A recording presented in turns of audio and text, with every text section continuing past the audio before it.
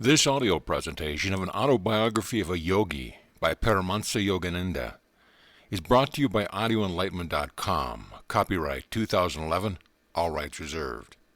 This is a reprint of the Philosophical Library 1946 first edition, currently in public domain. Preface. The value of Yogananda's autobiography is greatly enhanced by the fact that it is one of the few books in English about the wise men of India which has been written, not by a journalist or foreigner, but by one of their own race and training. In short, a book about yogis by a yogi. As an eyewitness recountal of the extraordinary lives and powers of modern Hindu saints, the book has importance both timely and timeless. To its illustrious author, whom I have had the pleasure of knowing both in India and America, may every reader render due appreciation and gratitude. His unusual life document is certainly one of the most revealing of the depths of the Hindu mind and heart, and of the spiritual wealth of India, ever to be published in the West. It has been my privilege to have met one of the sages whose life history is herein narrated, Sri Yukteswar Giri. A likeness of the venerable saint appeared as part of the frontispiece of my Tibetan Yoga and Secret Doctrines. It was at Puri, in Orissa on the Bay of Bengal, that I encountered Sri Yukteswar. He was then the head of a quiet ashram near the seashore there, and was chiefly occupied in the spiritual training of a group of youthful disciples.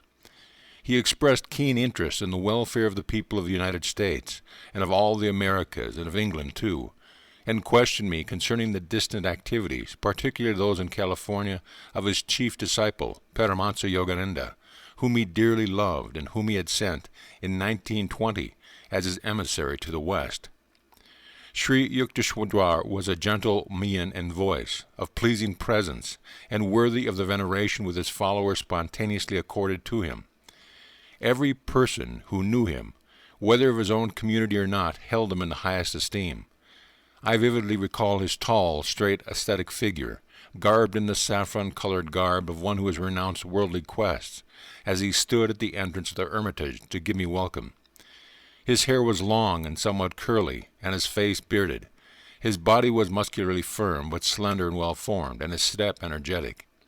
He had chosen as his place of earthly abode the holy city of Puri, whither multitudes of pious Hindus, representatives of every province of India, come daily on pilgrimage to the famed temple of Jagannath, Lord of the world. It was at Puri that Sri Yukteswar closed his mortal eyes in 1936 to the scenes of this transitory state of being and passed on, knowing that his incarnation had been carried to a triumphant completion. I am glad indeed to be able to record his testimony to the high character and holiness of Sri Yukteswar. Content to remain afar from the multitude, he gave himself unreservedly and in tranquillity to that ideal life which Paramahansa Yogananda, his disciple, has now described for the ages. W. Y. Evans Wentz. Chapter 1. My Parents in Early Life. The characteristic features of Indian culture have long been a search for ultimate verities and a concomitant disciple-guru relationship. My own path led me to a Christ-like sage whose beautiful life was chiseled for the ages. He was one of the great masters who are India's sole remaining wealth. Emerging in every generation, they have bulwarked their land against the fate of Babylon and Egypt. I find my earliest memories covering the anachronistic features of a previous incarnation. Clear recollections came to me of a distant life, a yogi amidst the Himalayan snows. These glimpses of the past, by some dimensionless link, also afforded me a glimpse of the future. The helpless humiliation of infancy are not banished from my mind. I was resentfully conscious of not being able to walk or express myself freely. Prayerful surges arose within me as I realized my bodily impotence. My strong emotional life took silent form as words in many languages. Among the inward confusion of tongues, my ear gradually accustomed itself to the circumambient Bengali symbols of my people, the beguiling scope of an infant's mind, adultly considered limited to toys and toes. Psychological ferment and my unresponsive body brought me to many obstinate crying spells. I recall the general family bewilderment of my distress. Happier memories, too, crowded in on me. my mother's caresses, and my first attempts at lisping phrase and toddling step. These early triumphs, usually forgotten quickly, are yet a natural basis of self-confidence. My far-reaching memories are not unique. Many yogis are known to have retained their self-consciousness without interruption by the dramatic transition to and from life and death. If man be solely a body, its loss indeed places the final period to identity. But if prophets down the millenniums spake with truth, man is essentially of incorporeal nature. The persistent core of human egoity is only temporarily allied with sense perception.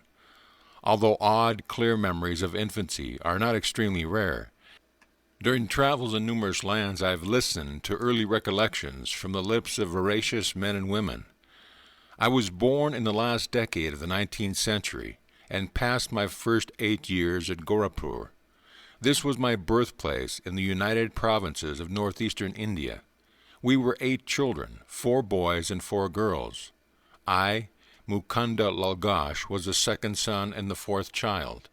Father and mother were Bengalis, of the Kshatriya class. Both were blessed with saintly nature. Their mutual love, tranquil and dignified, never expressed itself frivolously. A perfect parental harmony was the calm center for the revolving tumult of 8 young lives. Father, Bhagavati Charan Ghosh, was kind, grave, at times stern. Loving him dearly, we children yet observed a certain reverential distance. An outstanding mathematician and logician, he was guided principally by his intellect. But mother was a queen of hearts, and taught us only through love. After her death, father displayed more of his inner tenderness. I noticed then that his gaze often metamorphosed into my mother's. In mother's presence we tasted our earliest bittersweet acquaintance with the scriptures. Tales from the Mahabharata and Ramayana were resourcefully summoned to meet the exigencies of discipline. Instruction and chastisement went hand in hand. A daily gesture of respect to father was given by mother's dressing us carefully in the afternoons to welcome him home from the office. His position was similar to that of a vice president in the Bengal Nagpur Railway, one of India's largest companies. His work involved traveling, and our family lived in several cities during my childhood. Mother held an open hand toward the needy. Father was also kindly disposed, but his respect for law and order extended to the budget. One fortnight mother spent in feeding the poor more than father's monthly income. All I ask, please, is to keep your charities within a reasonable limit. Even a gentle rebuke from her husband was grievous to mother. She ordered a hackney carriage, not hinting to the children at any disagreement. Goodbye, I am going away to my mother's house, an ancient ultimatum. We broke into astounded lamentations. Our material uncle arrived opportunely. He whispered to father some sage counsel, garnered no doubt from the ages. After father had made a few conciliatory remarks, mother happily dismissed the cab. Thus ended the only trouble I ever noticed between my parents, but I recall a characteristic discussion. Please give me 10 rupees for a helpless woman who has just arrived at the house. Mother's smile had its own persuasion. Why 10 rupees? 1 is enough, father added a justification. When my father and grandparents died suddenly, I had my first taste of poverty. My only breakfast before walking miles to school was a small banana. Later at the university, I was in such need that I applied to a wealthy judge for aid of 1 rupee per month. He declined, remarking that even a rupee is important. How bitterly you recall the denial of that rupee. Mother's heart had an instant logic. Do you want this woman also to remember painfully your refusal of 10 rupees, which she needs urgently? You win. With the immemorial gesture of vanquished husbands, he opened his wallet. Here is a 10 rupee note. Give it to her with my goodwill. Father tended to first say no to any new proposal. His attitude toward the strange woman who so readily enlisted mother's sympathy was an example of his customary caution. Aversion to instant acceptance, typical of the French mind in the West, is really only honoring the principle of due reflection. I always found father reasonable and evenly balanced in his judgments. If I could bolster up my numerous requests with 1 or 2 good arguments, he invariably put the coveted goal within my reach, whether it were a vacation trip or a new motorcycle. Father was a strict disciplinarian to his children in their early years, but his attitude toward himself was truly Spartan. He never visited the theater, for instance, but sought his recreation in various spiritual practices and in reading the Bhagavad Gita. Shunning all luxuries, he would cling to one old pair of shoes until they were useless. His sons bought automobiles after they came into popular use, but father was always content with a trolley car for his daily ride to the office. The accumulation of money for the sake of power was alien to his nature. Once, after organizing the Calcutta Urban Bank, he refused to benefit himself by holding any of its shares. He had simply wished to perform a civic duty in his spare time. Several years after father had retired on a pension, an English accountant arrived to examine the books of the Bengal Nagpur Railroad Company. The amazed investigator discovered that father had never applied for overdue bonuses. He did the work of 3 men, the accountant told the company. He has rupees 125,000 owing to him as back compensation. The officials presented father with a check for this amount. He thought so little about it that he overlooked any mention of the family. Much later he was questioned by my youngest brother, Bishnu, who noticed a large deposit on the bank statement. "Why be elated by material profit?" father replied. "The one who pursues a goal of even-mindedness is neither jubilant with gain nor depressed by loss. He knows that man arrives penniless in this world and departs without a single rupee." Early in their married life, my parents became disciples of a great master, Larry Masha of Benares. This contact strengthened father's naturally ascetical temperament. Mother made a remarkable admission to my eldest daughter, Roma. "Your father and myself lived together as man and wife only once a year for the purpose of having children." Father first met Larry Masha through Abesh Babu, an employee in the Gorakhpur office of the Bengal Nagpur Railway. Abhinash instructed my young ears with engrossing tales of many Indian saints. He invariably concluded with a tribute to the superior glories of his own guru. "Did you ever hear of the extraordinary circumstances under which your father became a disciple of Larry Masha?" It was on a lazy summer afternoon, as Abhinash and I stood together in the compound of my home, that he put this intriguing question. I shook my head with a smile of anticipation. "Years ago, before you were born, I asked my superior officer, your father, to give me a week's leave from my Gorakhpur duties in order to visit my guru in Benares. Your father ridiculed my plan. 'Are you going to become a religious fanatic?' he inquired. 'Concentrate on your office work if you want to forge ahead.' Sadly walking home along a woodland path that day, I met your father in a palanquin. He dismissed his servants and conveyance and fell into step beside me.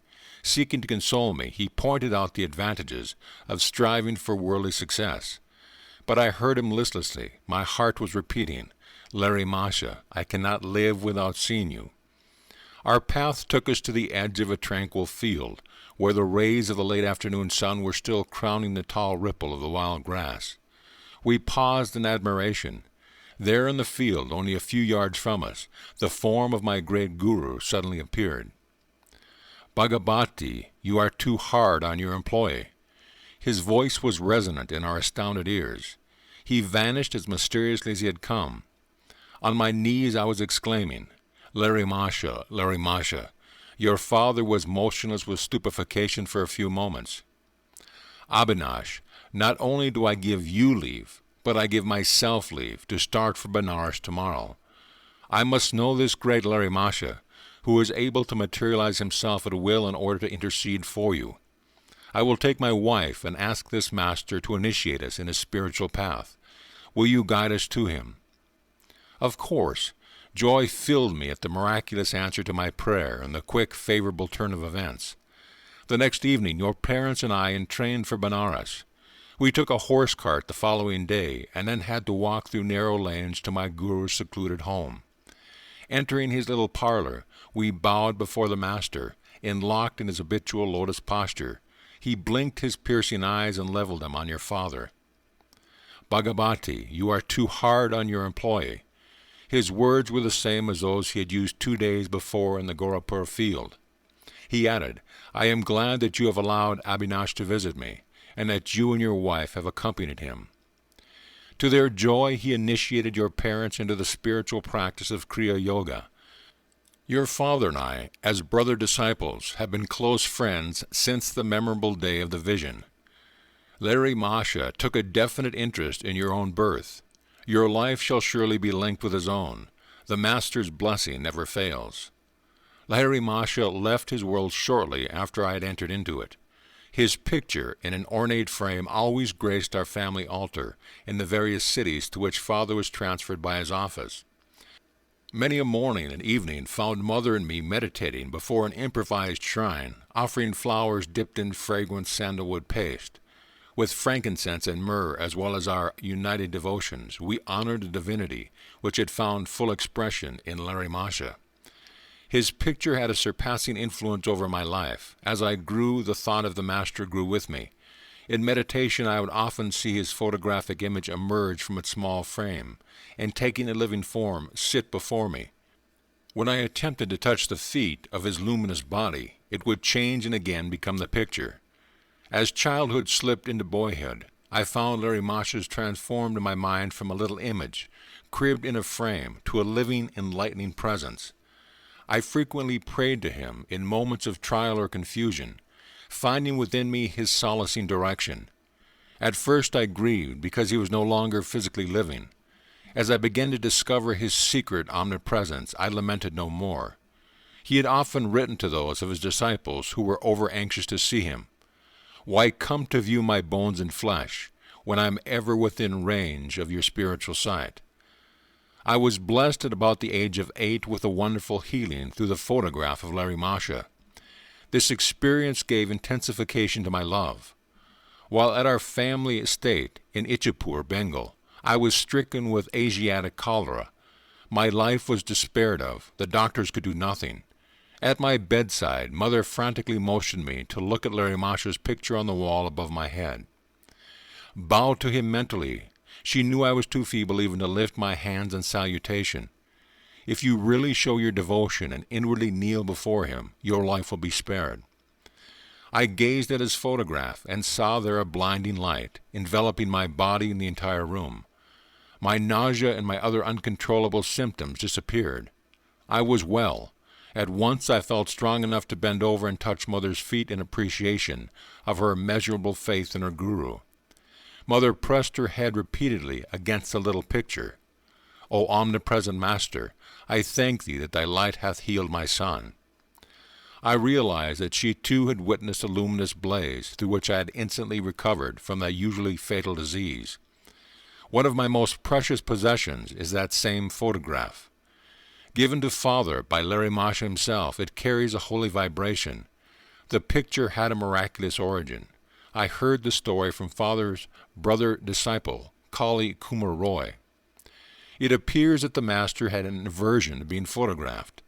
Over his protest, a group picture was taken of him and a cluster of devotees, including Kali Kumar Roy. It was an amazed photographer who discovered that the plate, which had clear images of all the disciples, revealed nothing more than a blank space in the center, where he had reasonably expected to find the outlines of Larry Masha. The phenomena was widely discussed. A certain student and expert photographer, Gangadhar Babu, boasted that the fugitive figure would not escape him. The next morning, as the Guru sat in lotus posture on a wooden bench with a screen behind him, Gangadhar Babu arrived with his equipment. Taking every precaution for success, he greedily exposed 12 plates. On each one he soon found the imprint of the wooden bench and screen, but once again the Master's form was missing. With tears and shattered pride, Gangadhar Babu sought out his Guru. It was many hours before Larry Masha broke his silence with a pregnant comment. "I am spirit. Can your camera reflect the omnipresent and visible?" "I see it cannot. But, holy sir, I lovingly desire a picture of the bodily temple where alone to my narrow vision that spirit appears fully to dwell." "Come then tomorrow morning, I will pose for you." Again the photographer focused his camera. This time the sacred figure, not cloaked with mysterious imperceptibility, was sharp on the plate. The master never posed for another picture, at least I have seen none. The photograph is reproduced in this book. Larry Masha's fair features of a universal cast hardly suggest to what race he belonged. His intense joy of God communion is slightly revealed in a somewhat enigmatic smile. His eyes, half open to denote a nominal direction of the outer world, are half closed also. Completely oblivious to the poor lures on the earth, he was fully awake at all times to the spiritual problems of seekers who approached for his bounty. Shortly after my healing through the potency of the Guru's picture, I had an influential spiritual vision. Sitting on my bed one morning, I fell into a deep reverie. What is behind the darkness of closed eyes? This probing thought came powerfully into my mind. An immense flash of light at once manifested to my inward gaze. Divine shapes of saints, sitting in meditation posture in mountain caves, formed like miniature cinema pictures on the large screen of radiance within my forehead. "Who are you?" I spoke aloud. "We are the Himalayan yogis." The celestial response is difficult to describe. My heart was thrilled. Ah, I longed to go to the Himalayas and become like you. The vision vanished, but the silvery beams expanded in ever-widening circles to infinity. What is this wondrous glow? I am Ishwara. I am light. The voice was a murmuring clouds. I want to be one with thee. Out of the slow dwindling of my divine ecstasy, I salvaged a permanent legacy of inspiration to see God. He is eternal, ever new joy. This memory persisted long after the day of rapture. Another early recollection is outstanding, and literally so, for I bear the scar to this day. My elder sister Uma and I were seated in the early morning under a neem tree in our Gorapur compound. She was helping me with a Bengali primer, what time I could spare my gaze from the nearby parrots eating ripe maragasa fruit. Uma complained of a boil on her leg and fetched a jar of ointment. I smeared a bit of salve on my forearm. "Why do you use medicine on a healthy arm?" "Well, sis, I feel I am going to have a boil tomorrow. I am testing your ointment on the spot where the boil will appear." "You little liar." "Sis, don't call me a liar until you see what happens in the morning." Indignation filled me. Uma was unimpressed, and thrice repeated her taunt. An adamant resolution sounded in my voice as I made slow reply.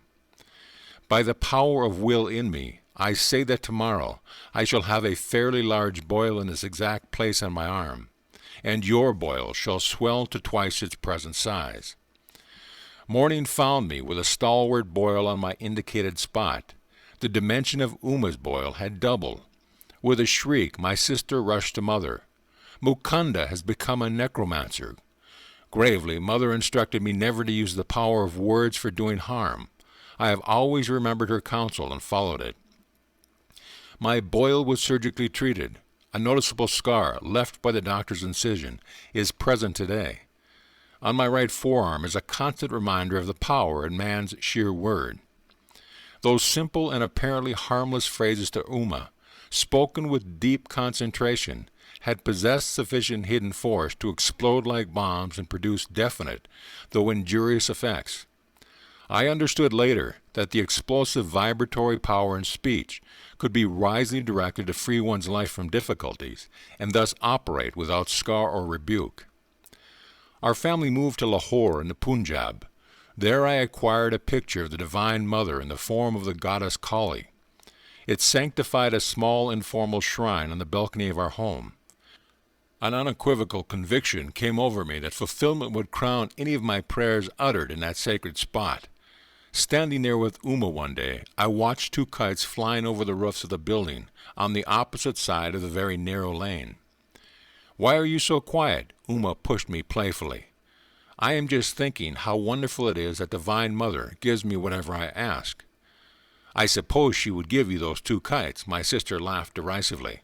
"Why not?" I began silent prayers for their possession.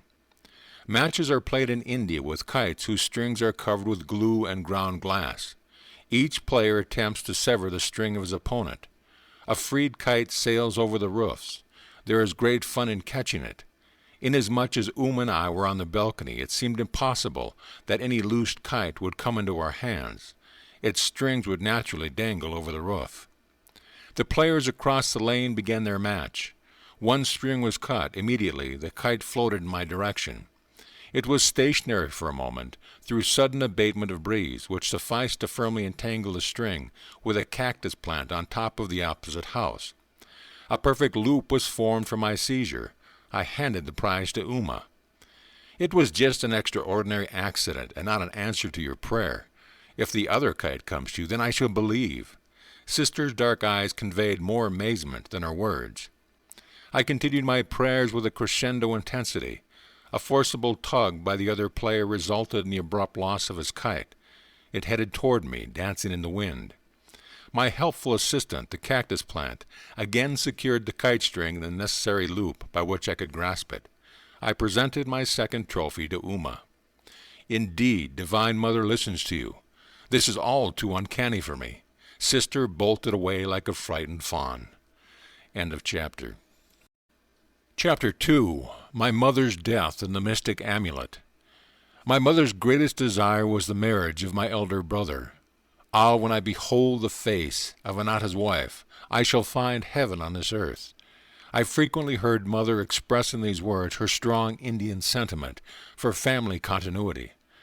I was about 11 years old at the time of Anata's betrothal. Mother was in Calcutta, joyously supervising the wedding preparations. Father and I alone remained at our home in Bareilly in northern India, whence Father had been transferred after 2 years at Lahore. I had previously witnessed the splendor of nuptial rites for my 2 elder sisters, Roma and Uma. But for Anata, as the eldest son, plans were truly elaborate. Mother was welcoming numerous relatives, daily arriving in Calcutta from distant homes. She lodged them comfortably in a large, newly acquired house at 50 Amherst Street. Everything was in readiness, the banquet delicacies, the gay throne on which brother was to be carried to the home of the bride-to-be, the rows of colorful lights, the mammoth cardboard elephants and camels, the English, Scottish, and Indian orchestras, the professional entertainers, the priests for the ancient rituals. Father and I, in gala spirits, were planning to join the family in time for the ceremony.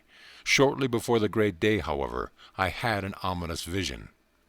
It was in Bareilly on a midnight, as I slept beside Father on the piazza of our bungalow.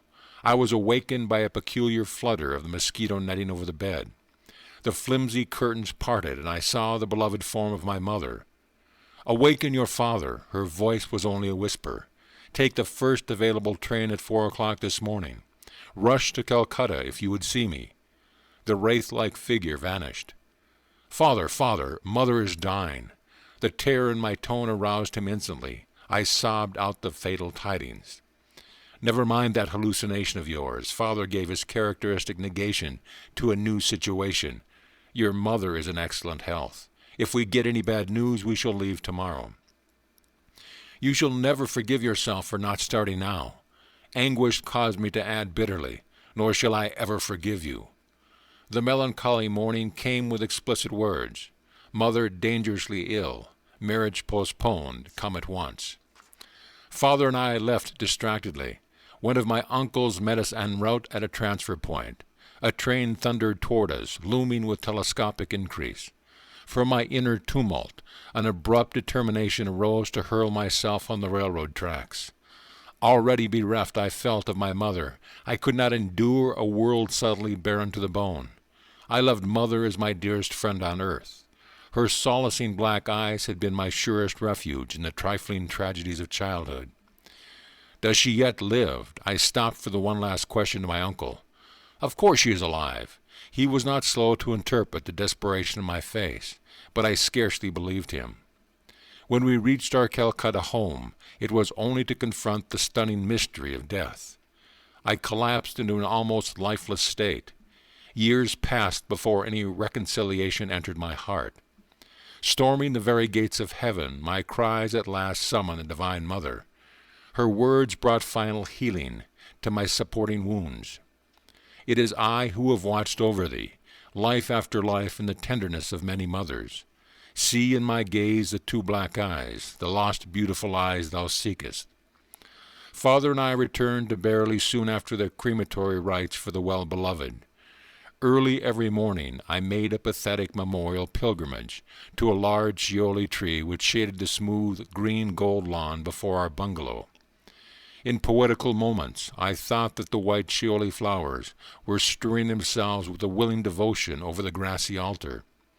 Mingling tears with the dew, I often observed a strange, otherworldly light emerging from the dawn. Intense pangs of longing for God assailed me. I felt powerfully drawn to the Himalayas. One of my cousins, fresh from a period of travel in the holy hills, visited us in Bareilly. I listened eagerly to his tales about the high mountain abode of yogis and swamis. Let us run away to the Himalayas. My suggestion one day to Dwark Prasad, the young son of our landlord in Bareilly, fell on unsympathetic ears. He revealed my plan to my elder brother, who had just arrived to see father. Instead of laughing lightly over this impractical scheme of a small boy, Anatta made it a definite point to ridicule me. "Where is your orange robe? You can't be a Swami without that." But I was inexplicably thrilled by his words. They brought a clear picture of myself roaming about India as a monk. Perhaps they awakened memories of a past life. In any case, I began to see what natural ease I would wear the garb of that anciently founded monastic order. Chatting one morning with Dwarka, I felt a love for God descending with avalanchal force. My companion was only partly attentive to the ensuing eloquence, but I was wholeheartedly listening to myself. I fled that afternoon toward Nainital and the Himalayan foothills. Anatta gave determined chase. I was forced to return sadly to Bareilly. The only pilgrimage permitted me was the customary one at dawn to the shioli tree. My heart wept for the lost mothers, human and divine. The rent left in the family fabric by mother's death was irreparable. Father never remarried during his nearly 40 remaining years. Assuming the difficult role of father-mother to his little flock, he grew noticeably more tender, more approachable. With calmness and insight, he solved the various family problems. After office hours, he retired like a hermit to the cell of his room, practicing Kriya Yoga in a sweet serenity. Long after mother's death, I attempted to engage an English nurse to attend to details that would make my parents' life more comfortable, but father shook his head. Service to me ended with your mother. His eyes were remote with a lifelong devotion. I will not accept ministrations from any other woman. 14 months after mother's passing, I learned that she had left me a momentous message. Anatta was present at her deathbed and had recorded her words. Although she had asked that the disclosure he made to me in 1 year, my brother delayed. He was soon to leave Bareilly for Calcutta, to marry the girl mother had chosen for him. One evening he summoned me to his side. "Mukunda, I have been reluctant to give you strange tidings." Anatta's tone held a note of resignation. "My fear was to inflame your desire to leave home, but in any case you are bristling with divine ardor. When I captured you recently on your way to the Himalayas, I came to a definite resolve. I must not further postpone the fulfillment of my solemn promise. My brother handed me a small box and delivered mother's message. Let these words be my final blessing, my beloved son Mukunda. Mother had said, the hour is here when I must relate a number of phenomenal events following your birth. I first knew your destined path when you were but a babe in my arms. I carried you then to the home of my guru in Benares.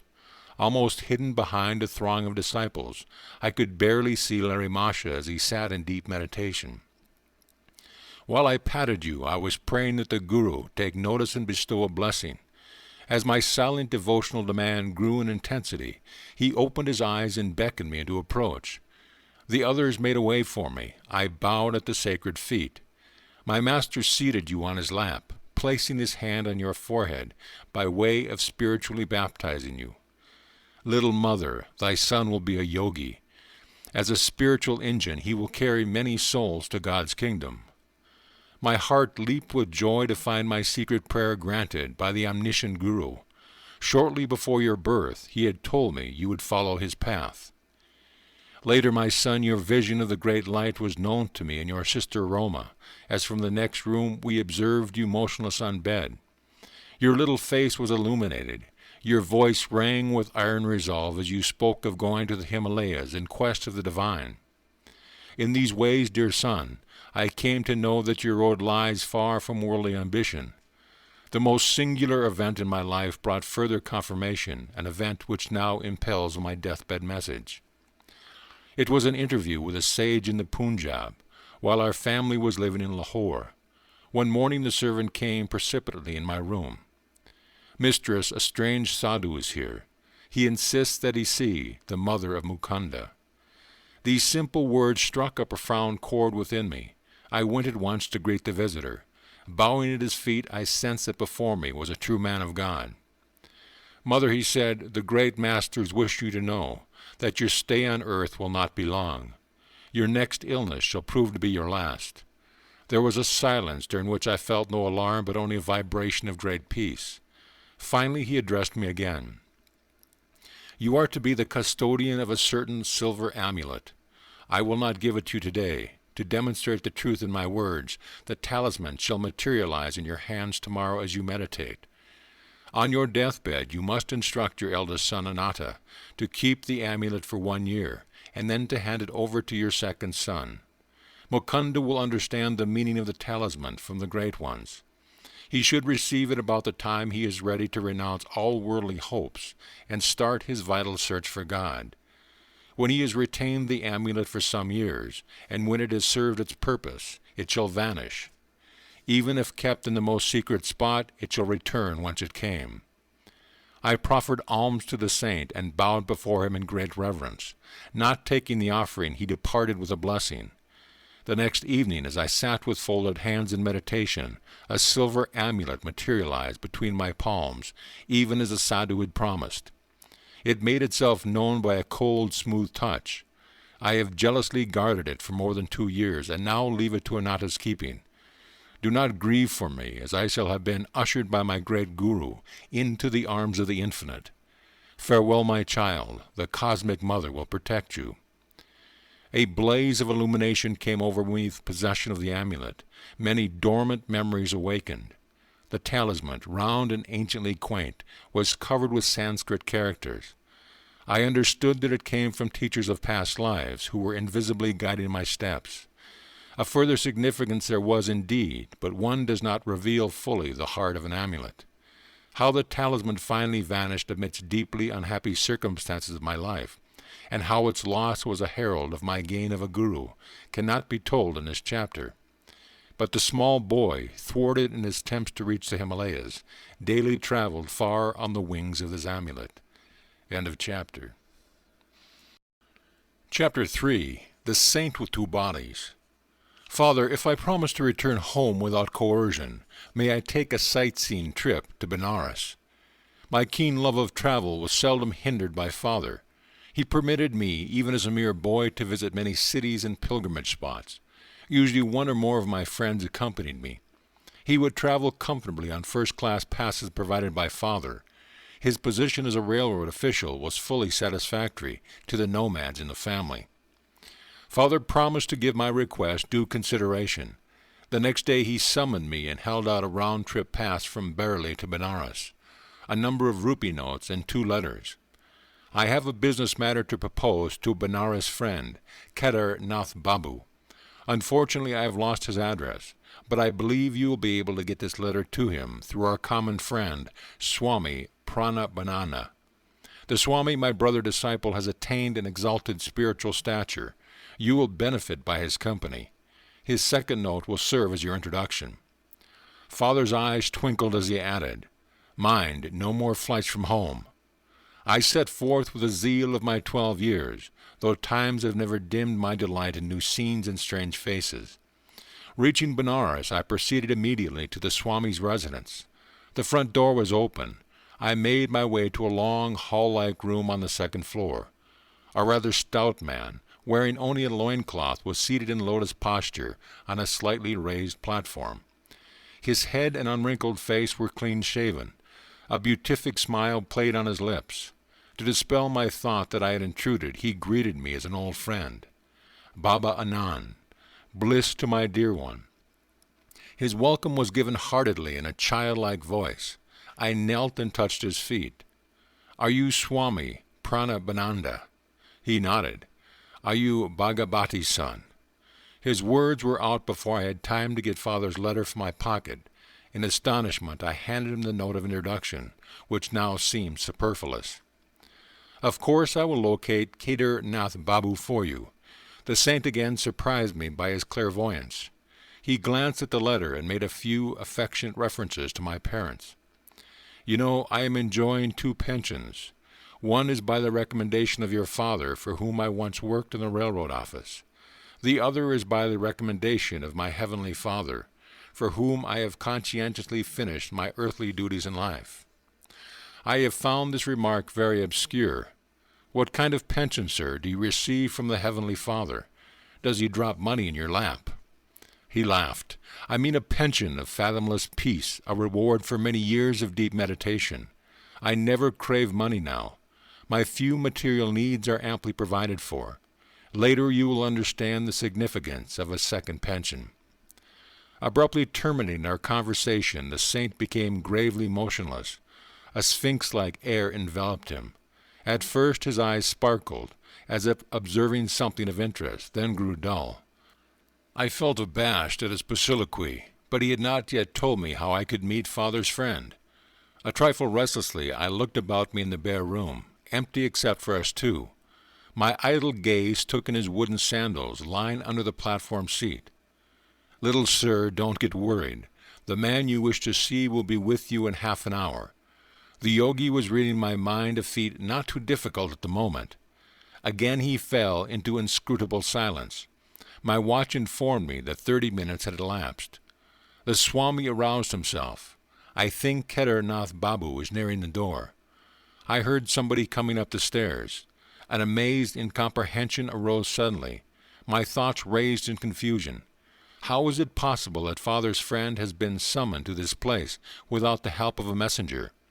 The Swami has spoken to no one about myself since my arrival. Abruptly I quitted the room and descended the steps. Halfway down I met a thin, fair-skinned man of medium height. He appeared to be in a hurry. "Are you Kedar Nath Babu?" Excitement colored my voice. "Yes, are you not Bhagavati's son, who has been waiting here to meet me?" He smiled in friendly fashion. "Sir, how do you happen to come here?" I felt baffled resentment over his inexplicable presence. "Everything is mysterious today. Less than an hour ago I had just finished my bath in the Ganges, when Swami Pranabananda approached me. I have no idea how he knew I was there at that time. 'Bhagavati's son is waiting for you in my apartment,' he said. 'Will you come with me?' I gladly agreed, and we proceeded hand in hand. The Swami in his wooden sandals was strangely able to outpace me, though I wore those stout walking shoes. 'How long will it take you to reach my place?' Pranabanandaji suddenly halted to ask me this question. 'About half an hour.'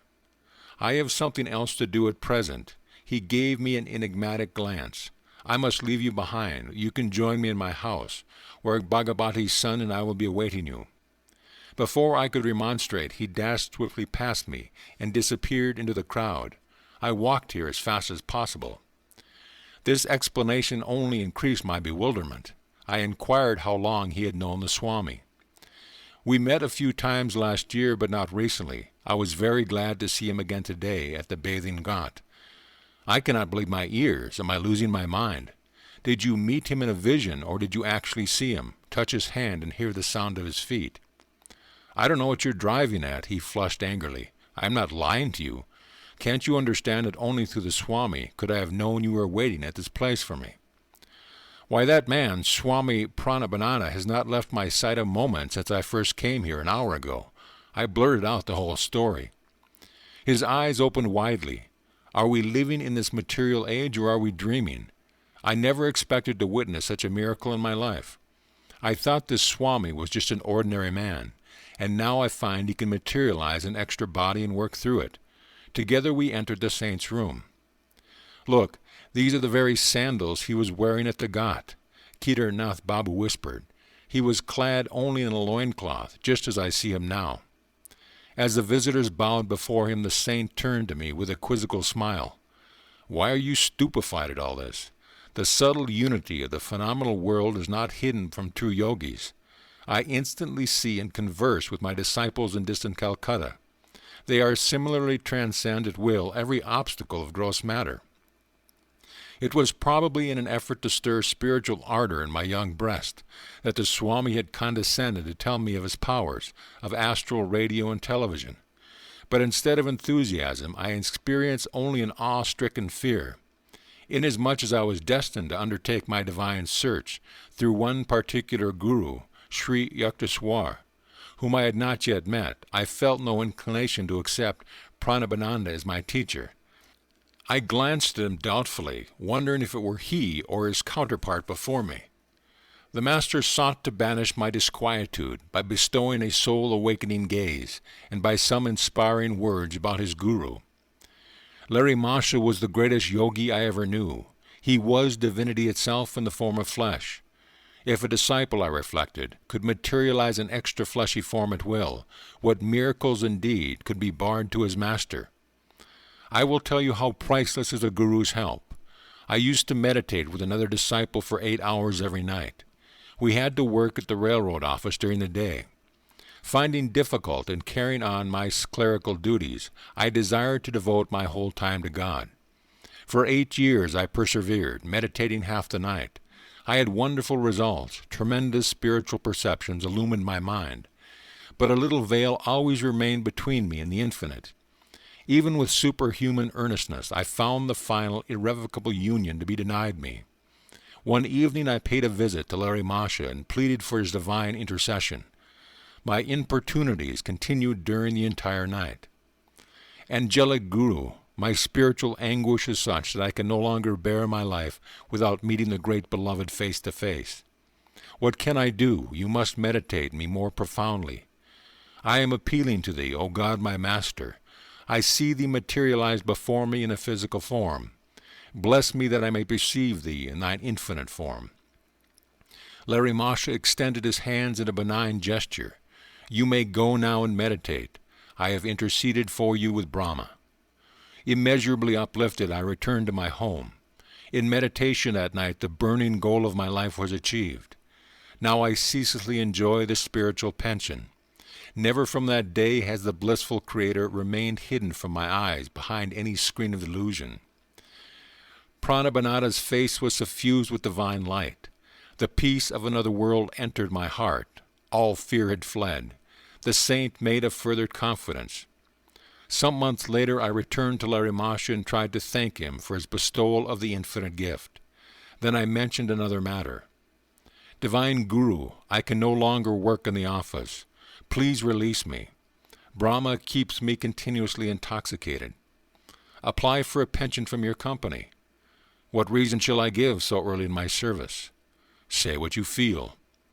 The next day I made my application. The doctor inquired the grounds for my premature request. At work I find an overpowering sensation rising in my spine. It permeates my whole body, unfitting me for the performance of my duties. Without further questioning, the physician recommended me highly for a pension, which I soon received. I know the divine will of Lahari Masha worked through the doctor and the railroad officials, including your father. Automatically they obeyed the great Guru's spiritual direction and freed me for a life of unbroken communion with the Beloved. After this extraordinary revelation, Swami Paramahansa retired into one of his long silences. As I was taking leave, touching his feet reverently, he gave me his blessing. Your life belongs to the path of renunciation and yoga. I shall see you again with your father later on. The years brought fulfillment to both these predictions. Kedarnath Babu walked by my side in the gathering darkness. I delivered father's letter, with my companion read under a streetlight. Your father suggests that I take position in the Calcutta office of his railroad company. How pleasant to look forward to at least one of the pensions that Swami Paramahansa enjoys. But it is impossible. I cannot leave Benares. Alas, 2 bodies are not yet for me. End of chapter. Chapter 4. My interrupted flight toward the Himalayas. Leave your classroom of some trifling pretext and engage a hackney carriage. Stop in a lane where no one in my house can see you.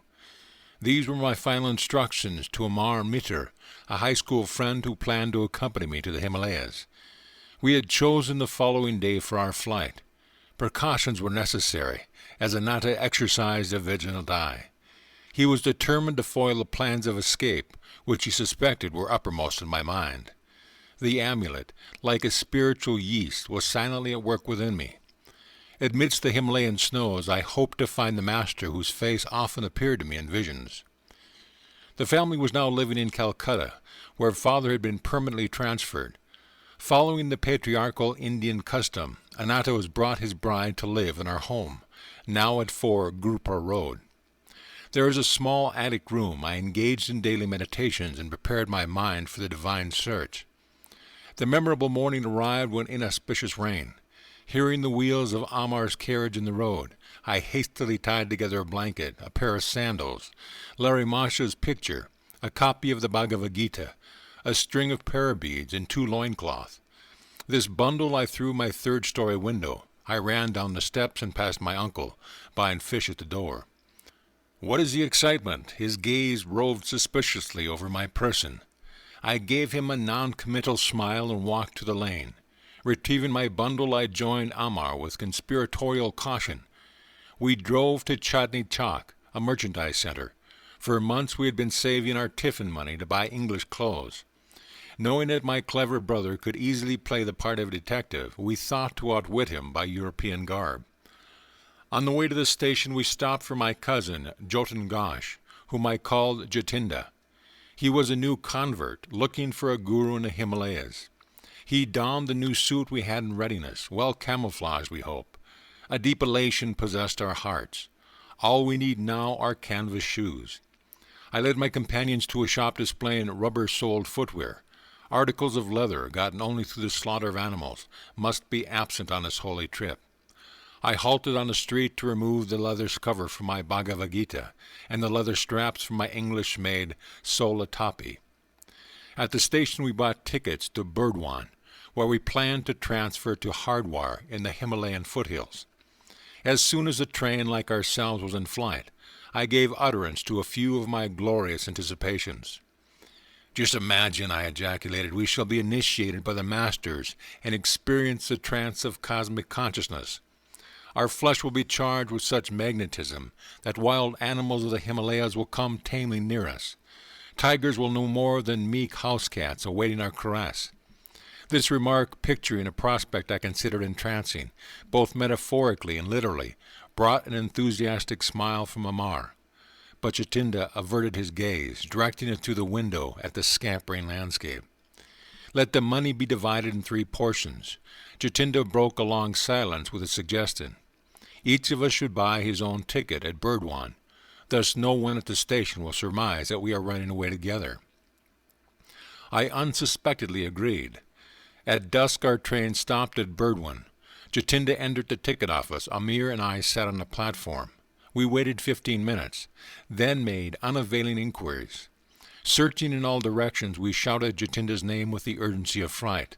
But he had faded into the dark, unknown surroundings, a little station. I was completely unnerved, shocked to a peculiar numbness. That God would countenance this depressing episode.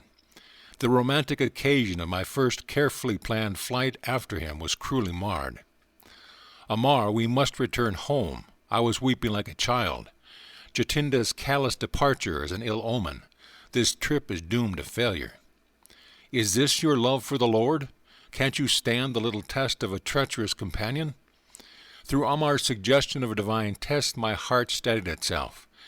We refreshed ourselves with famous Burdwan sweetmeats, sitabog, food for the goddess, and motichur, nuggets of sweet pearl. In a few hours we entrained for Hardwar, via Bareilly, changing trains at Mughal Sarai. We discussed a vital matter as we waited on the platform. Amar, we may soon be closely questioned by railroad officials. I am not underrating my brother's ingenuity. No matter what the outcome, I will not speak untruth. All I ask of you, Mukunda, is to keep still. Don't laugh or grin while I am talking. At this moment, a European agent accosted me. He waved a telegram whose import I immediately grasped. Are you running away from home in anger? No, I was glad his choice of words permitted me to make empathetic reply. Not anger, but divinest melancholy was responsible. I knew from my unconventional behavior. The official then turned to Amar. The duel of wits that followed hardly permitted me to maintain the counseled stoic gravity. "Where is the third boy?" The man injected a full ring of authority into his voice. "Come on, speak the truth." "Sir, I notice you are wearing eyeglasses. Can't you see that we are only two?" Amar smiled impudently. "I am not a magician. I can't conjure up a third companion." The official, noticeably disconcerted by his impertinence, sought a new field of attack. "What is your name?" "I am called Thomas. I am the son of an English mother and a converted Christian Indian father." "What is your friend's name?" "I call him Thompson." By this time my inward mirth had reached a zenith. I unceremoniously made for the train, whistling for departure. Amar followed with the official, who was credulous and obliging enough to put us into a European compartment. It evidently pained him to think of two half-English boys traveling in a section allotted to natives. After his polite exit, I lay back on the seat and laughed uncontrollably. My friend wore an expression of blithe satisfaction at having outwitted a veteran European official. On the platform I had contrived to read the telegram.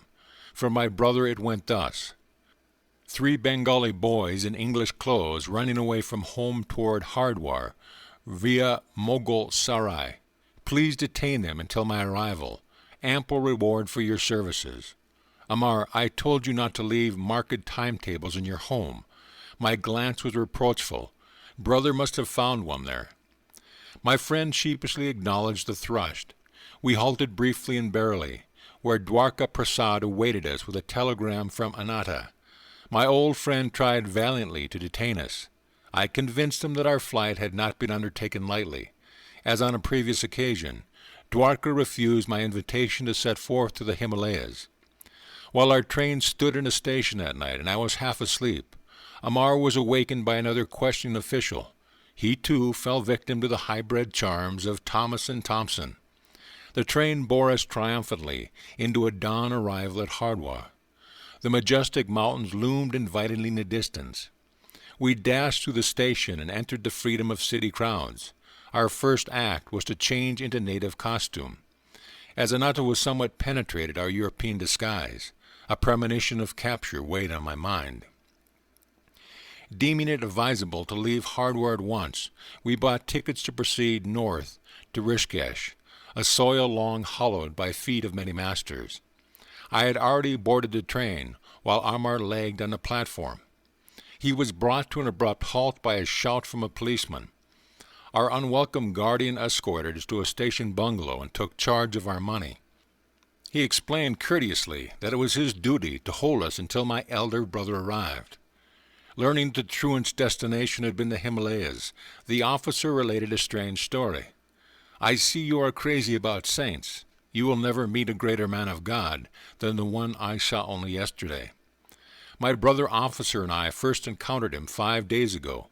We were patrolling by the Ganges, on the sharp lookout for a certain murderer. Our instructions were to capture him, alive or dead. He was known to be masquerading as a sadhu in order to rob pilgrims. A short way before us we spied a figure which resembled the description of the criminal. He ignored our command to stop. We ran to overpower him. Approaching his back, I wielded my axe with tremendous force. The man's right arm was severed almost completely from his body. Without outcry or any glance at the ghastly wound, the stranger astonishingly continued his swift pace. As we jumped in front of him, he spoke quietly. "I am not the murderer you are seeking." I was deeply mortified to see I had injured the person of a divine-looking sage. Prostrating myself at his feet, I implored his pardon, and offered my turban cloth to staunch the heavy spurts of blood. "Son, that was just an understandable mistake on your part. The saint regarded me kindly. Run along and don't reproach yourself. The beloved mother is taking care of me." He paused his dangling arm into its stump, and lo, it adhered. The blood inexplicably ceased to flow. "Come to me under yonder tree in 3 days, and you will find me fully healed. Thus you will feel no remorse." Yesterday, my brother officer and I went eagerly to the designated spot. The sadhu was there and allowed us to examine his arm. It bore no scar or trace of hurt. I am going via Rishikesh to the Himalayan solitudes. He blessed us as he departed quickly. I feel that my life has been uplifted through his sanctity. The officer concluded with pious ejaculation. His experience had obviously moved him beyond his usual depth. With an impressive gesture, he handed me a printed clipping about the miracle.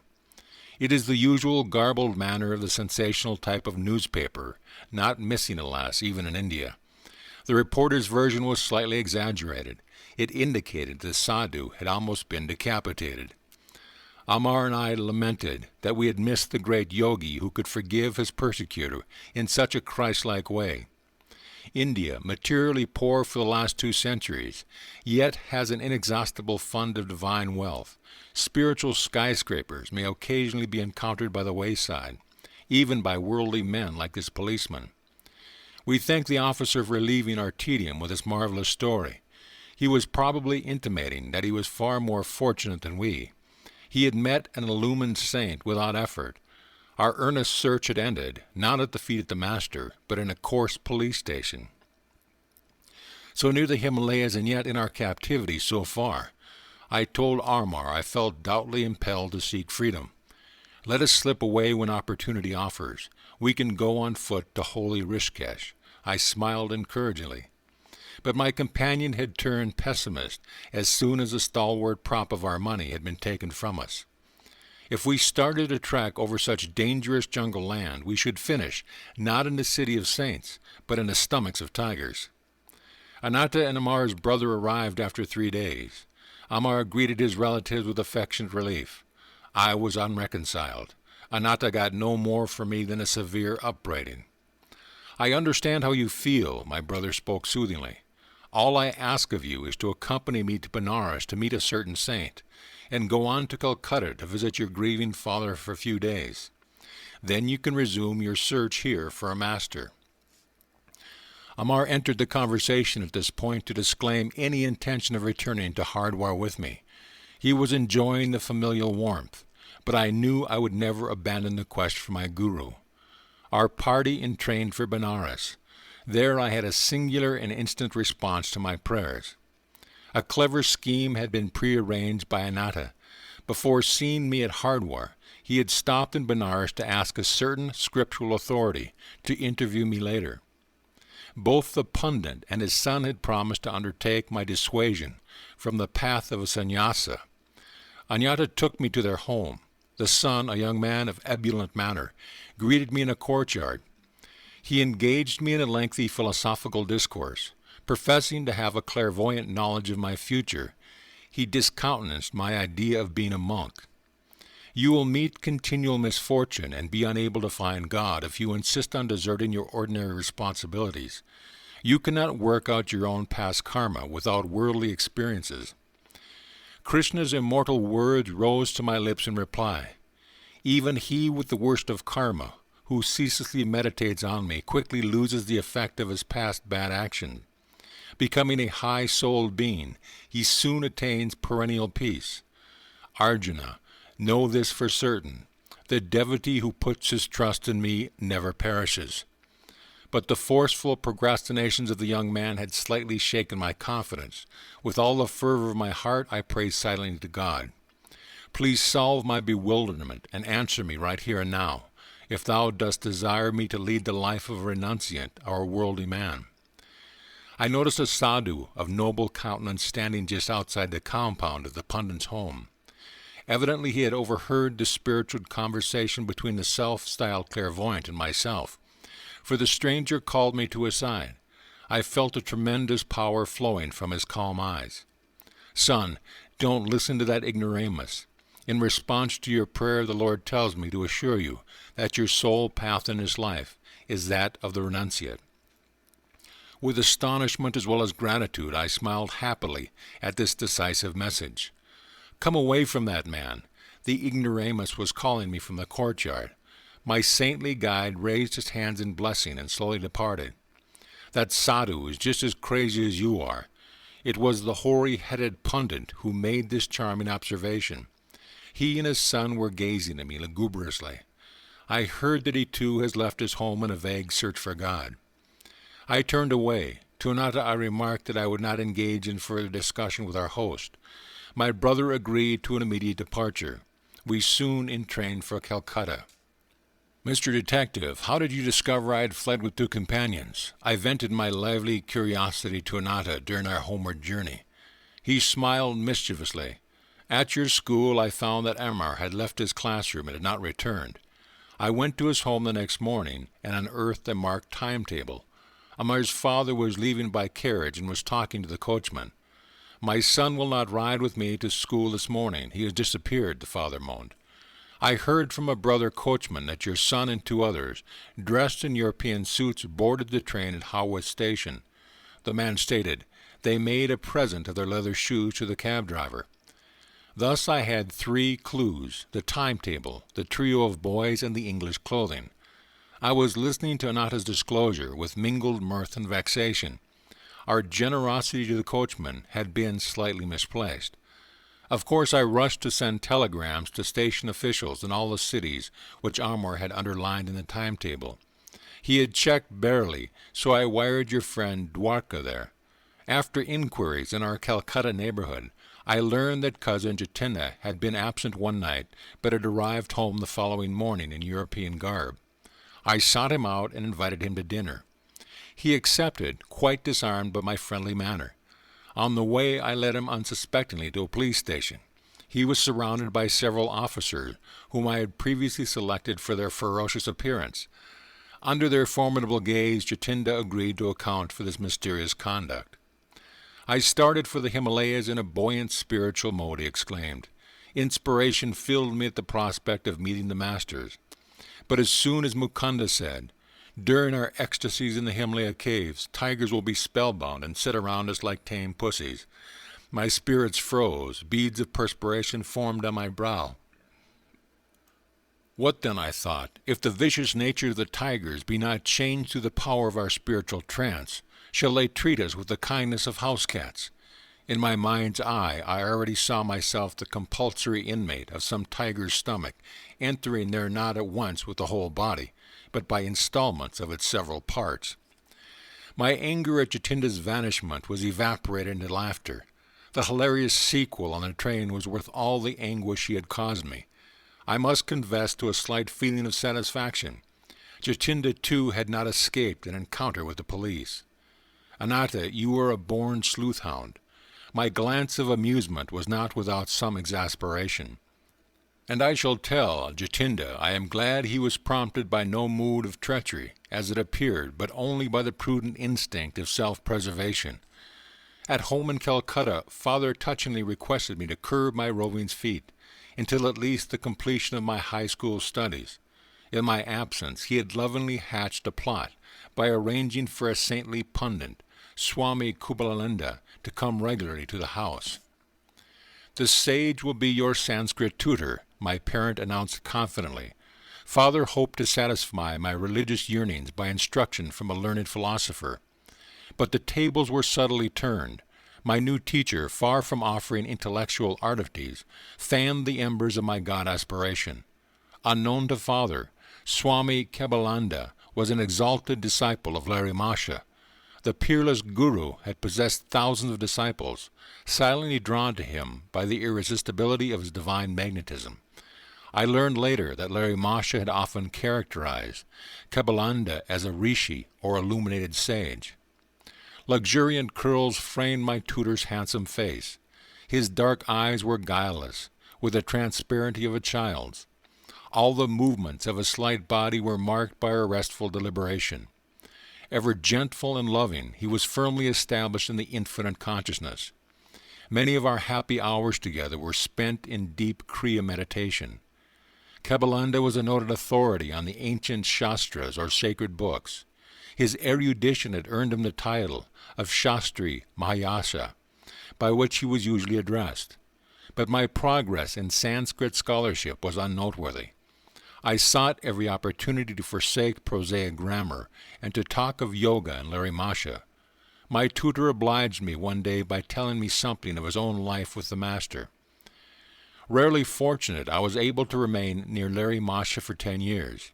His Benares home was my nightly goal of pilgrimage. The Guru was always present in a small front parlor of the first floor. As he sat in lotus position on a backless wooden seat, his disciples garlanded him in a semicircle. His eyes sparkled and danced with the joy of the divine. They were ever half closed, peering through the inner telescopic orb into a sphere of eternal bliss. He seldom spoke at length. Occasionally his gaze would focus on a student in need of help. Healing words poured then like an avalanche of light. An indescribable peace blossomed within me at the Master's glance. I was permeated with his fragrance, as though from a lotus of infinity. To be with him, even without exchanging a word for days, was experience which changed my entire being. If any invisible barrier rose in the path of my concentration, I would meditate at my Guru's feet. There the most tenuous states came easily within my grasp. Such perceptions eluded me in the presence of lesser teachers. The Master was a living temple of God whose secret doors were open to all disciples through devotion.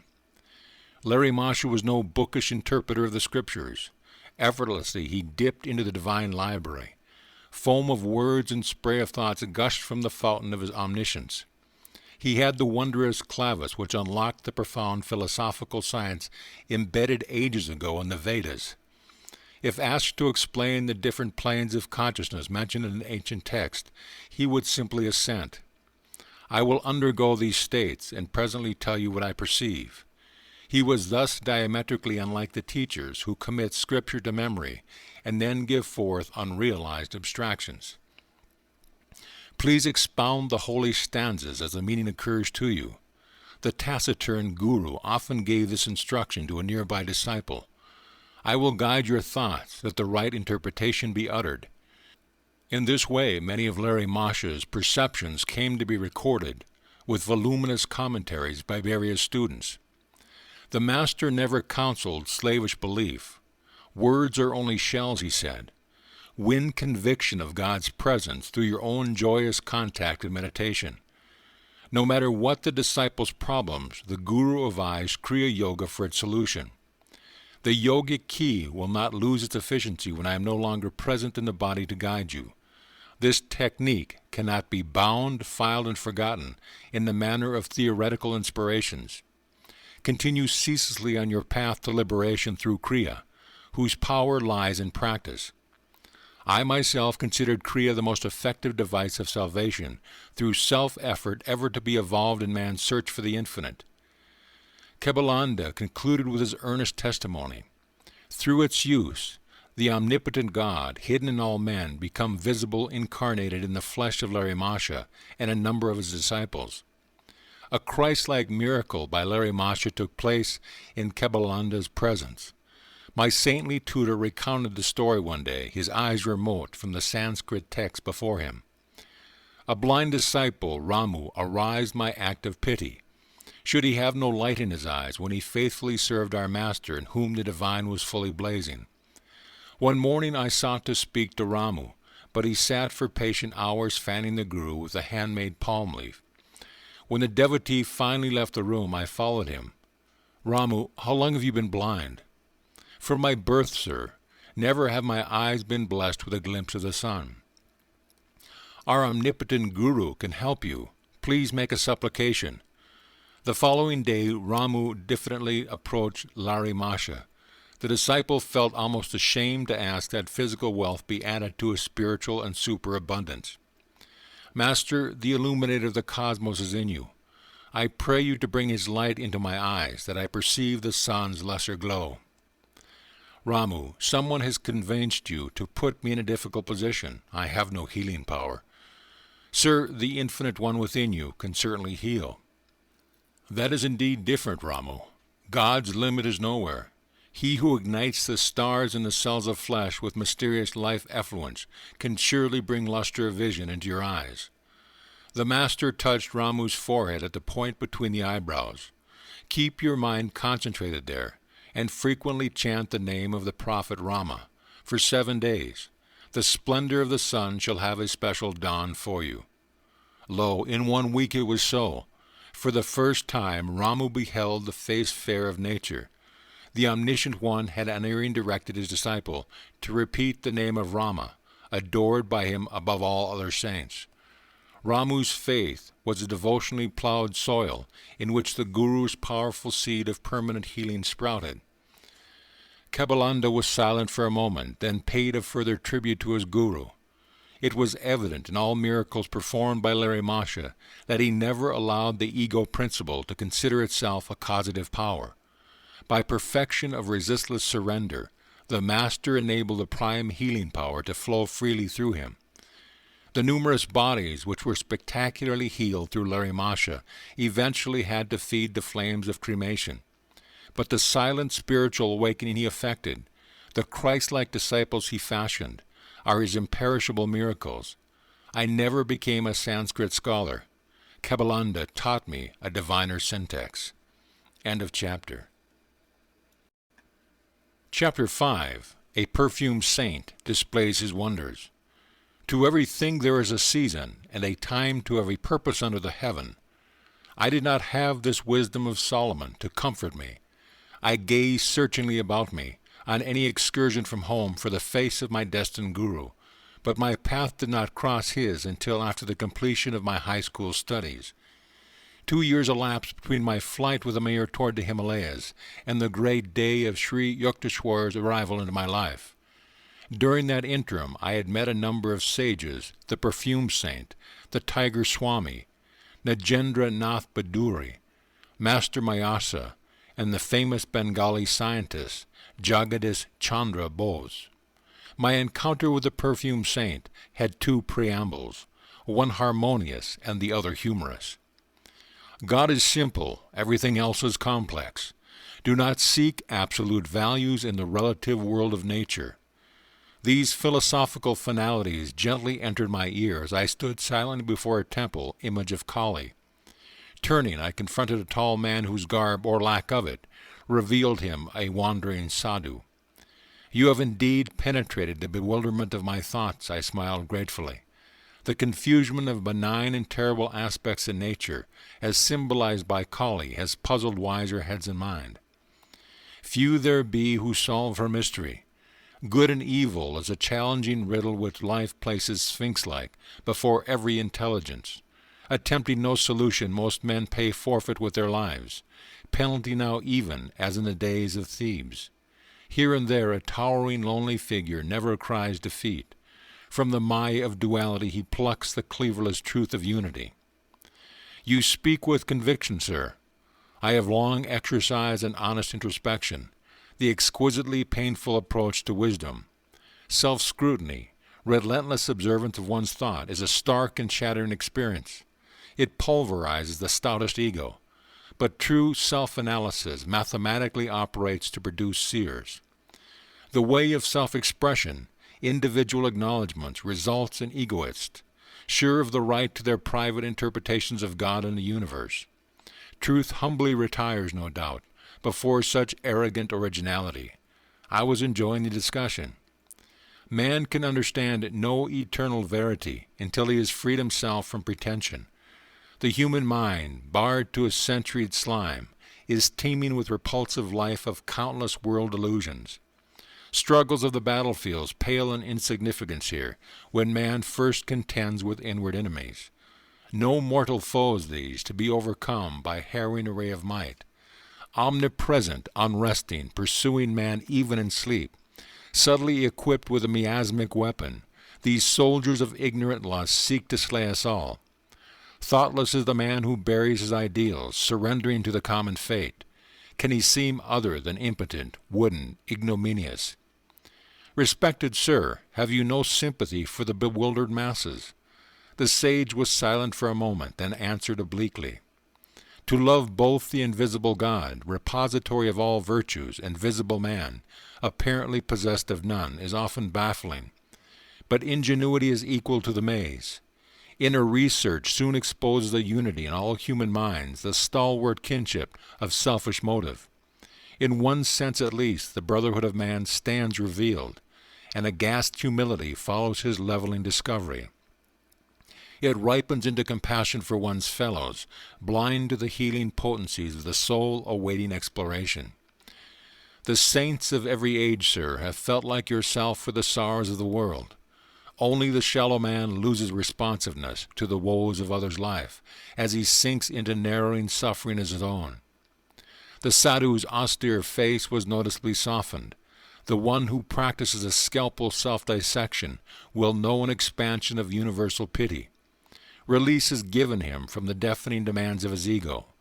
The love of God flowers on such soil. The creature finally turns to his Creator, if for no other reason, to ask in anguish, "Why, Lord, why?" By ignoble whips of pain man is driven at last into the infinite presence, whose beauty alone should lure him. The sage and I were present in Calcutta's Kalighat temple, whither I had gone to view its famed magnificence. With a sweeping gesture my chance companion dismissed the ornate dignity. Bricks and mortar sing us no audible tone. The heart opens only to the human chant of being. We strolled to the inviting sunshine at the entrance, where throngs of devotees were passing to and fro. "You are young," the sage surveyed me thoughtfully. "India, too, is young. The ancient rishis laid down in eruditable patterns of spiritual living. Their hoary dictums suffice for this day and land. Not outmoded, not unsophisticated against the guiles of materialism, the disciplinary precepts mold India still. By millenniums more than embarrassed scholars care to compute. The skeptic time has validated Vedic worth. Take it for your heritage." As I was reverently bidding farewell to the eloquent sadhu, he revealed a clairvoyant perception. "After you leave here today, an unusual experience will come your way." I quit the temple precinct and wandered along aimlessly. Turning a corner, I ran into an old acquaintance, once of those long-winded fellows whose conversational powers ignore time and embrace eternity. "I will let you go in a very short while, if you will tell me all that has happened during the 6 years of our separation." What a paradox! I must leave you now. But he held me by the hand, forcing out tidbits of information. He was like a ravenous wolf, I thought in amusement. The longer I spoke, the more hungrily he sniffed for news. Inwardly I petitioned the goddess Kali to devise a graceful means of escape. My companion left me abruptly. I sighed with relief and doubled my pace, dreading any relapse into the garrulous fever. Hearing rapid footsteps behind me, I quickened my speed. I dared not look back, but with a bound the youth rejoined me, jovially clasping my shoulder. "I forgot to tell you of Ganda Baba, perfume saint, who is gracing yonder house." He pointed to a dwelling a few yards distant. "Do meet him, he is interesting. You may have an unusual experience. Goodbye," and he actually left me. The similarly worded prediction of the sadhu at Kalighat temple flashed to my mind. Definitely intrigued, I entered the house and was ushered into a commodious parlor. A crowd of people were sitting. Orient-wise, here and there on a thick orange-colored carpet, an odd whisper reached my ear. "Behold Ganga Baba on the leopard skin. He can give the natural perfume of any flower to the scentless one, or revive a wilted blossom, or make a person's skin exude delightful fragrance." I looked directly at the saint. His quick gaze rested on mine. He was plump and bearded, with dark skin and large gleaming eyes. "Son, I am glad to see you. Say what you want. Would you like some perfume?" "What for?" I thought his remark rather childish. "To experience the miraculous ways of enjoyed perfume." Harnessing God to make odors? What of it? God makes perfume anyway. "Yes, but he fashions frail bottles of petals for fresh use and discard. Can you materialize flowers?" "I materialize perfumes, little friend." "Then scent factories will go out of business." "I will permit them to keep their trade. My own purpose is to demonstrate the power of God." "Sir, is it necessary to prove God? Isn't he performing miracles in everything, everywhere?" "Yes, but we too should manifest some of his infinite creative variety." "How long did it take you to master your art?" 12 years. "For manufacturing scents by astral means? It seems, my honest saint, you have been wasting a dozen years for fragrances which you could obtain for a few rupees from a florist's shop." Perfumes fade with flowers. Perfumes fade with death. Why should I desire that which pleases the body only? Mr. Philosopher, you please my mind. Now stretch forth your right hand. He made a gesture of blessing. I was a few feet away from Ganda Baba. No one else was near enough to contact my body. I extended my hand, which the yogi did not touch. What perfume do you want? Rose. Be it so. To my great surprise, the charming fragrance of rose was wafted strongly from the center of my palm. I smilingly took a large, white, scentless flower from a nearby vase. Can this odorless blossom be permeated with jasmine? Be it so. A jasmine fragrance instantly shot from the petals. I thanked the wonder worker and seated myself by one of his students. He informed me that Ganda Baba, whose proper name was Yogananda, had learned many astonishing yoga secrets from a master in Tibet. The Tibetan yoga, I was assured, had attained the age of over 1,000 years. His disciple, Ganda Baba, does not always perform his perfumed feat in the simple verbal manner you have just witnessed. The student spoke with obvious pride in his master. His procedure differs widely, to accord with diversity in temperaments. He is marvelous. Many members of the Calcutta intelligentsia are among his followers. I inwardly resolved not to add myself to their numbers. A guru too literally marvelous was not to my liking.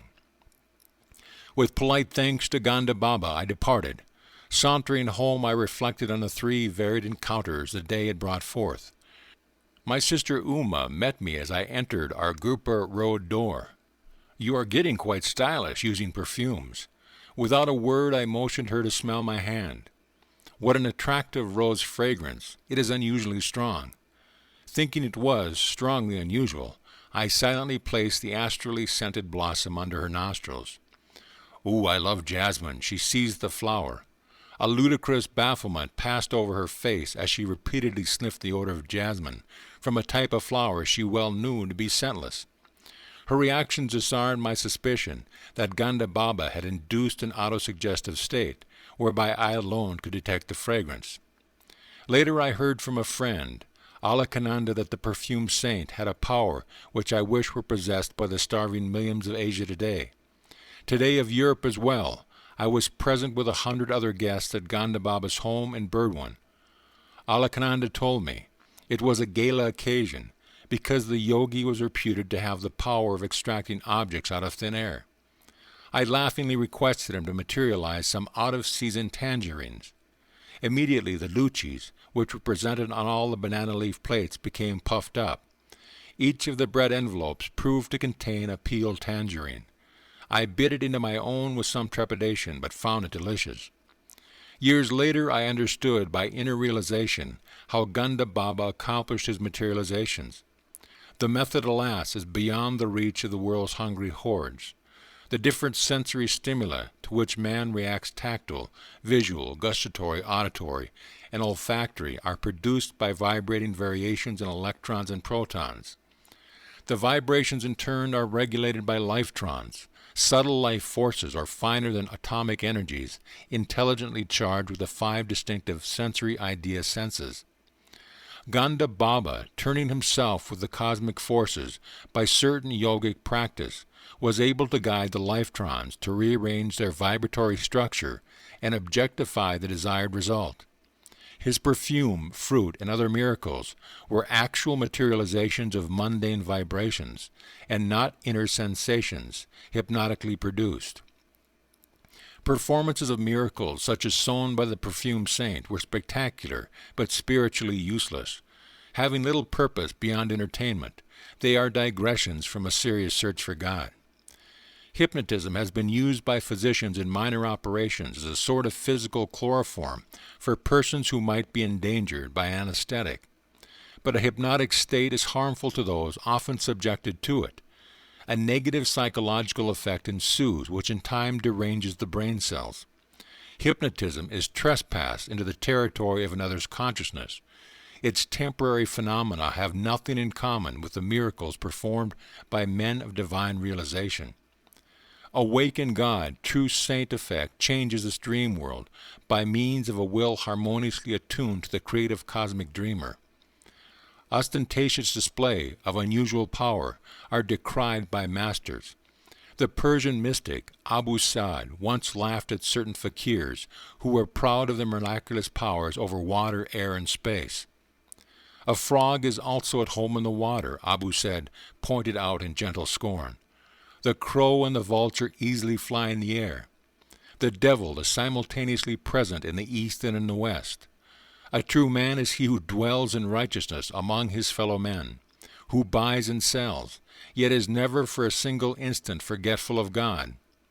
On another occasion, the great Persian teacher gave his views of the religious life thus: to lay aside what you have in your head, selfish desires and ambition, to freely bestow what you have in your hand, and never to flinch from the blows of adversity. Neither the impartial sage of Kaligat temple nor the Tibetan-trained yogi had satisfied my yearning for a guru. My heart needed no tutor for its recognition and cried its own bravos the more resoundingly because unoften summoned from silence. When I finally met my master, he taught me by sublimity of example alone the measure of a true man. End of chapter. Chapter 6. The Tiger Swami. I have discovered the Tiger Swami's address. Let us visit him tomorrow. This welcome suggestion came from Chandi, one of my high school friends. I was eager to meet the saint who, in his pre-monastic life, had caught and fought tigers with his naked hands. A boyish enthusiasm over such remarkable feats was strong within me. The next day dawned wintry cold, but Chandi and I sailed forth gaily. After much vain hunting in Bhuvanapur, outside Calcutta, we arrived at the right house. The door held 2 iron rings, which I sounded piercingly.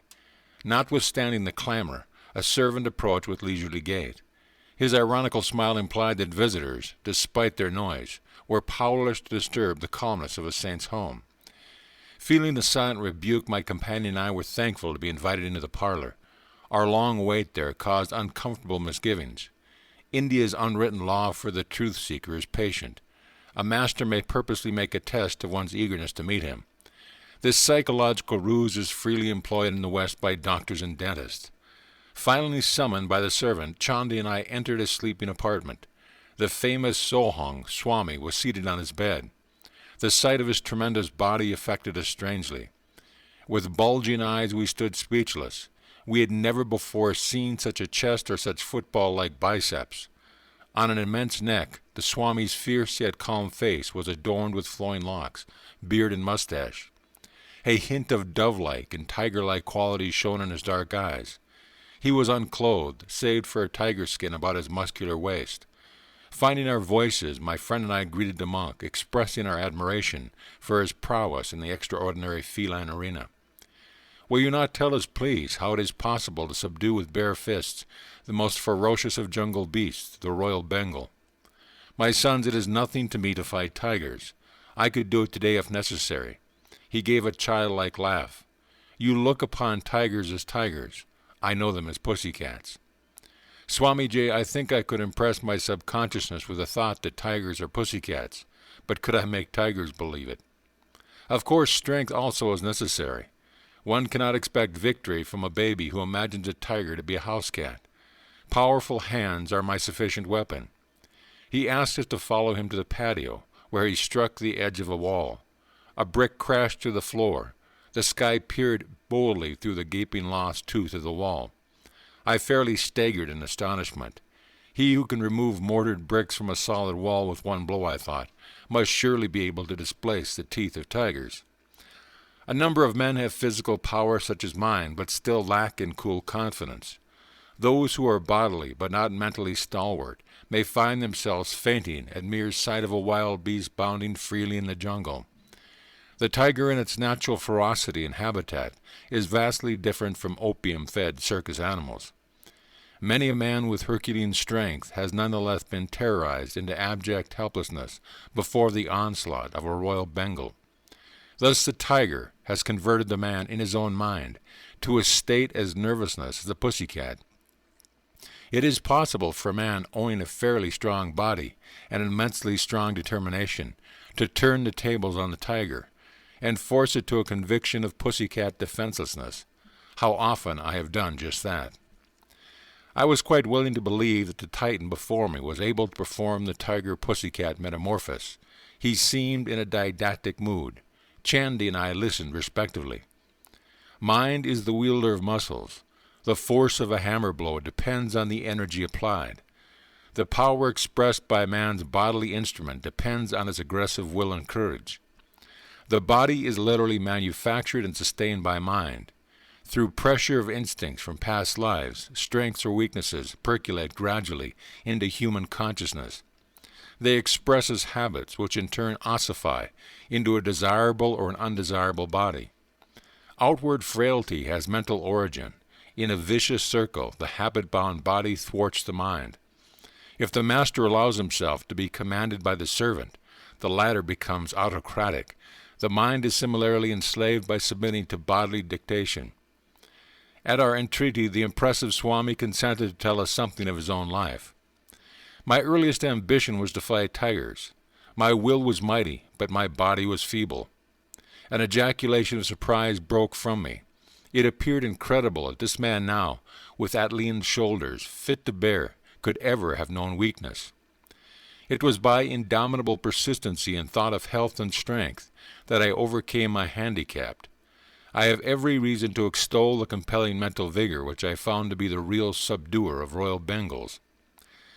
Do you think, Reverend Swami, that I could ever fight tigers? This was the first and the last time that the bizarre ambition ever visited my mind. Yes, he was smiling, but there are many kinds of tigers. Some roam in jungles of human desires. No spiritual benefit accrues by knocking beasts unconscious. Rather be victor over the inner prowlers. May we hear, sir, how you changed from a tamer of wild tigers to a tamer of wild passions? The tiger Swami fell into silence. Remoteness came into his gaze, summoning visions of bygone years. I discerned his slight mental struggle to decide whether to grant my request. Finally he smiled in acquiescence. When my fame reached a zenith, it brought the intoxication of pride. I decided not only to fight tigers, but to display them in various tricks. My ambition was to force savage beasts to behave like domesticated ones. I began to perform my feats publicly with gratifying success. One evening my father entered my room in pensive mood. "Son, I have words of warning. I would save you from coming ills produced by the grinding wheels of cause and effect." "Are you a fatalist, Father? Should superstition be allowed to discolor the powerful waters of my activities?" "I am no fatalist, son, but I believe in the just law of retribution, as taught in the Holy Scriptures. There is resentment against you in the jungle family. Sometime it may act to your cost." "Father, you astonish me. You well know what tigers are beautiful but merciless. Even immediately after an enormous meal of some helpless creature, a tiger is fired with fresh lust at the sight of new prey. It may be a joyous gazelle, frisking over the jungle grass. Capturing it and biting an opening in the soft throat, the malevolent beast tastes only a little of the mutely crying blood and goes its wanton way.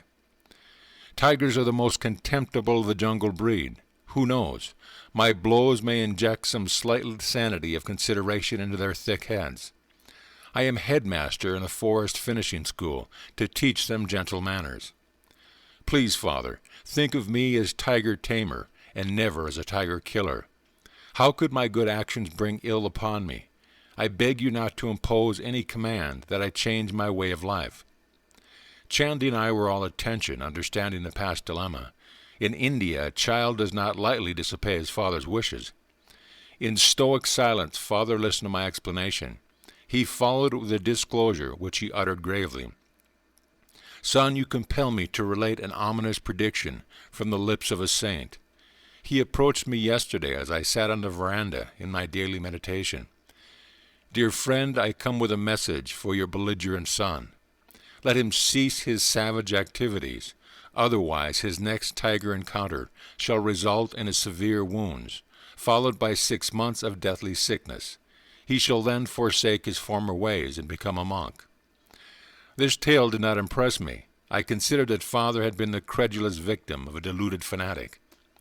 The tiger Swami made this confession with an impatient gesture, as though at some stupidity. Grimly silent for a long time, he seemed oblivious of our presence. When he looked up at the dangling thread of his narrative, it was suddenly with a subdued voice. Not long after Father's warning, I visited the capital city of Coach Behar. The picturesque territory was new to me, and I expected a restful change. As usual everywhere, a curious crowd followed me on the streets. I would catch bits of whispered comment. This is the man who fights wild tigers. Has he legs or tree trunks? Look at his face. He must be an incarnation of the king of tigers himself. You know how village urchins function like final editions of the newspaper. With what speed do the even later speech bulletins of the women circulate from house to house? Within a few hours, the whole city was in a state of excitement over my presence. I was relaxing quietly in the evening when I heard the hoofbeats of galloping horses. They stopped in front of my dwelling place. It came a number of tall, turbaned policemen. I was taken aback. All things are possible under these creatures of human law.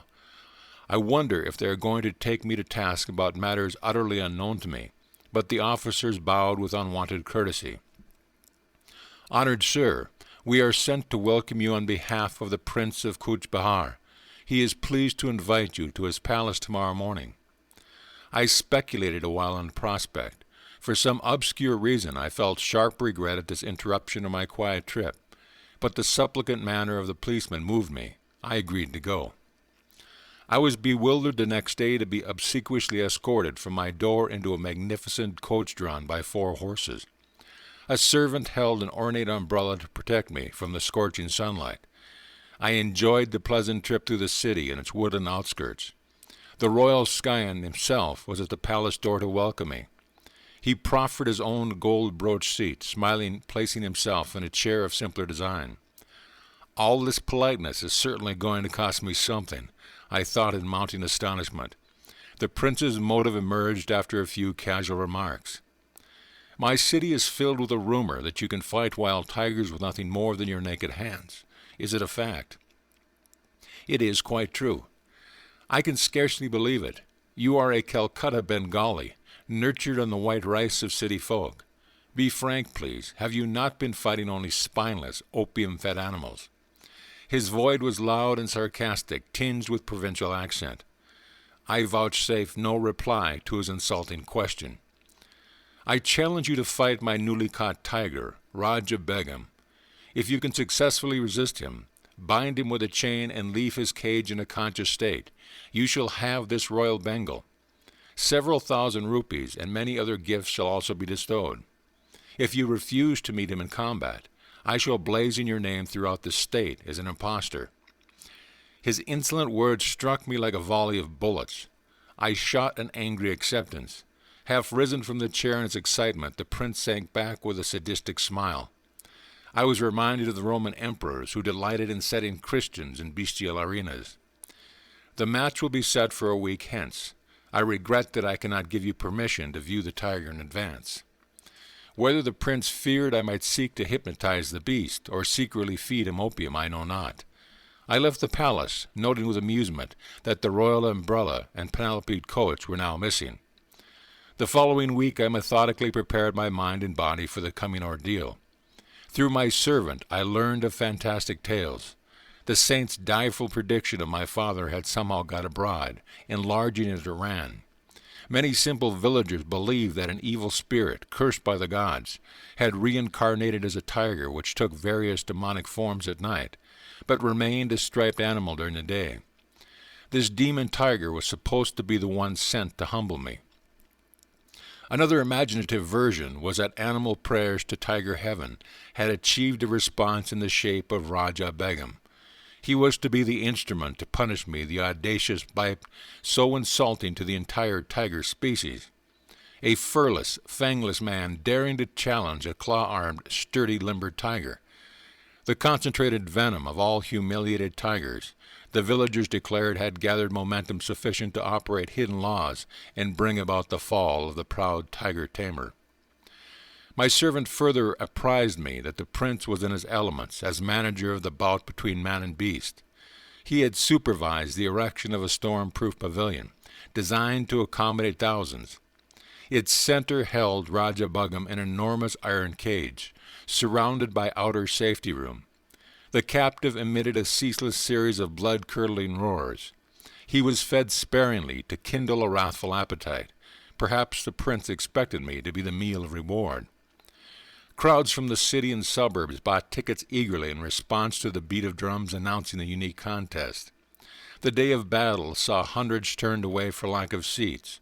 Many men broke through the tent openings or crowded any space below the galleries. As the Tiger Swami's story approached a climax, my excitement mounted with it. Chandi was also rapidly mute. Amidst piercing sound explosions from Raja Begum and the hubbub of the somewhat terrified crowd, I quietly made my appearance. Scantily clad around my waist, I was otherwise unprotected by clothing. I opened the bolt on the door of the safety room and calmly locked it behind me. The tiger sensed blood. Leaping with a thunderous crash of his bars, he sent forth a fearsome welcome. The audience was hushed with pitiful fear. I seemed a meek lamb before the raging beast. In a thrice I was within the cage, but as I slammed the door, Raja Begum was headlong upon me. My right hand was desperately torn. Human blood, the greatest treat a tiger can know, fell in appalling streams. The prophecy of the saints seemed about to be fulfilled. I rallied instantly from the shock of the first serious injury I had ever received. Banishing the sight of my gory fingers by thrusting them beneath my waistcloth, I swung my left arm in a bone-cracking blow. The beast reeled back, swirled around the rear of the cage, and sprang forward convulsively. My famous fistic punishment rained on his head. But Raja Begum's taste of blood had acted like a maddening first sip of wine to a dipsomaniac long to braved. Punctuated by deafening roar, the brute's assaults grew in fury. My inadequate defense of only one left hand left me vulnerable before claws and fangs. But I dealt out dazing retribution. Mutually enswinged, we struggled as to the death. The cage was pandemonium, as blood splashed in all direction, and blasts of pain and lethal lust came from the bestial throat. "Shoot him! Kill the tiger!" shrieks arose among the audience. So fast did man and beast move that a guard's bullet went amiss. I mustered all my will forces, bellowed fiercely, and landed a final concussive blow. The tiger collapsed and lay quietly. "Like a pussy-cat," I interjected. The Swami laughed in hearty appreciation, then continued the engrossing tale. Raja Begum was vanquished at last. His royal pride was further humbled with my lacerated hands. I audaciously forced open his jaws. For a dramatic moment I held my head within the yawning death trap. I looked around for a chain. Pulling one from a pile on the floor, I bound the tiger by his neck to the cage bars. In triumph I moved toward the door. But the fiend incarnate, Raja Begum, had stamina worthy of a supposed demonic origin. With an incredible lunge, he snapped the chain and leaped on my back. My shoulder fast in his jaws, I fell violently. But in a trice I had him pinned beneath me. Under merciless blows, the treacherous animal sank into semi-consciousness. This time I secured him more carefully. Slowly I left the cage. I found myself in a new uproar, this time one of delight. The crowd's cheer broke as though from a single gigantic throat. Disastrously mauled, I had yet fulfilled the three conditions of the fight stunning the tiger, binding him with a chain and leaving him without requiring assistance from myself. In addition, I had so drastically injured and frightened the aggressive beast that he had been content to overlook the opportune prize of my head in his mouth. After my wounds were treated, I was honored and garlanded. Hundreds of gold pieces showered at my feet. The whole city entered a holiday period. Endless discussions were heard on all sides about my victory over one of the largest and most savage tigers ever seen. Raja Begum was presented to me as promised, but I felt no elation. A spiritual change had entered my heart. It seemed that with my final exit from the cage, I had also closed the door on my worldly ambitions. A woeful period followed. For 6 months I lay near death from blood poisoning. As soon as I was well enough to leave Coach Babar, I returned to my native town. I know now that my teacher is the holy man who gave the wise warning. I humbly made this confession to my father. Oh, if I could only find him! My longing was sincere, for one day the saint arrived unheralded. "Enough of tiger taming," he spoke with calm assurance. Come with me, I will teach you to subdue the beast of ignorance roaming in the jungles of the human mind. You are used to an audience.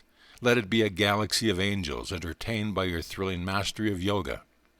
I was initiated into the spiritual path by my saintly guru. He opened my soul doors, rusty and resistant with long disuse. Hand in hand, we soon set out for my training in the Himalayas. Chandi and I bowed at the Swami's feet, grateful for his vivid outline of a life truly cyclonic. I felt amply repaid for the long probationary wait in the cold parlor. End of chapter. Chapter 7. The Levitating Saint. I saw Yogi remain in the air several feet above the ground last night at a group meeting. My friend, Upendra Mohan Chaudhuri, spoke impressively. I gave him an enthusiastic smile. Perhaps I can guess his name. Was it Baduri Mayasa of Upper Circular Road? Upendra nodded, a little crestfallen not to be a news-bearer. My inquisitiveness about saints were well known among my friends. They delighted in setting me on a fresh track. The yogi lived so close to my home that I often visited him. My words brought keen interest to Upendra's face, and I made a further confidence. I have seen him in remarkable feats. He was expertly mastered the various pranayamas of the ancient eightfold yoga outlined by Patanjali. Once Baduri Mayasa performed the Bhashrita pranayama before me with such amazing force that it seemed an actual storm had arisen in the room. Then he extinguished the thundering breath and remained motionless in a high state of superconsciousness. The aura of peace after the storm was vivid beyond forgetting. I heard that the saint never leaves his home. Upendra's tone was a trifle incredulous. Indeed, it is true. He has lived indoors for the past 20 years. He slightly relaxes his self-imposed rule at the times of our holy festivals, when he goes as far as his front sidewalk. The beggars gather there, because Saint Baduri is known for his tender heart. How does he remain in the air and defy the law of gravitation? A yogi's body loses its grossness after use of certain pranayamas. Then it will levitate or hop about like a leaping frog. Even saints who do not practice a formal yoga have been known to levitate during a state of intense devotion to God. I would like to know more of this sage. Do you attend his evening meetings? Upendra's eyes were sparkling with curiosity. Yes, I go often. I am vastly entertained by the wit of his wisdom. Occasionally my prolonged laughter mars the solemnity of his gatherings. The saint is not displeased, but his disciples look daggers. On my way home from school that afternoon, I passed Baduri Mayasa's cloister and decided on a visit. The yogi was inaccessible to the general public. A lone disciple, occupying the front floor, guarded his master's privacy. The student was something of a Maritant. He now inquired formally if I had an engagement. His guru put in an appearance just in time to save me from summary ejection. Let Mukunda come when he will, the sage's eyes twinkled. My rule of seclusion is not for my own comfort, but for that of others. Worldly people do not like the candor which shatters their delusion. Saints are not only rare but disconcerting. Even in Scripture they are often found embarrassing. I followed Baduri Mayasa to his austere quarters on the top floor, from which he seldom stirred. Masters often ignore the panorama of the world's ado, out of the focus still centered in the ages. The contemporaries of a sage are not alone those of the narrow present. Maharishi, you are the first yogi I have known who always stays indoors. God plants his saints sometimes in unexpected soil, lest we think we may reduce him to a rule. The sage locked his vibrant body into the lotus posture. In his 70s, he displayed no unpleasing signs of age or sedentary life. Stalwart and straight, he was ideal in every respect. His face was that of a rishi, as described in the ancient text. Noble-headed, abundantly bearded, he always sat firmly upright, his quiet eyes fixed on omnipresence. The saint and I entered the meditative state. After an hour, his gentle voice roused me. You go often into the silence, but have you developed anubhava? He was reminding me to love God more than meditation. Do not mistake the technique for the goal. He offered me some mangoes. With the good-humored wit I found so delightful in his grave nature, he remarked, people in general are more fond of jala yoga, union with food, then with dhyana yoga, union with God. His yogic pun affected me uproariously. What a laugh you have! An affectionate gleam came into his gaze. His own face was always serious, yet touched with an ecstatic smile. His large lotus eyes held a hidden divine laughter. Those letters come from far-off America. The sage indicated several thick envelopes on a table. I correspond with a few societies there whose members are interested in yoga. They are discovering India anew with a better sense of direction than Columbus. I am glad to help them. The knowledge of yoga is free to all who will receive, like the ungarnishable daylight. What rishis perceived as essential for human salvation need not be diluted for the West. Alike in soul though diverse in outer experience, neither West nor East will flourish if some form of disciplinary yoga be not practiced. The saint held me with his tranquil eyes. I did not realize that his speech was his veiled prophetic guidance. It is only now as I write these words that I understand the full meaning in the casual intimations he gave me that someday I would carry India's teaching to America. Sir, I inquired, why do you not write a book on yoga for the benefit of the world? I am training disciples, he replied. They and their students will be living volumes, proof against the natural disintegration of time and the unnatural interpretation of the critics. Maharishi, I wish you would write a book on yoga for the benefit of the world. I am training disciples. They and their students will be living volumes, proof against the natural disintegration of time and the unnatural interpretations of the critics. Baduri's wit put me into another gale of laughter. I remained alone with the yogi until his disciples arrived in the evening. Baduri Mahasaya entered one of his illimitable discourses. Like a peaceful flood, he swept away the mental debris of his listeners, floating them Godward. His striking parables were expressed in a flawless Bengali. This evening, Baduri expounded various philosophical points connected with the life of Mirabi, a medieval Rajputani princess who abandoned her court to seek the company of sadhus. One great sannyasa refused to receive her because she was a woman. Her reply brought him humbly to her feet. Tell the master, she said, that I do not know there was any male in the universe save God. Are we all not females before him?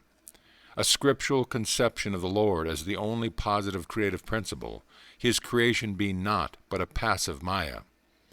Mirabi composed many ecstatic songs which are still treasured in India. I translate one of them here. If by bathing daily God should be realized sooner, should I be a whale in the deep. If by eating roots and fruits he could be known gladly, would I choose the form of a goat. If the counting of rosaries uncovered him, I would say my prayers on mammoth beads. If bowing before stone images unveiled him, a flinty mountain I could humbly worship. If by drinking milk the Lord could be imbibed, many calves and children would know him. If abandoning one's wife would summon God, would not thousands be eunuchs? Mirabai knows that to find the Divine One, the only indispensable is love. Several students put rupees in Bharati's slippers which lay by his side as he sat in yoga posture. This respectful offering, customary in India, indicates that the disciple places his material goods at the Guru's feet. Grateful students are only the Lord in disguise, looking after his own. Master, you are wonderful. A student taking his leave gazed ardently at the patriarchal sage. You have renounced riches and comforts to see God and teach us wisdom. It was well known that Baduri Mayasa had forsaken great family wealth in his early childhood, when single-mindedly he entered the yogic path. You are reversing the case. The saint's face held a mild rebuke. I have left a few paltry rupees, a few petty pleasures, for the cosmic empire of endless bliss. How then have I denied myself anything? I know the joy of sharing the treasure. Is that a sacrifice? The short-sighted worldly folk are verily the real renunciates. They relinquish an unparalleled divine possession for a poor handful of earthly toys. I chuckled over this paradoxical view of renunciation, one which puts the cap of Croesus on any saintly beggar, whilst transforming all proud millionaires into unconscious martyrs.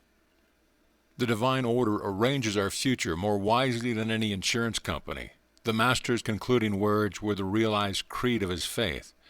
The world is full of uneasy believers and an outward security. Their bitter thoughts are like scars on their foreheads. The one who gave us air and milk from our first breath knows how to provide day by day for his devotees. I continued my after-school pilgrimages to Saint's door. With silent zeal, he aided me to attain Anubhava. One day he moved to Ram Mohan Roy Road, away from the neighborhood of my Gurpur Road home. His loving disciples had built him a new hermitage, known as Nagendra Math. Although it throws me ahead of my story by a number of years, I will recount here the last words given to me by Baduri Mayasa. Shortly before I embarked for the West, I sought him out and humbly knelt for his farewell blessing. Son, go to America. Take the dignity of hoary India for your shield. Victory is written on your brow. The noble distant people will well receive you. End of chapter. Chapter 8. India's Greatest Scientist, J.C. Bose. Jagadish Chandra Bose' wireless inventions antedated those of Marconi. Overhearing his provocative remark, I walked closer to a sidewalk group of professors engaged in scientific discussion. If my motive in joining them was racial pride, I regret it. I cannot deny my keen interest in evidence that India can play a leading role in physics and not metaphysics alone. What do you mean, sir? The professor obligingly explained. Bose was the first one to invent a wireless coherer of an instrument for indicating the refraction of electric waves. But the Indian scientist did not exploit his inventions commercially. He soon turned his attention from the inorganic to the organic world. His revolutionary discoveries as a plant physiologist are outpacing even his radical achievements as a physicist. I politely thanked my mentor. He added, "The great scientist is one of my brother professors at Presidency College." I paid a visit the next day to the sage at his home, which was closer to mine on Gurpur Road. I had long admired him from a respectful distance. The grave and retiring botanist greeted me graciously. He was handsome, robust man in his 50s with thick hair, broad forehead, and the abstract eyes of a dreamer. The precision in his tones revealed the lifelong scientific habit. I have recently returned from an expedition to scientific societies of the West. Their members exhibited intense interest in delicate instruments of my invention, which demonstrate the indivisible unity of all life. The Bose crescograph has the enormity of 10 million magnifications. The microscope enlarges only a few thousand times, yet it brought vital impetus to biological science. The crescograph opens incalculable vistas. You have done much, sir, to hasten the embrace of East and West in the impersonal arms of science. I was educated at Cambridge. How admirable is the Western method of submitting all theory to scrupulous experimental verification. That empirical procedure has gone hand in hand with the gift for introspection, which is my Eastern heritage. Together they have enabled me to sunder the silence of natural realms, long uncommunicative. The telltale charts of my crescograph are evidence for the most skeptical that plants have a sensitive nervous system and a varied emotional life. Love, hate, joy, fear, pleasure, pain, excitability, stupor, and countless appropriate responses to stimuli are as universal in plants as in animal. The unique throb of life in all creation could seem only poetic imagery before your advent, Professor. A saint I once knew would never pluck flowers. Shall I rob the rosebush of its pride and beauty? Shall I cruelly affront its dignity by my rude divestment? His sympathetic words are verified literally through your discoveries.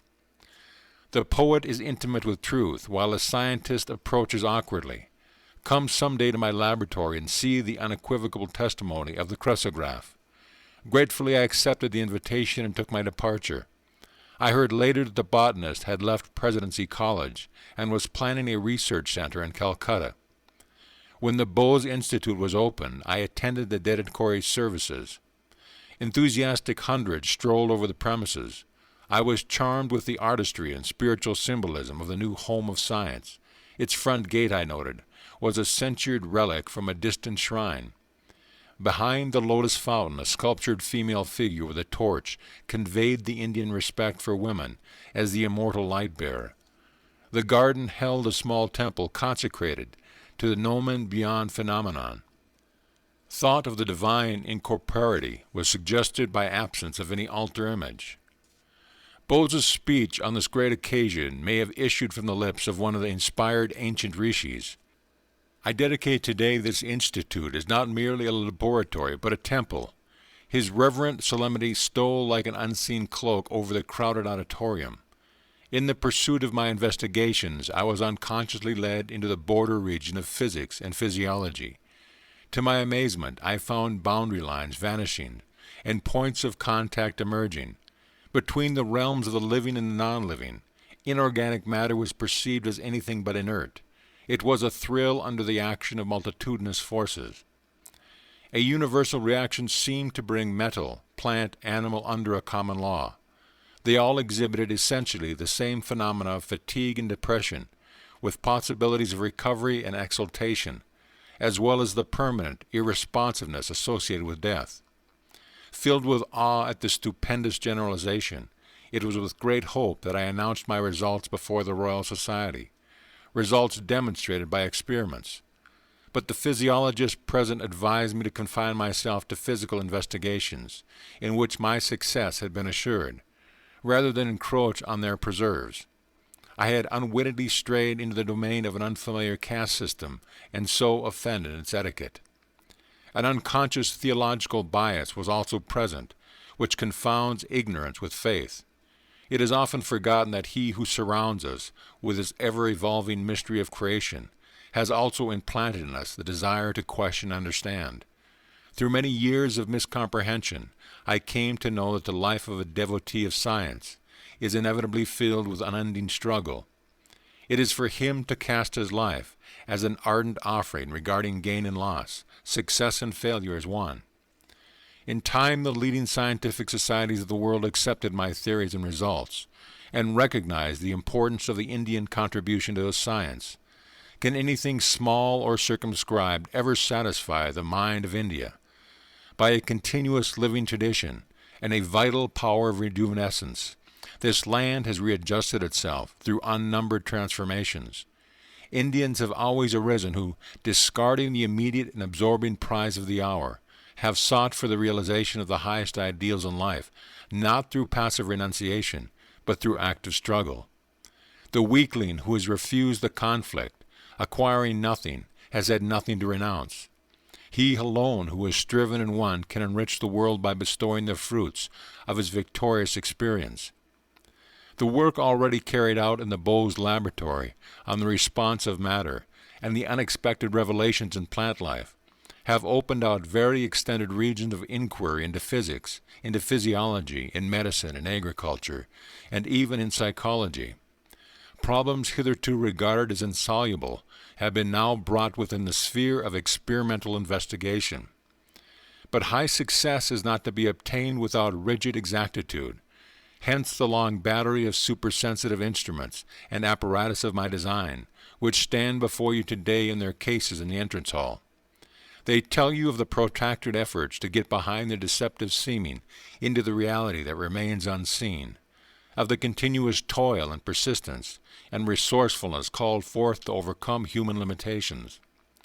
All creative scientists know that the true laboratory is the mind, where behind illusions they uncover the laws of truth. The lectures given here will not be mere repetitions of second-hand knowledge. They will announce new discoveries demonstrated for the first time in these halls. Through regular publication of the work of the Institute, these Indian contributions will reach the whole world. They will become public property. No patents will ever be taken. The spirit of our natural culture demands that we should forever be free from the discretion of utilizing knowledge only for personal gain. It is my further wish that the faculties of this institute be available, so far as possible, to workers from all countries.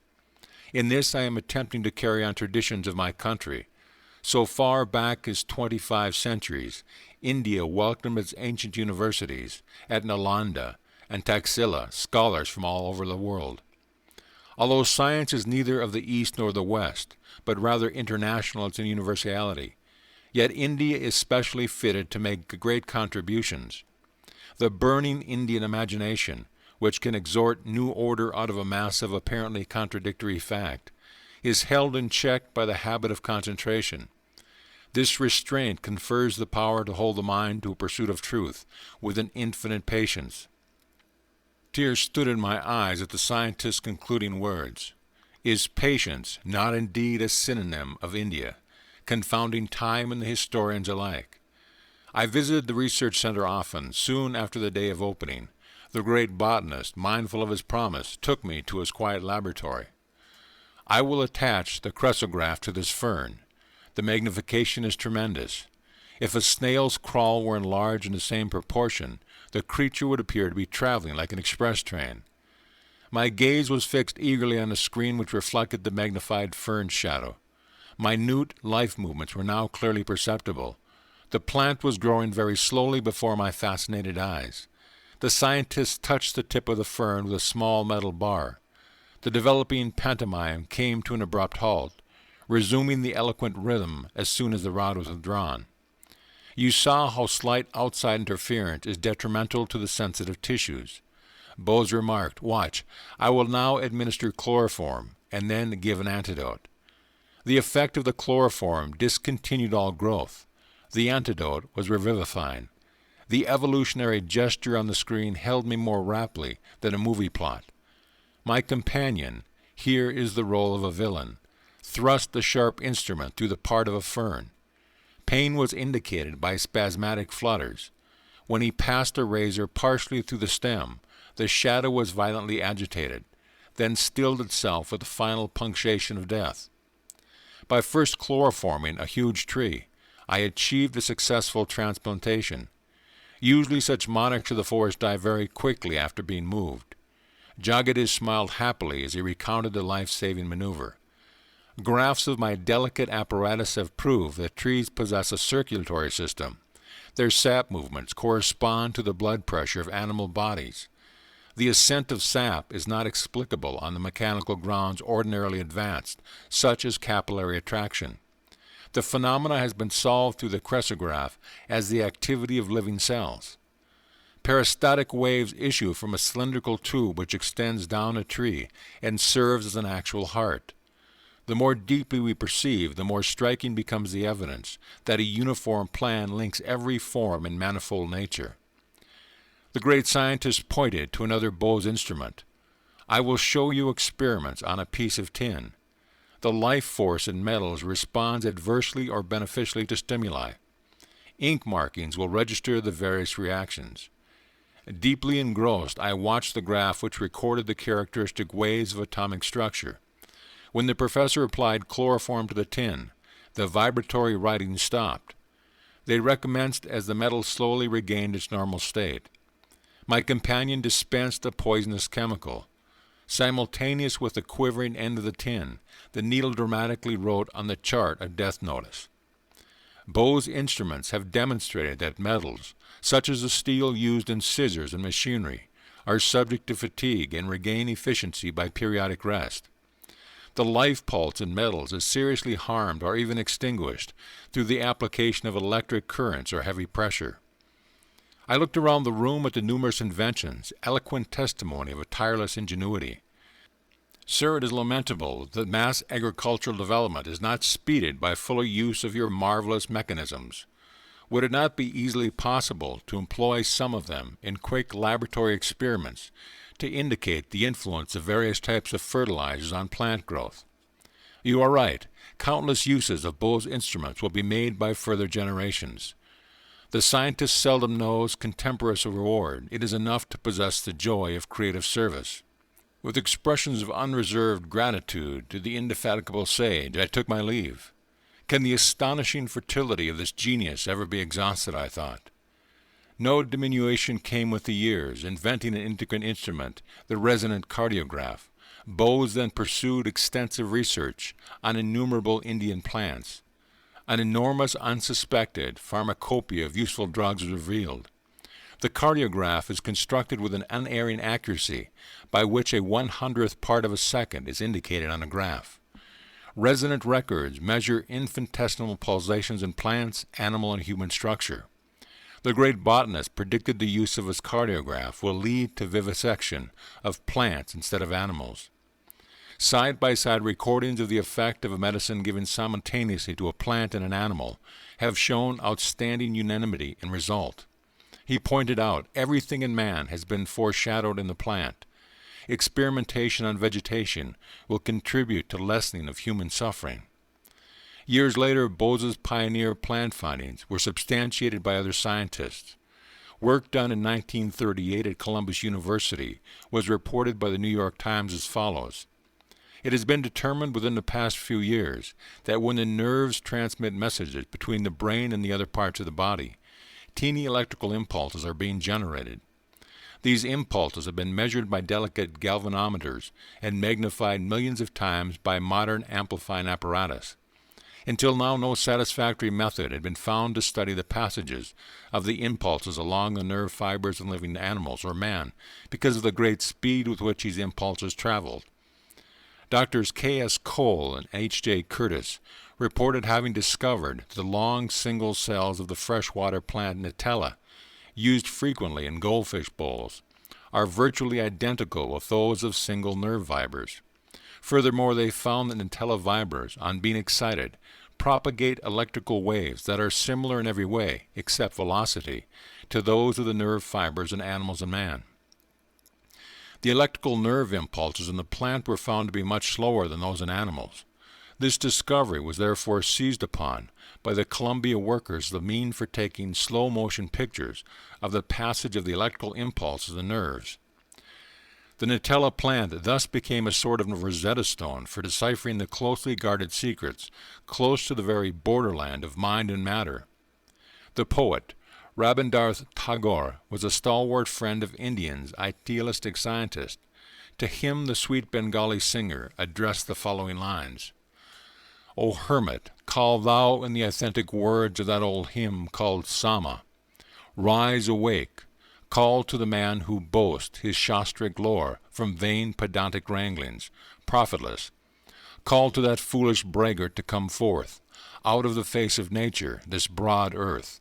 Send forth this call unto thy scholar land. Together round thy sacrifice of fire let them all gather. So may our India, our ancient land unto herself return, O once again, return to steadfast work, to duty and devotion, to her trance of earnest meditation. Let her sit once more unruffled, greedless, strifeless, pure. O once again upon her lofty seat and platform, teacher of all lands. End of chapter. Chapter 9. The Blissful Devotee and His Cosmic Romance. Little sir, please be seated. I am talking to my Divine Mother. Silently I had entered the room in great awe. The angelic appearance of Master Mayasa fairly dazzled me. With silky white beard and large lustrous eyes, he seemed an incarnation of purity. His upraised chin and folded hands apprised me that my first visit had disturbed him in the midst of his devotions. His simple words of greeting produced the most violent effect my nature had so far experienced.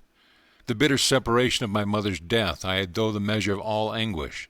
Now an agony of separation from my Divine Mother was an indescribable torture of the spirit. I fell moaning to the floor. Little sir, quiet yourself.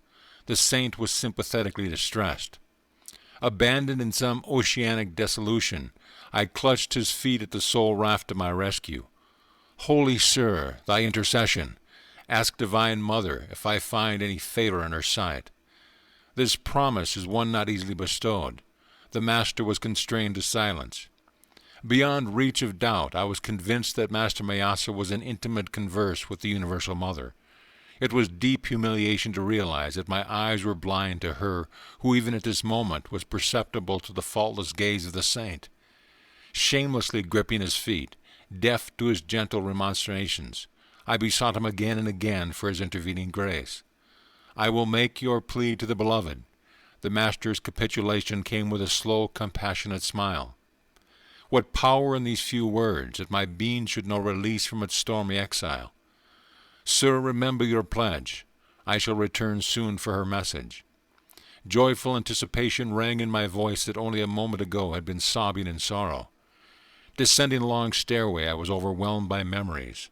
This house at 50 Amherst Street, now the residence of Master Mayasa, had once been my family home, scene of my mother's death. Here my human heart had broken for the vanished mother, and here today my spirit had been as though crucified by absence of the Divine Mother. Hallowed walls, silent witness of my grievous hurts and final healing. My steps were eager as I returned to my Gurpur Road home. Seeking the seclusion of my small attic, I remained in meditation until 10 o'clock. The darkness of the warm Indian night was suddenly lit with a wondrous vision. Hallowed in splendor, the Divine Mother stood before me. Her face, tenderly smiling, was beauty itself. Always I have loved thee.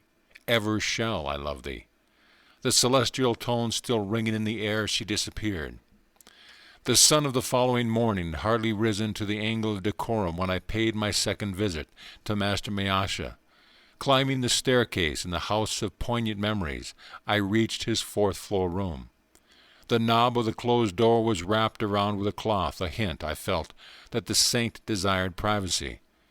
As I stood irresolutely on the landing, the door was opened by the Master's welcoming hand. I knelt at his holy feet. In a playful mood, I wore a solemn mask over my face, hiding the divine elation.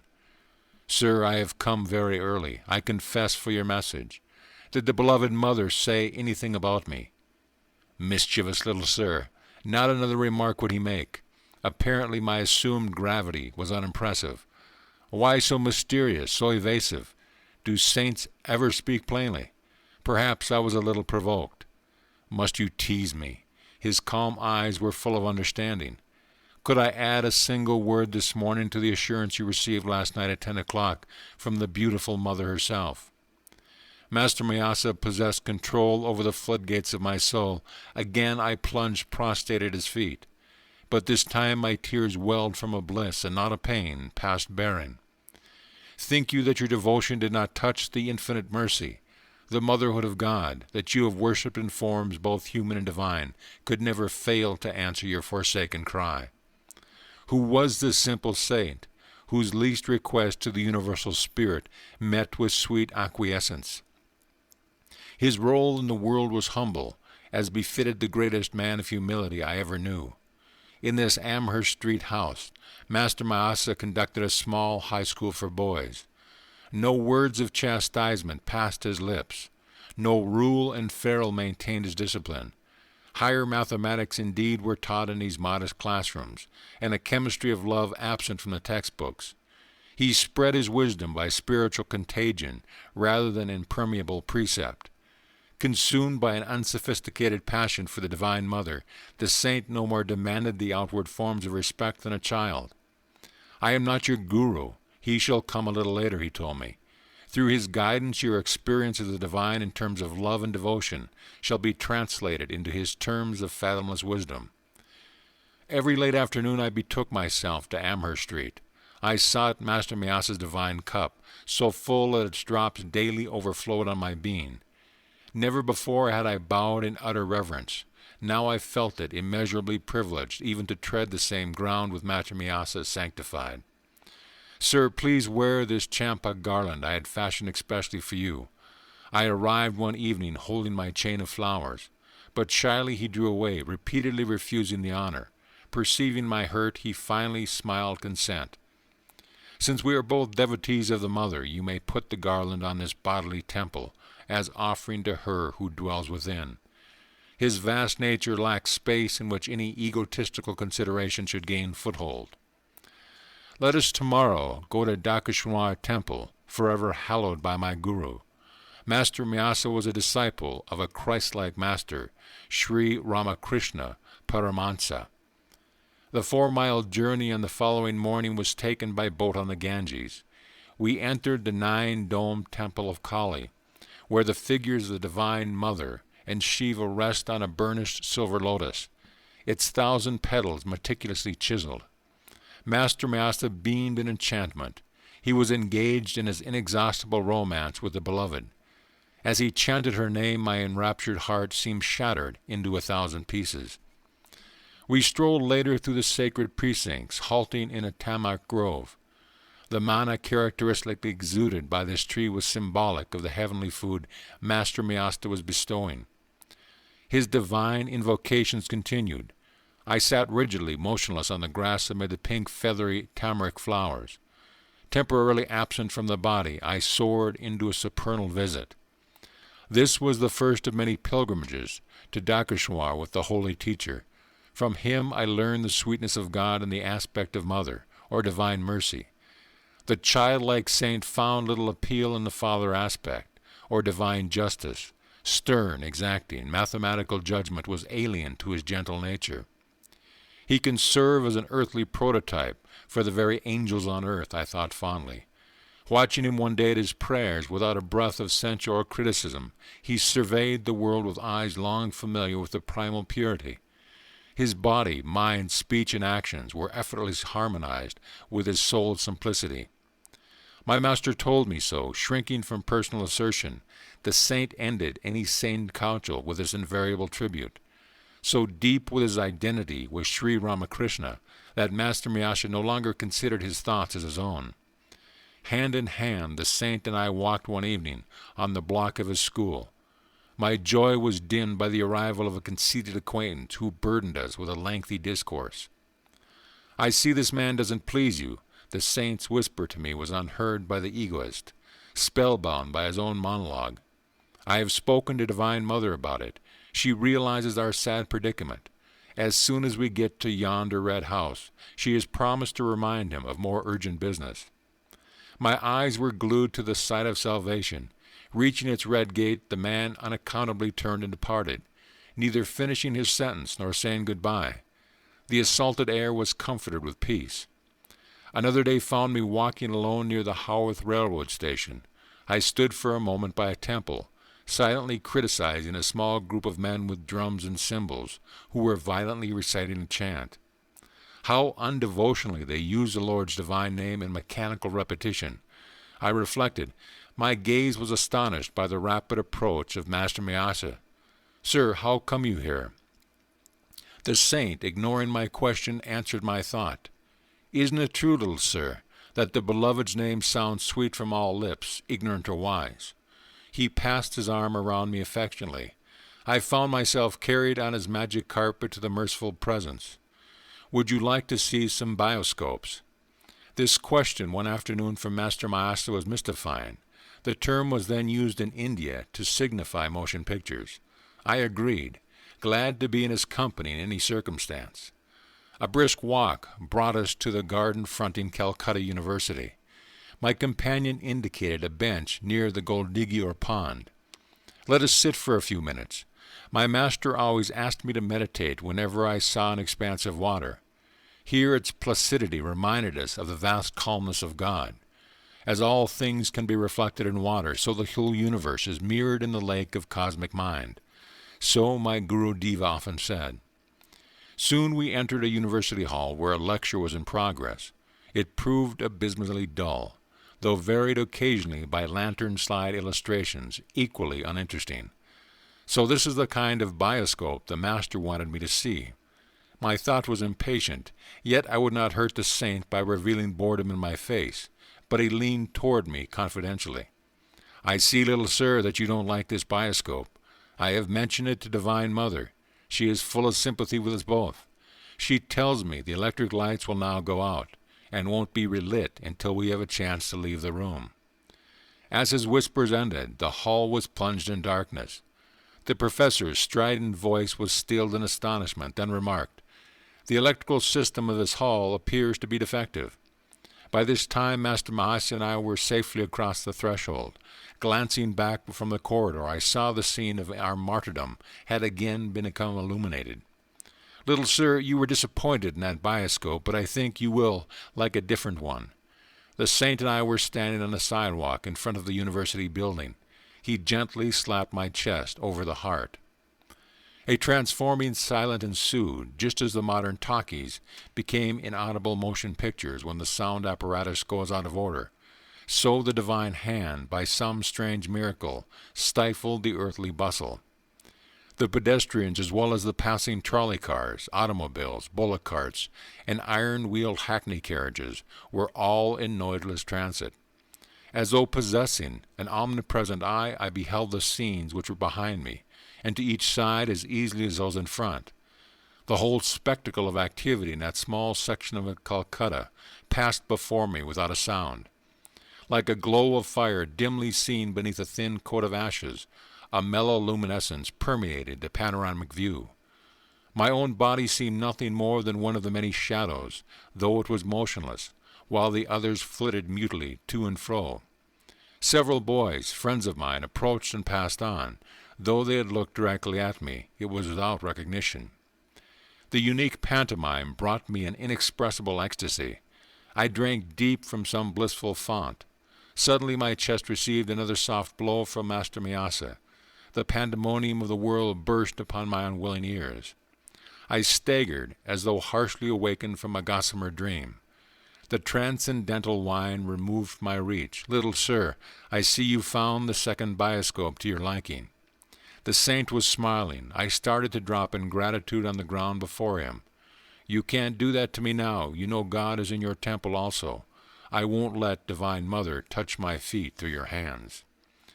If anyone observed the unpretentious master and myself as we walked away from the crowded pavement, the onlooker surely suspected us of intoxication. I felt that the falling shades of evening were sympathetically drunk with God. When darkness recovered from its nightly swoon, I faced the new morning bereft of my ecstatic mood. But ever enshrined in memory is the seraphic son of Divine Mother, Master Miyasa. Trying with poor words to do justice to his benignity, I wonder if Master Miyasa and others among the deep-visioned saints, whose path crossed mine, knew that years later in a Western land I would be writing about their lives as divine devotees. Their foreknowledge would not surprise me, nor I hope my readers who have come thus far with me. End of chapter. Chapter 10. I Meet My Master, Sri Yukteswar. Faith in God can produce any miracle except one passing an examination without study. Distastefully I closed the book I had picked up in an idle moment. The writer's exception shows his complete lack of faith, I thought. Poor chap, he has great respect for the midnight oil. My promise to father had been that I would complete my high school studies. I cannot pretend to diligence. The passing months found me less frequently in the classroom than in secluded spots along the Calcutta bathing ghats. The adjoining crematory grounds, especially gruesome at night, are considered highly attractive by the yogi. He who would find the deathless essence must not be dismayed by a few unadorned skulls. Human inadequacy becomes clear in the gloomy abode of miscellaneous bones. My midnight vigils were thus of a different nature from the scholars. The week of final examinations at the Hindu high school was fast approaching. This interrogatory period, like the sepulchre haunts, inspires a well-known terror. My mind was nevertheless at peace. Braving the ghouls, I was exhuming a knowledge not found in lecture halls. But it lacked the art of Swami Paramahansa, who easily appeared in two places at one time. My educational dilemma was plainly a matter for the infinite ingenuity. This was my reasoning, though at many it seemed illogical. The devotee's irrationality springs from 1,000 inexplicable demonstrations of God's instancy in trouble. "Hello, Mukunda. I catch hardly a glimpse of you these days." A classmate accosted me one afternoon on Gurpur Road. "Hello, Nantu. My invisibility at school has actually placed me there in a decidedly awkward position. I unburden myself under his friendly gaze." Nantu, who was a brilliant student, laughed heartily. My predicament was not without a comic aspect. "You are utterly unprepared for the finals. I suppose it is up to me to help you." The simple words conveyed divine promise to my ears. With alacrity I visited my friend's home. He kindly outlined the solutions to various problems he considered likely to be set by the instructor. These questions are the bait which will catch many trusting boys in the examination trap. Remember my answers, and you will escape without injury. The night was far gone when I departed. Bursting with unseasoned erudition, I devoutly prayed it would remain for the next few critical days. Nantu had coached me in my various subjects, but under press of time had forgotten my course in Sanskrit. Fervently I reminded God of the oversight. I set out on a short walk the next morning, assimilating my new knowledge to the rhythm of swinging footsteps. As I took a shortcut through the weeds of a corner lot, my eye fell on a few loose printed sheets. A triumphant pout proved them to be a Sanskrit verse. I sought out a pundit for aid in my stumbling interpretation. His rich voice filled the air with the edgeless, honeyed beauty of the ancient tongue. These exceptional stanzas cannot possibly be of aid in your Sanskrit test. The scholar dismissed them skeptically. But familiarity with that particular poem enabled me on the following day to pass the Sanskrit examination. Through discerning help Nantu had given, I also attained the minimum grade for success in all my other subjects. Father was pleased that I had kept my word and concluded my secondary school course. My gratitude sped to the Lord, whose sole guidance I perceived in my visit to Nantu and my walk by the unhabitual route of the debris-filled lot. Playfully he had given a dual expression to his timely design for my rescue. I came across a discarded book whose author denied God precedence in the examination hall. I could not restrain a chuckle at my own silent comment. It would only add to this fellow's confusion if I were to tell him that divine mediation among the cadavers is a shortcut to any high school diploma. In my new dignity, I was now openly planning to leave home. Together with young friend Jitendra Mazumdar, I decided to join a Mohammedan hermitage in Benares and receive its spiritual discipline. A desolation fell over me one morning at the thought of separation from my family. Since Mother's death, my affection had grown especially tender for my two younger brothers, Sananda and Bishnu. I rushed to my retreat, the little attic which had witnessed so many scenes in my turbulent sadhana. After a 2-hour flood of tears, I felt singularly transformed, as by some alchemical cleanser. All attachment disappeared. My resolution to see God as the friend of friends set like granite within me. I quickly completed my travel preparations. I make one last plea. Father was distressed as I stood before him for final blessing. Do not forsake me and your grieving brothers and sisters. Revered Father, how can I tell you my love for you? But even greater still is my love for the Heavenly Father, who has given me the gift of a perfect Father on earth. Let me go that I someday return with a more divine understanding. With reluctant parental consent, I set out to join Jitendra, already in Benares at the hermitage. On my arrival, the young head Swami, Yogananda, greeted me cordially. Tall and thin, of thoughtful mien, he impressed me favorably. His fair face had a Buddha-like composure. I was pleased that my new home possessed an attic where I managed to spend the dawn and morning hours. The ashram members, knowing little of meditation practice, thought I should employ my whole time in organizational duties. They gave me praise for my afternoon work in their office. Don't try to catch God so soon. This ridicule from a fellow resident accompanied one of my early departures toward the attic. I went to Yogananda, busy in his small sanctum overlooking the Ganges. Swamiji, I don't understand what is required of me here. I am seeking direct perception of God. Without him, I cannot be satisfied with affiliation or creed or performance of good works. The orange-robed ecclesiastic gave me an affectionate pat. Staging a mock rebuke, he admonished a few nearby disciples. Don't bother Mukunda. He will learn our ways. I politely canceled my doubt. The students left the room, not overly bent with their chastisement. Dayanda had further words for me. Mukunda, I see your father is regularly sending you money. Please return it to him. You require none here. A second injunction for your discipline concerns food. Even when you feel hunger, don't mention it. Whether famishment gleamed in my eyes, I knew not. That I was hungry, I knew only too well. The invariable hour for the first hermitage meal was 12 noon. I had been accustomed in my own home to a large breakfast at 9 o'clock. The 3-hour gap became daily more interminable. Gone were the Calcutta years when I could rebuke the cook for a 10-minute delay. Now I tried to control my appetite. One day I undertook a 24-hour fast. With double zest, I awaited the following midday. Dayandaji's train is late. We're not going to eat until he arrives. Jitendra brought me this devastating news. As gesture of welcome to the Swami, who had been absent for 2 weeks, many delicacies were in readiness. An appetizing aroma filled the air, nothing else offering. What else could be swallowed except pride over yesterday's achievement of a fast? Lord, hasten the train. The heavenly provider, I thought, was hardly included in the interdiction at which Diana had silenced me. Divine attention was elsewhere. However, the plodding clock covered the hours. Darkness was descending as our leader entered the door.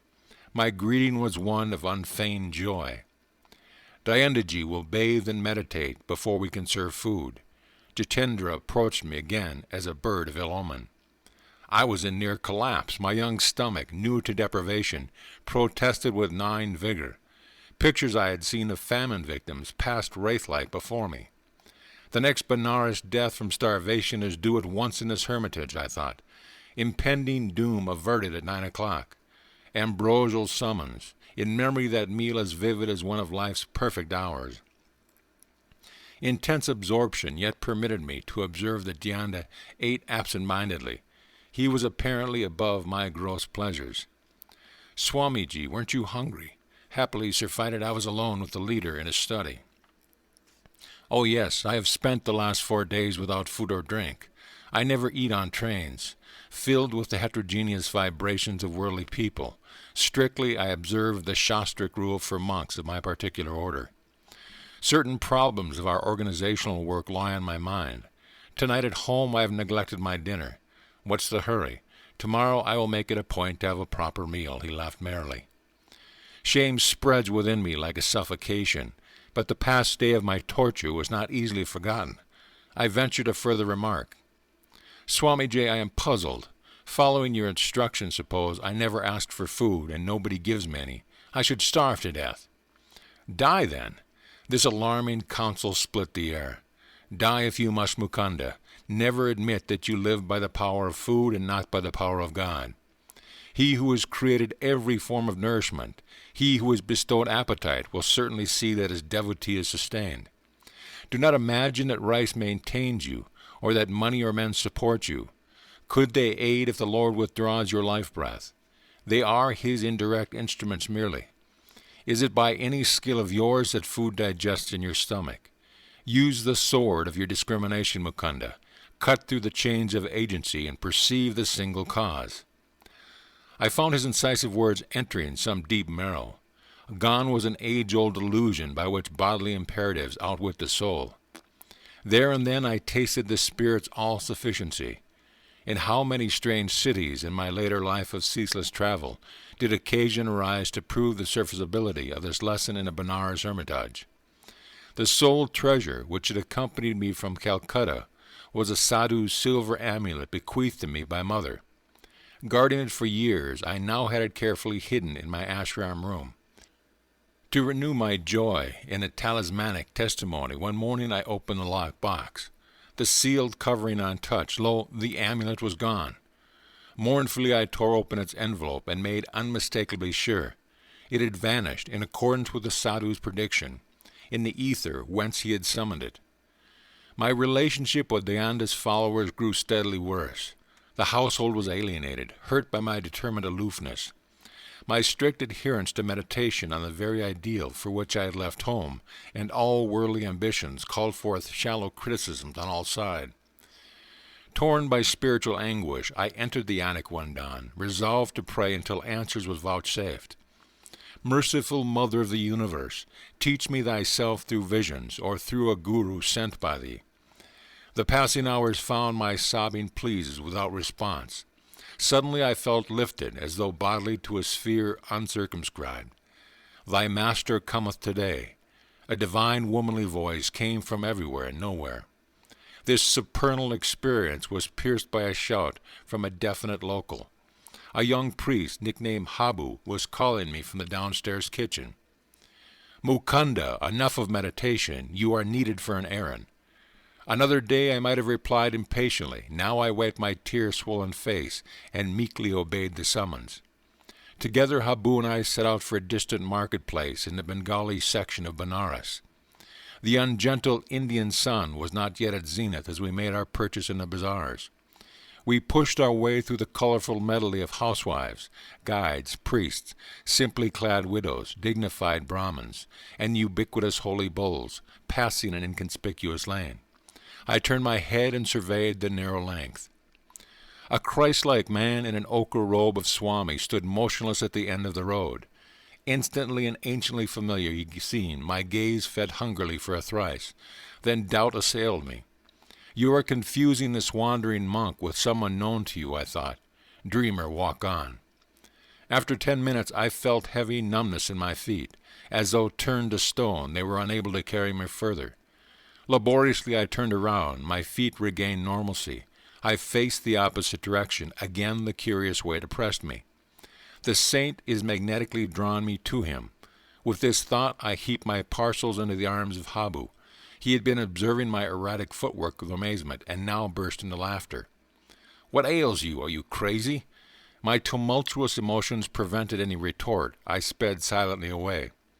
Retracing my steps as though wing-shoed, I reached the narrow lane.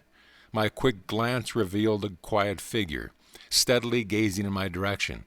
A few eager steps, and I was at his feet. Guru Deva, the divine face, was none other than he of my 1,000 visions. These halcyon eyes, in leon head with pointed beard and flowing locks, had oft peered through gloom of my nocturnal reveries, holding a promise I had not yet fully understand. O my own, you have come to me. My guru uttered the words again and again in Bengali, his voice tremulous with joy. How many years I have waited for you. We entered a oneness of silence. Words seemed to rank as superfluities. Eloquence flowed in soundless chant from heart of master to disciple. With an antenna of infragable insight, I sensed that my guru knew God and would lead me to him. The obscuration of his life disappeared in a fragile dawn of prenatal memories. Dramatic time, past, present, and future, are its cycling scenes. This was not the first sun to find me at these holy feet. My hand in his, my guru led me to his temporary residence in the Rana Mahal section of the city. His athletic figure moved with firm tread. Tall, erect, about 55 at this time, he was active and vigorous as a young man. His dark eyes were large, beautiful with plumbless wisdom. Slightly curly hair softened a face of striking power. Strength mingled subtly with gentleness. As we made our way to the stone balcony of a house overlooking the Ganges, he said affectionately, I will give you my hermitage and all I possess. Sir, I come for wisdom and God contact. Those are your treasure troves I'm after. The swift Indian twilight had dropped its half curtain before my master spoke again. His eyes held unfathomable tenderness. I give you my unconditional love. Precious words. A quarter-century elapsed before I had another auricular proof of his love. His lips were strange to ardor. Silence became his oceanic heart. Will you give me the same unconditional love? He gazed at me with childlike trust. I will love you eternally, Guru Deva. Ordinary love is selfish, darkly rooted in desire and satisfaction. Divine love is without condition, without boundary, without change. The flux of the human heart is gone forever at the transfixing touch of pure love. He added humbly, if ever you find me falling from a state of God realization, please promise to put my head on your lap and help to bring me back to the cosmic beloved we both worship. He rose then in the gathering darkness and guided me to an inner room. As we ate mangoes and almond sweetmeats, he unobtrusively wove in his conversation an intimate knowledge of my nature. I was awestruck at the grandeur of his wisdom, exquisitely blended with an innate humility. Do not grieve for your amulet, it has served its purpose. Like a divine mirror, my guru apparently had caught a reflection of my whole life. The living reality of your presence, Master, is joy beyond any symbol. It is time for a change, inasmuch as you are unhappily situated in the hermitage. I had made no reference to my life. They now seemed superfluous. By his natural, empathetic manner, I understood that he wished no astonished ejaculation at his clairvoyance. You should go back to Calcutta. Why exclude relatives for your love of humanity? His suggestion dismayed me. My family was predicting my return, though I had been unresponsive to many pleas by letters. Let the young bird fly in the metaphysical skies, Ananda had remarked. His wings will tire in the heavy atmosphere. We shall yet see him swoop toward home, fold his pinions, and humbly rest in our family nest. This discouraging smile fresh in my mind, I was determined to do no swooping in the direction of Calcutta. Sir, I am not returning home, but I will follow you anywhere. Please give me your address and your name.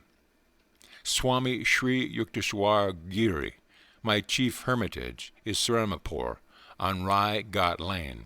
I am visiting my mother here for only a few days.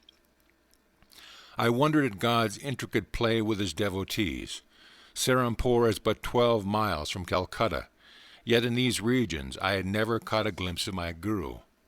We had to travel for our meetings to the ancient city of Kasi, Benares, hallowed by memories of Larimasha. Here too the feet of Buddha, Shankyachara, and other Yogi Christ had blessed the soil. You will come to me in 4 weeks. For the first time, Sri Yukteswar's voice was stern. Now I have told my eternal affection, and have shown my happiness at finding you. That is why you disregard my request. The next time we meet, you will have to reawaken my interest. I won't accept you as a disciple easily. There must be complete surrender by obedience to my strict training. I remained obstinately silent. My guru easily penetrated my difficulty. Do you think your relatives will laugh at you? I will not return. You will return in 30 days. Never. Bowing reverently at his feet, I departed without lightening the controversial tension. As I made my way into the midnight darkness, I wondered why the miraculous meeting had ended on an inharmonious note. The dual scales of Maya, that balance every joy with a grief.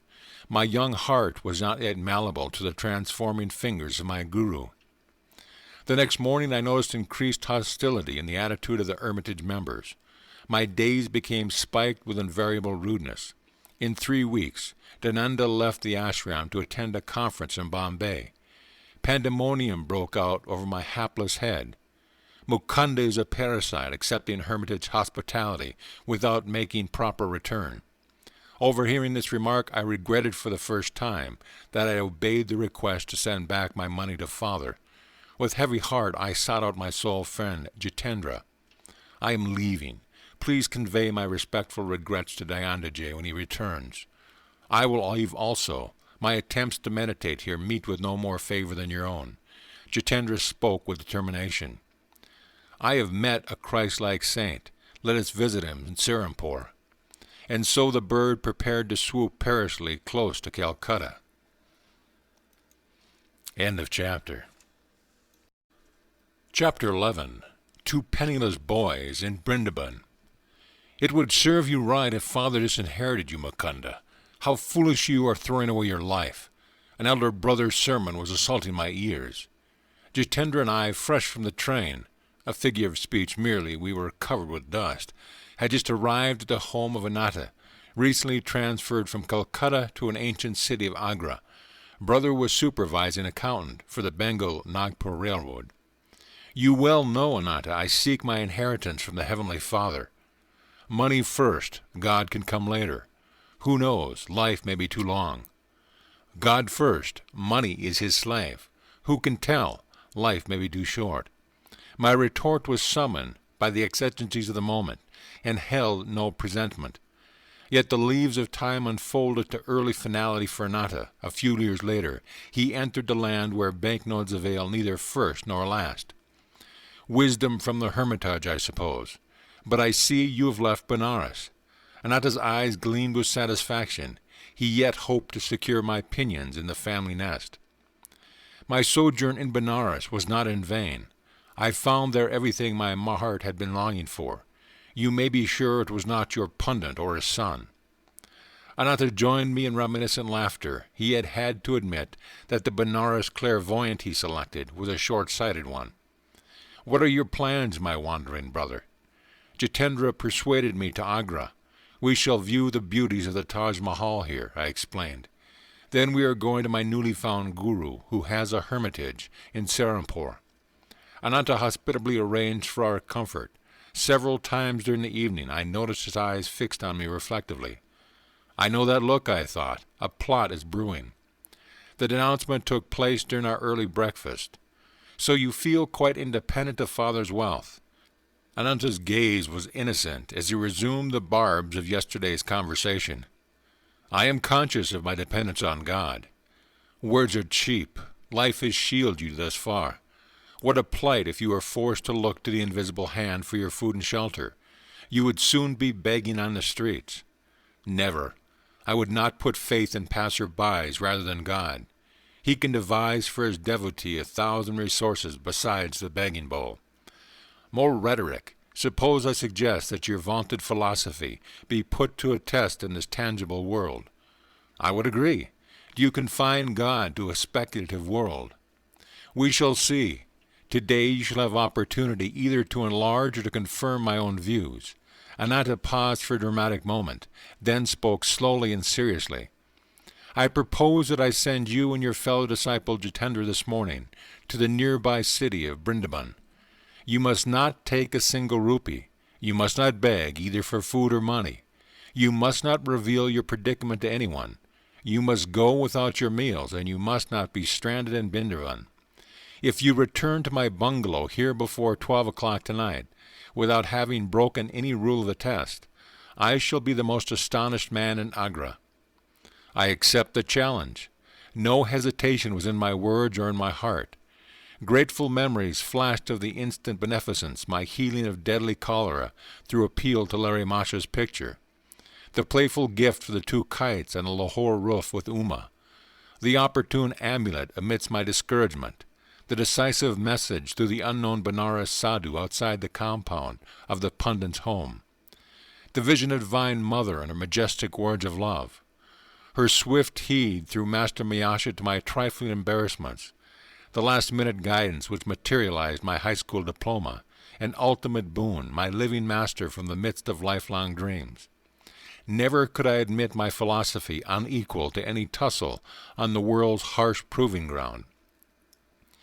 Your willingness does you credit. I'll escort you to the train at once. Ananta turned to the open-mouthed Jitendra. You must go along as a witness, and very likely a fellow victim. A half-hour later, Jitendra and I were in possession of a one-way ticket for our impromptu trip. We submitted, in a secluded corner of the station, to a search of our persons. Ananta was quickly satisfied that we were carrying no hidden hoard, or simple dainties, concealed nothing more than was necessary. As faith invaded the serious realms of finance, my friend spoke protestingly. Ananta gave me 1 or 2 rupees as a safeguard. Then I can telegraph you in case of misfortune. Jitendra! My ejaculation was sharply reproachful. I will not proceed with a test if you take any money as final security. There is something reassuring about a clink of coins, Jitendra said, no more as I regarded him sternly. Mukunda, I am not heartless. A hint of humility had crept into Ananta's words. It may be that his conscience was smiting him, perhaps for sending 2 insolvent boys to a strange city, perhaps for his own religious skepticism. If by any chance or grace you pass successfully through the Brindaban ordeal, I shall ask you to initiate me as your disciple. This promise had a certain irregularity. In keeping with the unconventional occasion, the eldest brother in an Indian family seldom bows before his juniors. He receives respect and obedience second only to the father. But no time remained for my comment. Our train was at the point of departure. Jitendra, maintaining a lugubrious silence as our train covered the miles. Finally, he bestirring himself, leaning over, he pinched me painfully in an awkward spot. I see no change that God is going to supply our next meal. Be quiet, doubting Thomas. The Lord is working with us. Can you also arrange that he hurry? Already I am famished merely at the prospect before us. I left Benares to view the Taj Mausoleum, not to enter my own. Cheer up, Jitendra. Are we not in our own first glimpse of the sacred wonders of Brindaban? I am in deep joy at thought of treading the ground hallowed by feet of Lord Krishna. The door of our compartment opened. 2 men seated themselves. The next train stop would be the last. Young lads, do you have friends in Brindaban? The stranger opposite me was taking a surprising interest. None of your business. Rudely I averted my gaze. You are probably flying away from your families under the enchantment of the stealer of hearts. I am a devotional temperament myself. I will make it my positive duty to see that you receive food and shelter from this overpowering heat. No, sir, let us alone. You are very kind, but you are mistaken in judging us to be truants from home. No further conversation ensued. The train came to a halt. As Jitendra and I descended to the platform, our chance companions linked arms with us and summoned a horse cab. We alit before a stately hermitage set amidst an evergreen tree and well-kept grounds. Our benefactors were evidently known here. A smiling lad led us without comment to a parlor. We were soon joined by an elderly woman of dignified bearing. Garamai, the princess, could not come. One of the men addressed the ashram hostess. At the last moment their plans went awry. They sent deep regrets. But we have brought 2 other guests. As soon as we met on the train, I felt drawn to them as devotees of Lord Krishna. Goodbye, young friends. Our 2 acquaintances walked to the door. We shall meet again, if God be willing. You are welcome here. Garamai smiled in motherly fashion of her 2 unexpected charges. You could not have come on a better day. I was expecting 2 royal patrons of this hermitage. What a shame if my cooking had found none to appreciate it. These appetizing words had disastrous effects on Jitendra. He burst into tears. The prospect he had feared in Brinban was turning out as a royal entertainment. His sudden mental judgment proved too much for him. Our hostess looked at him with curiosity, but without remark. Perhaps she was familiar with adolescent quirks. Lunch was announced. Garima led the way to a dining patio. Spicy with savory odors, she vanished into an adjoining kitchen. I had been premeditating this moment, selecting the appropriate spot on Jitendra's anatomy. I administered a pinch as resounding as the one he had given me on the train. Doubting Thomas, the Lord works in a hurry too. The hostess re-entered with a punkah.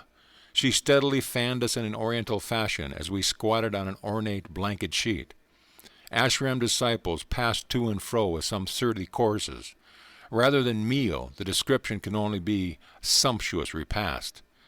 Since arriving on this planet, Jitendra and I had never before tasted such delicacies. Dishes fit for princes indeed, honored mother.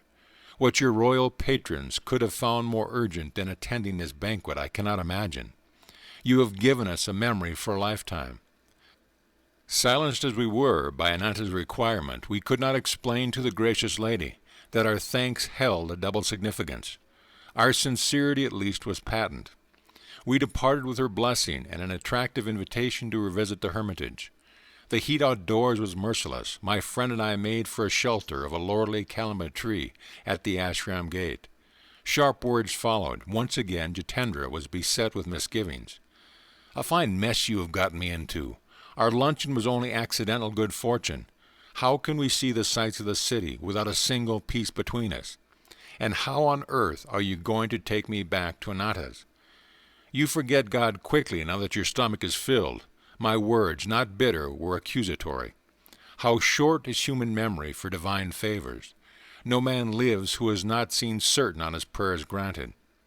I am not likely to forget my folly in venturing out with a madcap like you. Be quiet, Jitendra. The same Lord who fed us will show us Brindaban, and return us to Agra. A slight young man of pleasing countenance approached at rapid pace. Halting under our tree, he bowed before me. Dear friend, you and your companion must be strangers here. Permit me to be your host and guide. It is scarcely possible for an Indian to pale, but Jitendra's face was suddenly sickly. I politely declined the offer. You are surely not banishing me. The stranger's alarm would have been comic in any other circumstance. Why not? You are my guru. His eyes sought mine trustfully. During my midday devotions, the blessed Lord Krishna appeared in a vision. He showed me 2 forsaken figures under this very tree. One face was yours, my master. Often have I seen it in meditation. What joy if you accept my humble services. I too am glad you have found me. Neither God nor man has forsaken us. Though I was motionless, smiling at the eager face before me, an inward obeisance cast me at the divine feet. Dear friends, will you not honor my home for a visit? You are kind, but the plan is unfeasible. Already we are guests at my brother in Agra. At least give me memories of touring Brindaban with you." I gladly consented. The young man, who said his name was Pratap Chatterjee, hailed a horse carriage. We visited Madanahama Temple and other Krishna shrines. Night descended while we were at our temple devotions. "Excuse me while I get sandesh." Pratap entered a shop near the railroad station. Jitendra and I sauntered along the wide street, crowded now in the comparative coolness. Our friend was absent for some time, but finally returned with gifts of many sweetmeats. "Please allow me to gain this religious merit." Pratap smiled pleadingly as he held out a bundle of rupee notes and 2 tickets just purchased to Agra. The reverence of my acceptance was for the invisible hand, scoffed at by Ananta, and its bounty not far exceeded necessity. We sought out a secluded spot near the station. "Pratap, I will instruct you in the Kriya of Larimasha, the greatest yogi of modern times. His techniques will be your guru." The initiation was concluded in half an hour. "Kriya is your Chintamani," I told the new student. "The teaching, which as you see is simple, embodies the art of quickening man's spiritual evolution. Hindu scriptures teach that the incarnating ego requires 1,000,000 years to obtain liberation from Maya. This natural period is greatly shortened through Kriya Yoga. Just as Jagadish Chandra Bose has demonstrated that plant growth can be accelerated far beyond its normal rate, so man's psychological development can be also speeded by inner science.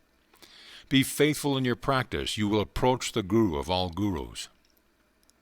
I am transported to find this yogic key long sought. Pratap spoke thoughtfully. Its unshackling effect on my sensory bonds will free me for higher spheres. The vision today of Lord Krishna could only mean my highest good.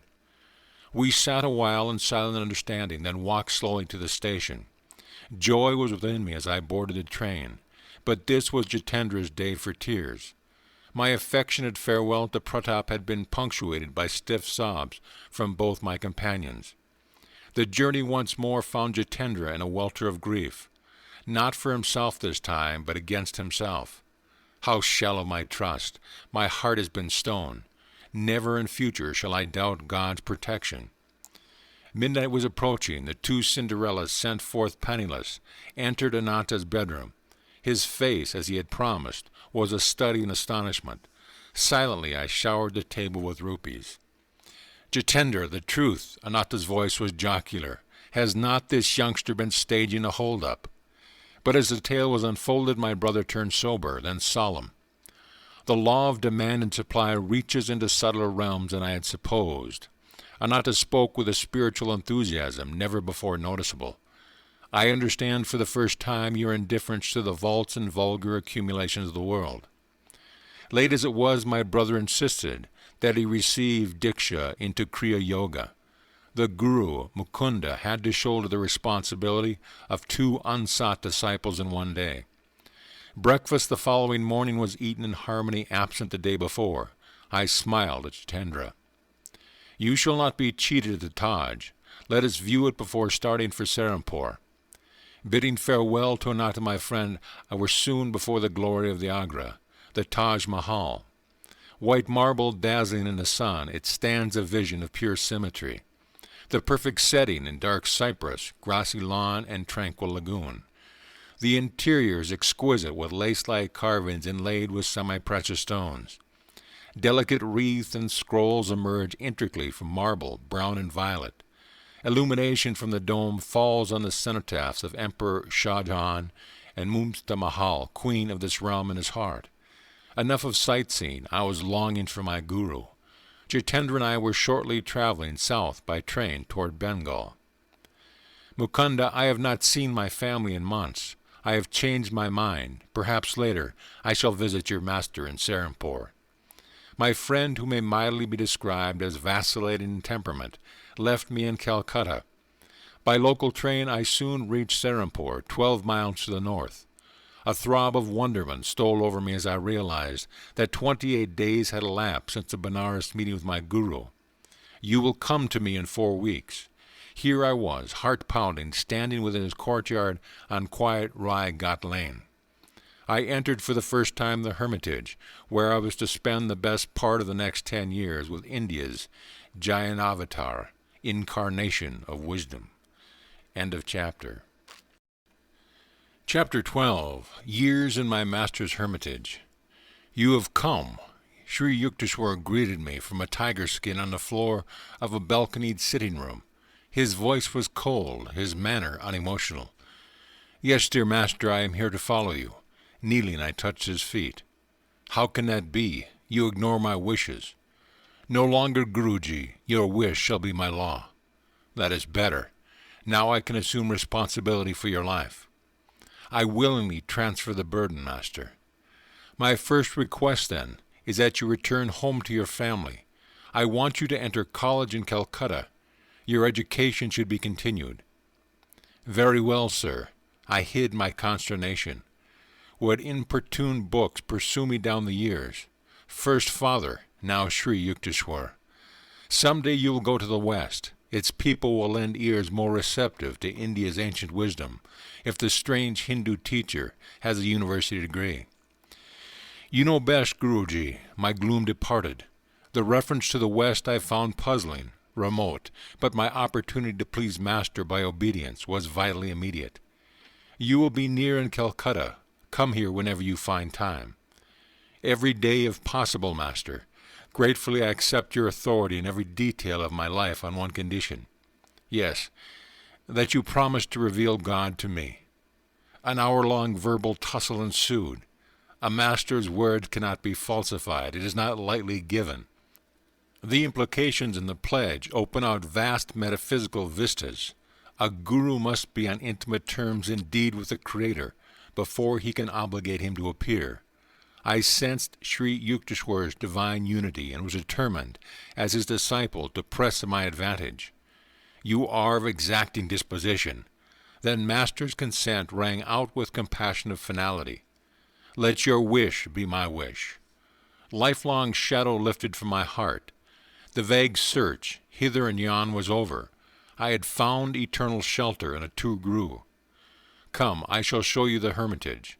Master rose from his tiger mat. I glanced about me. My gaze fell with astonishment on a wall picture, garlanded with a spray of jasmine.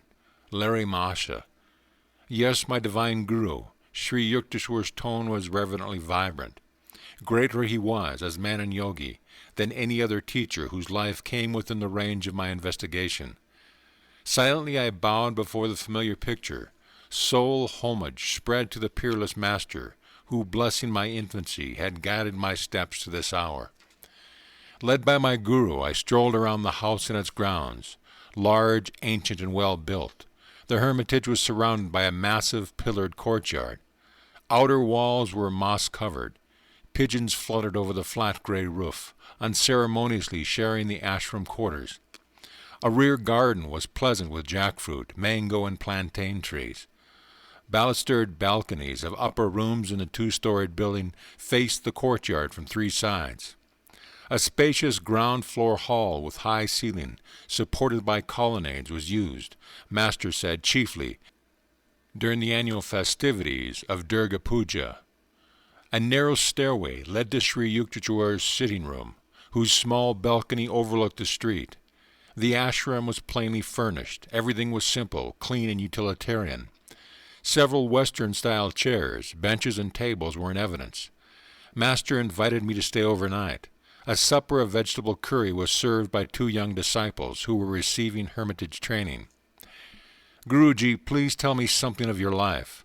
I was squatting on a straw mat near his tiger skin. The friendly stars were very close, it seemed beyond the balcony. My family name was Priya Nath Kaur. I was born here in Serampore, where father was a wealthy businessman. He left me this ancestral mansion, now my hermitage. My formal schooling was little. I found it slow and shallow. In early manhood, I undertook the responsibility of a householder and have one daughter, now married. My middle life was blessed with the guidance of Larry Masha. After my wife died, I joined the Swami order and received the new name of Sri Yukteswar Giri. Such are my simple annals. Master smiled at my eager face. Like all biographical sketches, his words had given the outward facts, without revealing the inner man. Guruji, I would like to hear some stories of your childhood. I will tell you a few, each one with a moral. Sri Yukteswar's eyes twinkled with his warning. My mother once tried to frighten me with an appalling story of a ghost in a dark chamber. I went there immediately and expressed my disappointment at having missed the ghost. Mother never told me another horror tale. Moral: look fear in the face, and it will cease to trouble you. Another early memory is my wish for an ugly dog belonging to a neighbor. I kept my household in turmoil for weeks to get that dog. My ears were deaf to offers of pets with more prepossessing appearance. Moral: attachment is blinding. It lends an imaginary halo of attractiveness to the object of desire. A third story concerns the plasticity of the youthful mind. I heard my mother remark occasionally, a man who accepts a job under anyone is a slave. That impression became so indelibly fixed that even after my marriage I refused all positions. I met expenses by investing my family endowment in land. Moral: good and positive suggestions should instruct the sensitive ears of children. Their early ideas long remain sharply etched. Master fell into tranquil silence. Around midnight he led me to a narrow cot. Sleep was sound and sweet the first night under my guru's roof. Sri Yukteswar chose the following morning to grant me his Kriya Yoga initiation. The technique I had already received from 2 disciples of Larry Masha, father and my tutor, Swami Kebalananda, but in Master's presence I felt transforming power. At his touch a great light broke over my being, like glory of countless suns blazing together.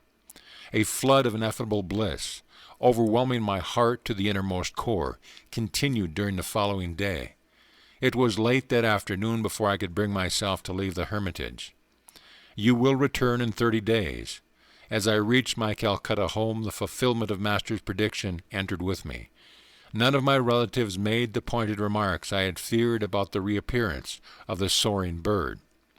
I climbed to my little attic and bestowed affectionate glances, as though on a living presence. You have witnessed my meditations and the tears and storms of my sadhana. Now I have reached the harbor of my divine teacher. Son, I am happy for us both. Father and I sat together in the evening calm. You have found your guru, as in miraculous fashion I once found my own. The holy land of Larimasha is guarding our lives. Your master has proved no inaccessible Himalayan saint, but one nearby. My prayers have been answered. You have not, in your search for God, been permanently removed from my sight. Father was also pleased that my formal studies would be resumed. He made suitable arrangements. I was enrolled the following day at the Scottish Church College in Calcutta. Happy months sped by. My readers have doubtless made the perspicacious surmise that I was little seen in the college classroom.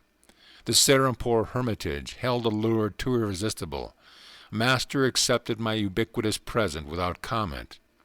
To my relief, he seldom referred to the halls of learning. Though it was plain to all that I was never cut out for a scholar, I managed to attain minimum passing grades from time to time. Daily life at the ashram flowed smoothly and frequently varied. My guru awoke before dawn, lying down or sometimes sitting on the bed. He entered a state of samadhi. It was simplicity itself to discover when Master had awakened. Abrupt halt of stupendous snores, a sigh or two, perhaps a bodily movement, then a soundless state of breathlessness. He was in deep yogic joy.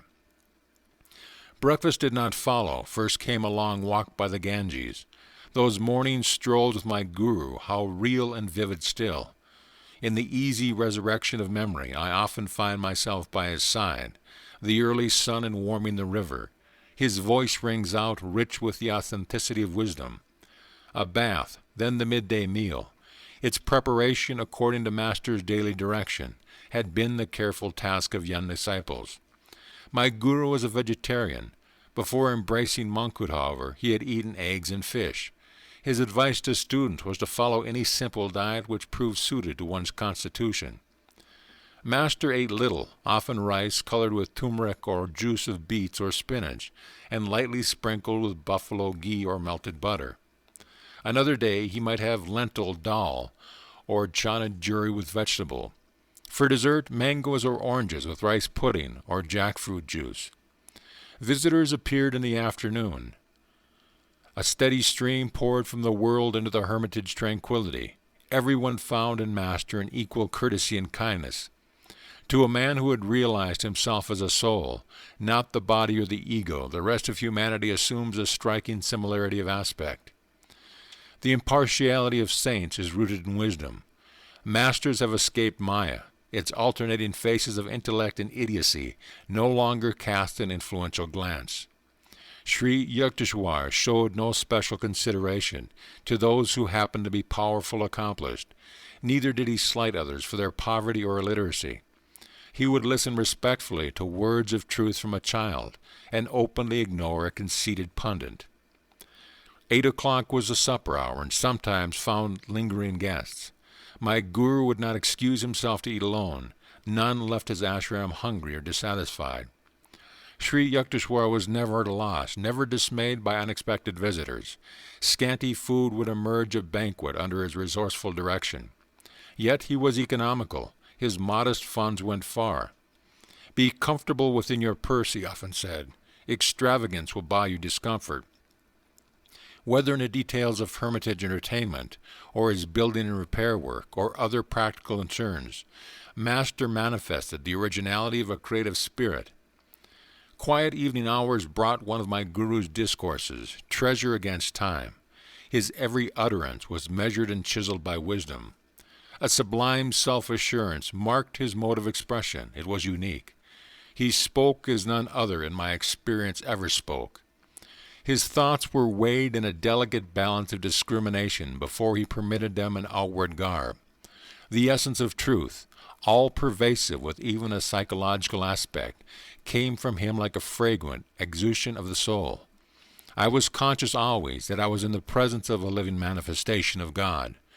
The weight of his divinity automatically bowed my head before him. If late guests detected that Sri Yukteswar was becoming engrossed with the infinite, he quickly engaged them in conversation.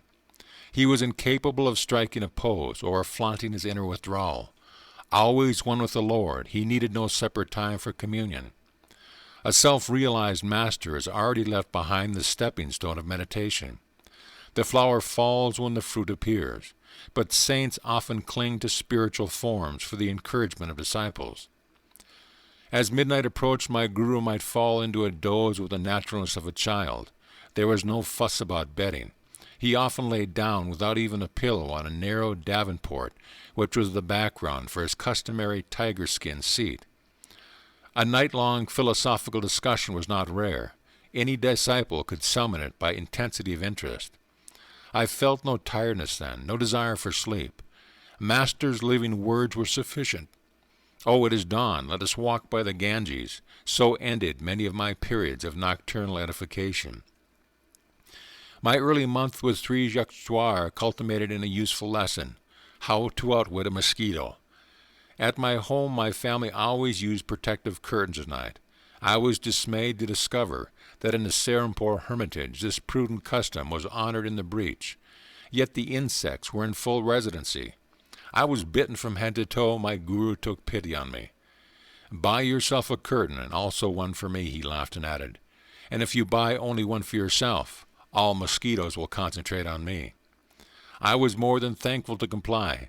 Every night that I spent in Serampore, my guru would ask me to arrange the bedtime curtains. The mosquitoes one evening were especially virulent. My master failed to issue his usual instructions. I listened nervously to the anticipatory hum of the insects. Getting into bed, I threw a proprietary prayer in their general direction. A half hour later, I coughed pretentiously to attract my guru's attention. I thought I would go mad with the bites, and especially the singing drone of the mosquitoes celebrated bloodthirsty rites. No responsiveness stir from Master. I approached him cautiously. He was not breathing. This was my first observation of him in the yogic trance. It filled me with fright.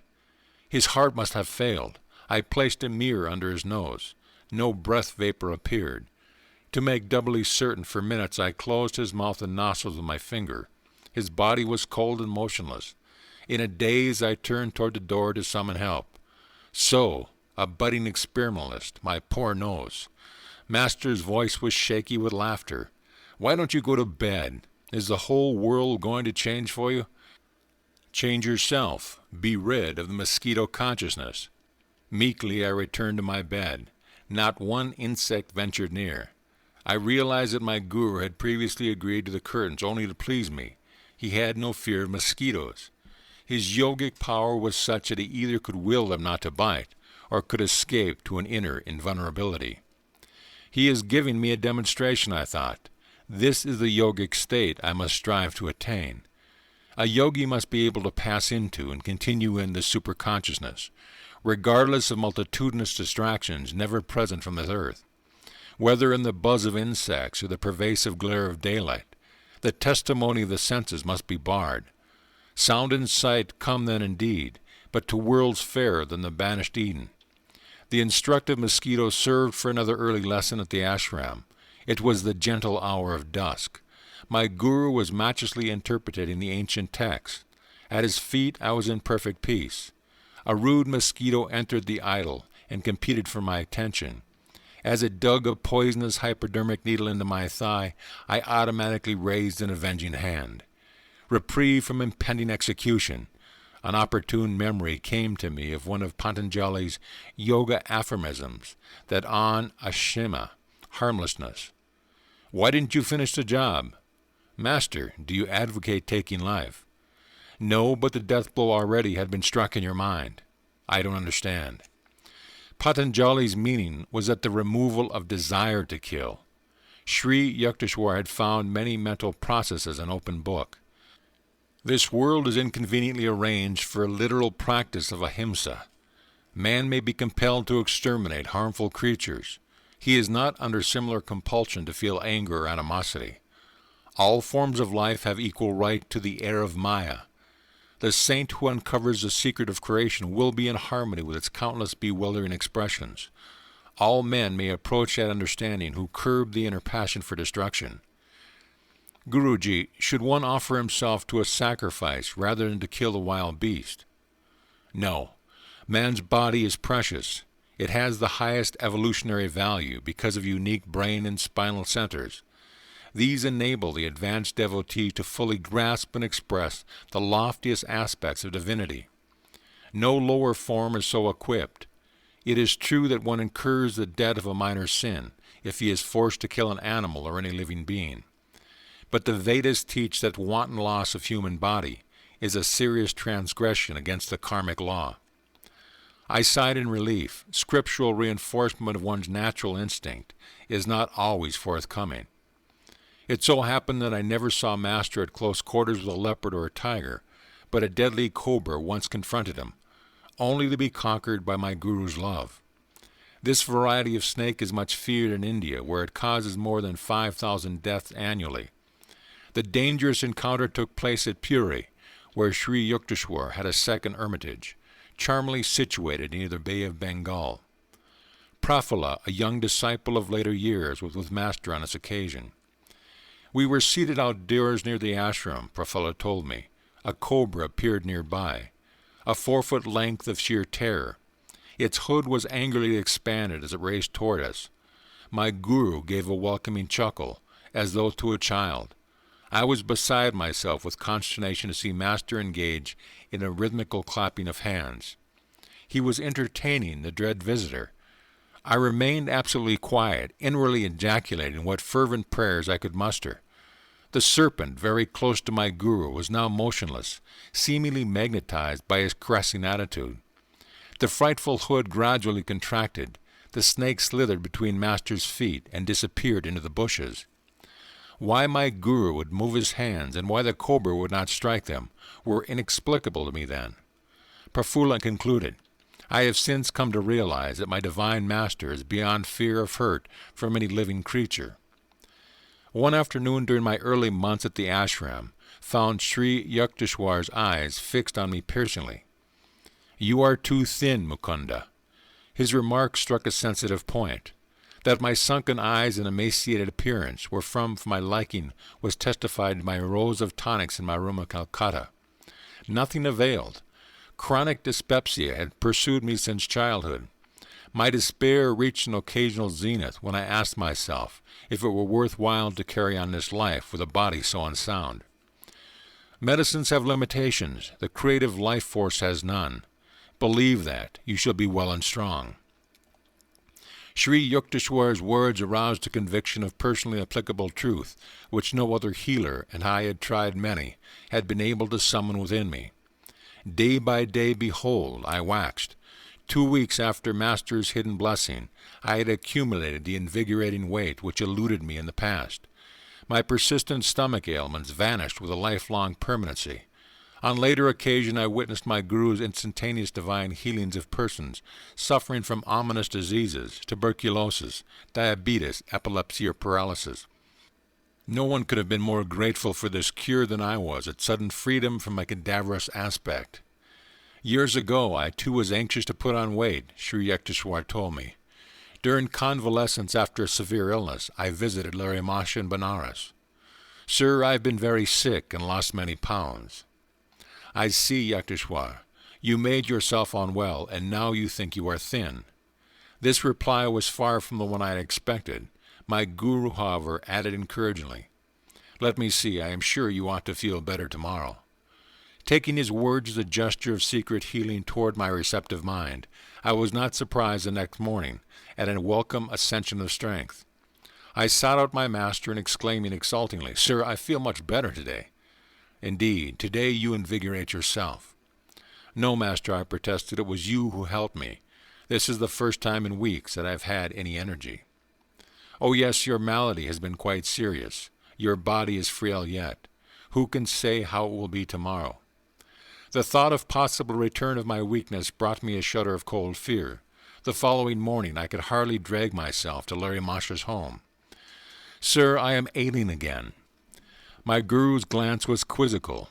So, once more you indispose yourself. Guru Deva, I realize now that day by day you have been ridiculing me. My patience was exhausted. I don't understand why you disbelieve my truthful reports. Really, it has been your thoughts that have made you feel alternately weak and strong. My master looked at me affectionately. You have seen how your health was exactly followed your expectation. Thought is a force, even as electricity or gravitation. The human mind is a spark of the almighty consciousness of God.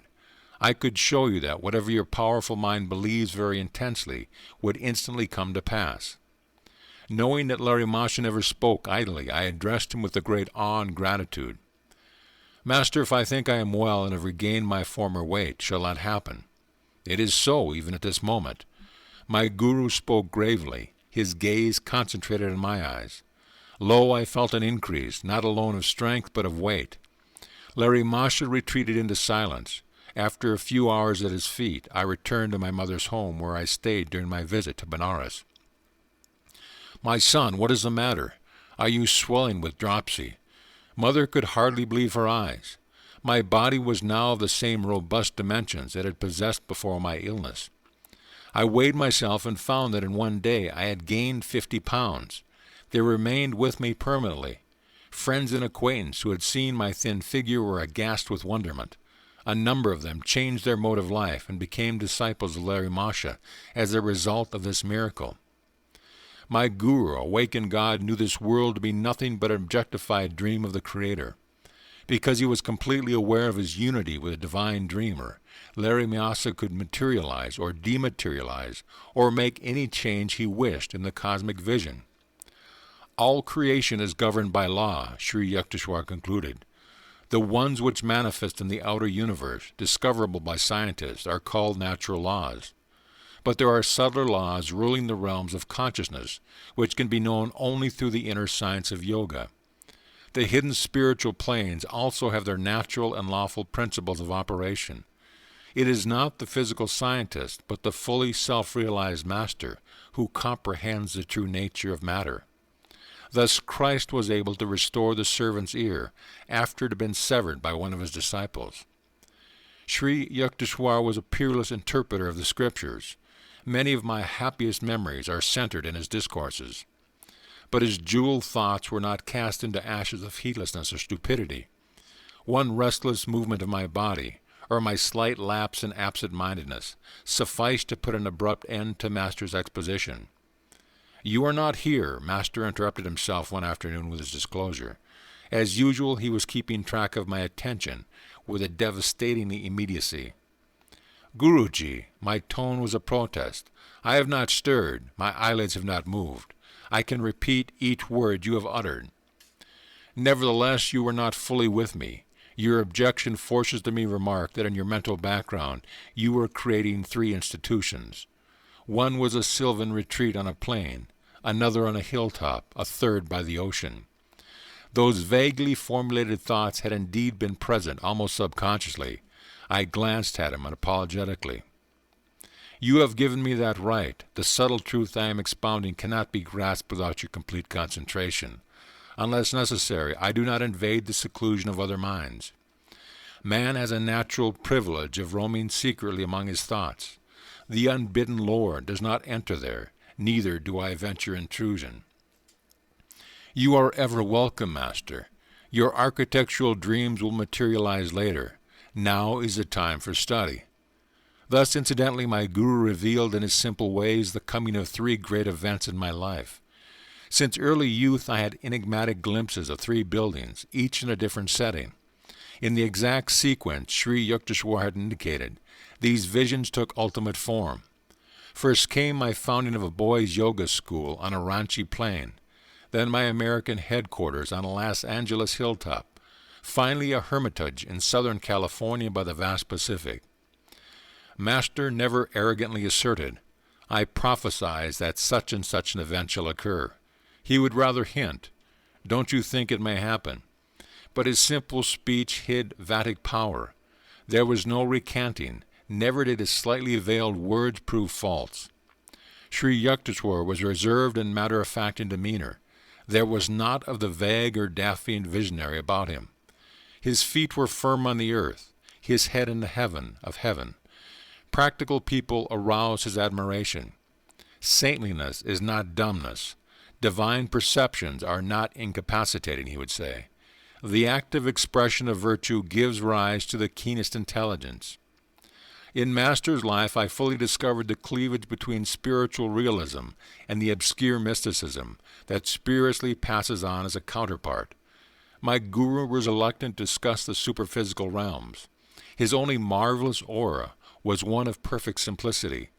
In conversation he avoided startling references. In action he was freely expressive. Others talked of miracles, but could manifest nothing. Sri Yukteswar seldom mentioned the subtle laws, but secretly operated them at will. A man of realization does not perform any miracles until he receives an inward sanction, Master explained. God does not wish the secrets of his creation revealed promiscuously. Also, every individual in the world has inalienable right to his free will. A saint will not encroach upon that independence. The silence habitual to Sri Yukteswar was caused by his deep perception of the infinite. No time remained for the interminable revelations that occupy the days of teachers without self-realization. In shallow men the fish of little thoughts cause much commotion. In oceanic minds the whales of inspiration make hardly a ruffle. This observation from the Hindu scriptures is not without discerning humor. Because of my guru's unspectacular guise, only a few of his contemporaries recognized him as a superman.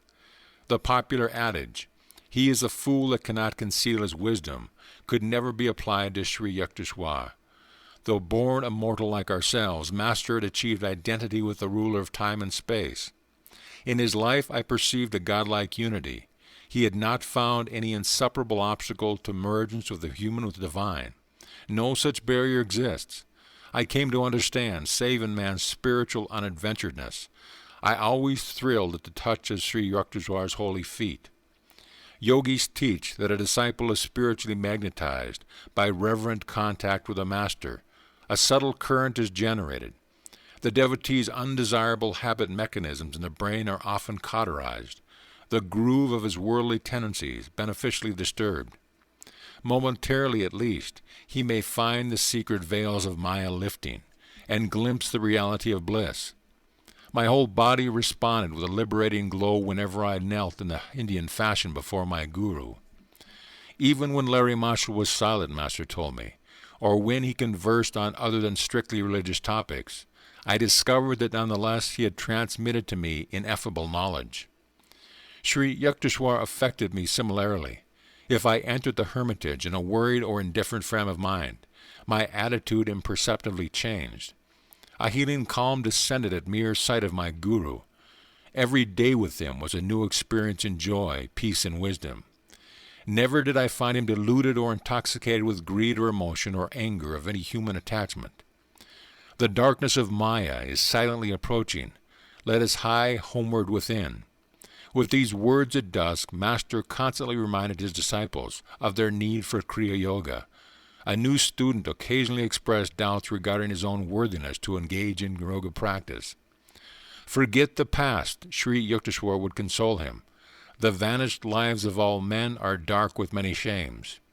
Human conduct is ever unreliable until anchored in the divine. Everything in future will improve if you are making a spiritual effort now. Master always had young chelas in his hermitage. Their spiritual and intellectual education was his lifelong interest. Even shortly before he passed on, he accepted for training 2 6-year-old boys and 1 youth of 16. He directed their minds and lives with a careful discipline in which the word disciple is etymologically rooted. The ashram residents loved and revered their guru. A slight clap of his hand sufficed to bring them eagerly to his side. When his mood was silent and withdrawn, no one ventured to speak. When his laugh rang joyfully, children looked upon him as their own. Master seldom asked others to render him any personal service, nor would he accept help from a student unless the willingness was sincere. My guru quietly washed his clothes if the disciples overlooked the privileged task. Sri Yukteswar wore the traditional ochre-colored Swami robe. His laceless shoes, in accordance with the yogi custom, were of tiger or deerskin. Master spoke fluent English, French, Hindi, and Bengali. His Sanskrit was fair. He patiently instructed his young disciples by certain shortcuts which he had ingeniously devised for the study of English and Sanskrit.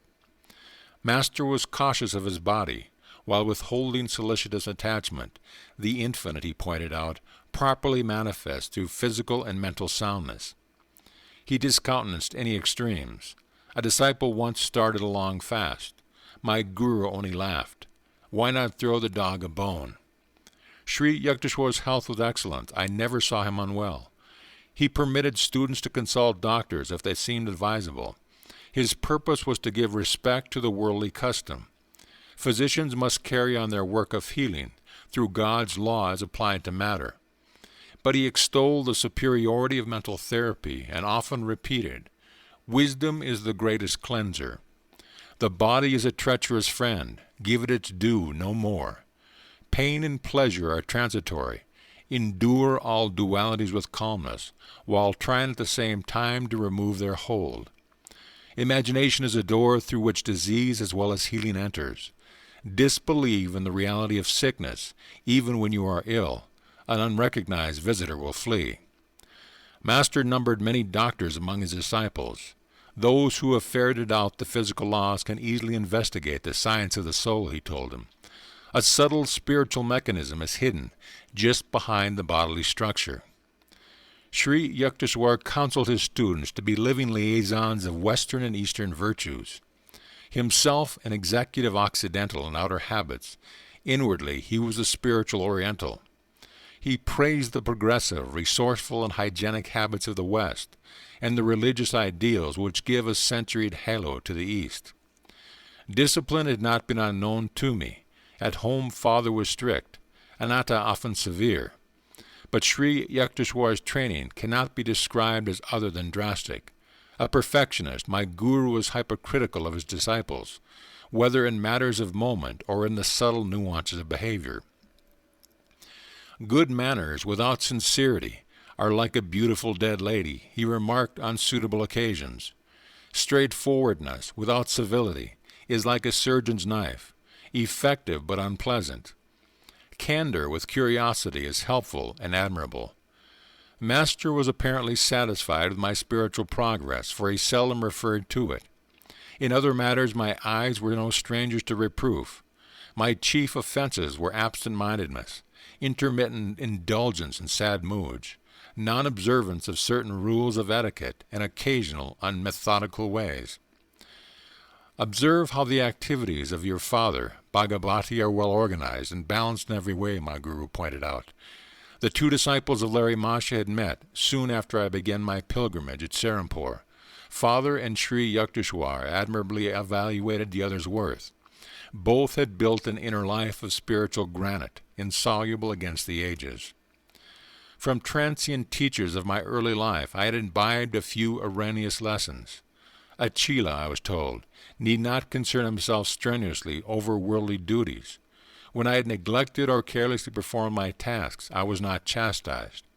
Human nature finds such instruction very easy of assimilation. Under Master's unsparing rod, however, I soon recovered from the agreeable delusion of irresponsibility. Those who are too good for this world are adorning some other, Sri Yukteswar remarked. So long as you breathe the free air of earth, you are under obligation to render grateful service. He alone who has fully mastered the breathless state is freed from cosmic imperative. I will not fail to let you know when you have attained the final perfection. My guru could never be bribed, even by love. He showed no leniency to anyone who, like myself, willingly offered to be his disciple. Whether Master and I were surrounded by his students or by strangers, or were alone together, he always spoke plainly and upbraided sharply. No trifling lapse into shallowness or inconsistency escaped his rebuke. This flattening treatment was hard to endure, but my resolve was to allow Sri Yukteswar to iron out each of my psychological kinks. As he labored at this titanic transformation, I shook many times under the weight of his disciplinary hammer.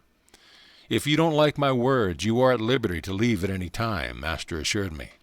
I want nothing from you but your own improvement. Stay only if you feel benefited. For every humbling blow he dealt my vanity, for every tooth in my metaphorical jaw he knocked loose with stunning aim. I am grateful beyond any faculty of expression. The hard core of human egotism is hardly to be dislodged except rudely. When its departure, the divine finds at last an unobstructed channel. In vain it seeks to percolate through flinty hearts of selfishness. Sri Yukteswar's wisdom was so penetrating that, heedless of remarks, he often replied to one's unspoken observation. What a person imagines he hears, and what the speaker has really implied, may be poles apart, he said. Try to feel the thoughts beyond the confusion of man's verbiage. But divine insight is painful to worldly ears. Master was not popular with superficial students. The wise, always few in number, deeply revered him. I dare say Sri Yukteswar would have been the most sought-after guru in India, had his words not been so candid and so censorious. I am hard on those who come for my training, he admitted to me. That is my way. Take it or leave it. I will never compromise. But you will be much kinder to your disciples. That is your way. I try to purify only in the fires of severity, searing beyond the average toleration. The gentle approach of love is also transfiguring. The inflexible and the yielding methods are equally effective if applied with wisdom. You will go to foreign lands where blunt assaults on the ego are not appreciated. A teacher could not spread India's message in the West without an ample fund of accommodative patience and forbearance. I refuse to state the amount of truth I later came to find in Master's words. Through Sri Yukteswar's undissembling speech prevented a large following during his years on earth. Nevertheless, his living spirit manifests today over the world. Through sincere students of his Kriya Yoga and other teaching, he has further dominion in men's souls than ever Alexander dreamed of in the soil. Father arrived one day to pay his respects to Sri Yukteswar. My parent expected, very likely, to hear some words in my praise. He was shocked to be given a long account of my imperfections. It was Master's practice to recount simple, negligible shortcomings with an air of portentous gravity. My father rushed to see me. From your guru's remark, I thought to find you a complete wreck. My parent was between tears and laughter. The only cause of Sri Yukteswar's displeasure at the time was that I had been trying, against his gentle hint, to convert a certain man to the spiritual path. With indignant speed I sought out my guru. He received me with downcast eyes as though conscious of guilt. It was the only time I ever saw the divine lion meek before me. The unique moment was savored to the full. "Sir, why do you judge me so mercilessly before my astounded father? Was that just?" "I will not do it again." Master's tone was apologetic. Instantly I was disarmed. How readily the great man admitted his fault, though he never again upset father's peace of mind. Master relentlessly continued to dissect me whenever and wherever he chose. New disciples often join Sri Yukteswar in exhaustive criticism of others. Wise like the Guru, models of flawless discrimination. But he who takes the offensive must not be defenseless. The same carping students fled precipitously as soon as Master publicly unloosed in their direction a few shafts from his analytical quiver. Tender inner weakness, revolting at mild touches of censor, are like diseased parts of the body, recoiling before even delicate handling. This was Sri Yukteswar's amused comment on the flighty ones. There are disciples who seek a guru made in their own image. Such students often complain that they did not understand Sri Yukteswar. "Neither do you comprehend God," I retorted on one occasion. "When a saint is clear to you, you will be one. Among the trillion mysteries, breathing ever second the inexplicable air, who may venture to ask that the fathomless nature of a master be instantly grasped?" Students came and generally went. Those who craved a path of oily sympathy and comfortable recognition did not find it at the Hermitage. Master offered shelter and shepherding for the eons, but many disciples miserly demanded ego balm as well. They departed, preferring little life's countless humiliation before any humility. Master's blazing rays, the open, penetrating sunshine of his wisdom, were too powerful for their spiritual sickness. They sought some lesser teacher who, shading them with flattery, permitted the fitful sleep of ignorance. During my early months with Master, I had experienced a sensitive fear of his reprimands. These were reserved, I soon saw, for disciples who had asked for his verbal vivisection. If any writhing students made a protest, Sri Yukteswar would become unoffendedly silent. His words were never wrathful, but impersonal with wisdom. Master's insight was not for the unprepared ears of casual visitors. He seldom remarked on their defects, even if conspicuous. But toward students who sought his counsel, Sri Yukteswar felt a serious responsibility. Brave indeed is the Guru who undertakes to transform the crude ore of ego-permeated humanity. A saint's courage roots in his compassion for the stumbling eyeless of the world. When I had abandoned underlying resentment, I found a marked decrease in my chastisement.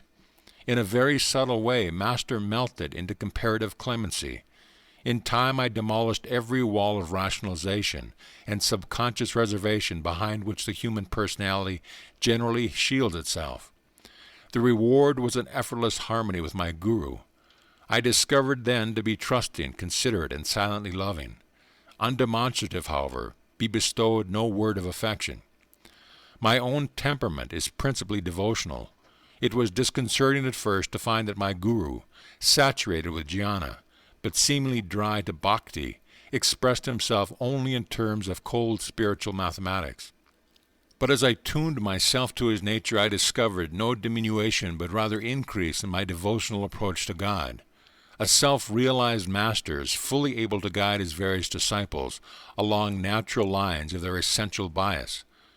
My relationship with Sri Yukteswar, somewhat inarticulate, nonetheless possessed all eloquence. Often I found his silent signature on my thoughts, rendering speech inutile. Quietly sitting beside him, I felt his bounty pouring peacefully over my being. Sri Yukteswar's impartial justice was notably demonstrated during the summer vacation of my first college year. I welcomed the opportunity to spend uninterrupted months at the Serampore with my Guru. "You may be in charge of the Hermitage," Master was pleased over my enthusiastic arrival. "Your duties will be the reception of guests and supervision of the work of the other disciples." Kumar, a young villager from East Bengal, was accepted a fortnight later for Hermitage training. Remarkably intelligent, he quickly won Sri Yukteswar's affection. For some unfathomable reason, Master was very lenient to the new resident. Mukunda, let Kumar assume your duties. Employ your own time in sweeping and cooking.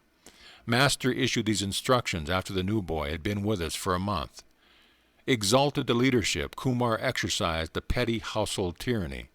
In silent mutiny, the other disciples continued to seek me out for daily counsel. Mukunda is impossible. You made me supervisor, yet the others go to him and obey him. 3 weeks later, Kumar was complaining to our guru. I overheard him from an adjoining room. That's why I assigned him to the kitchen and you to the parlor.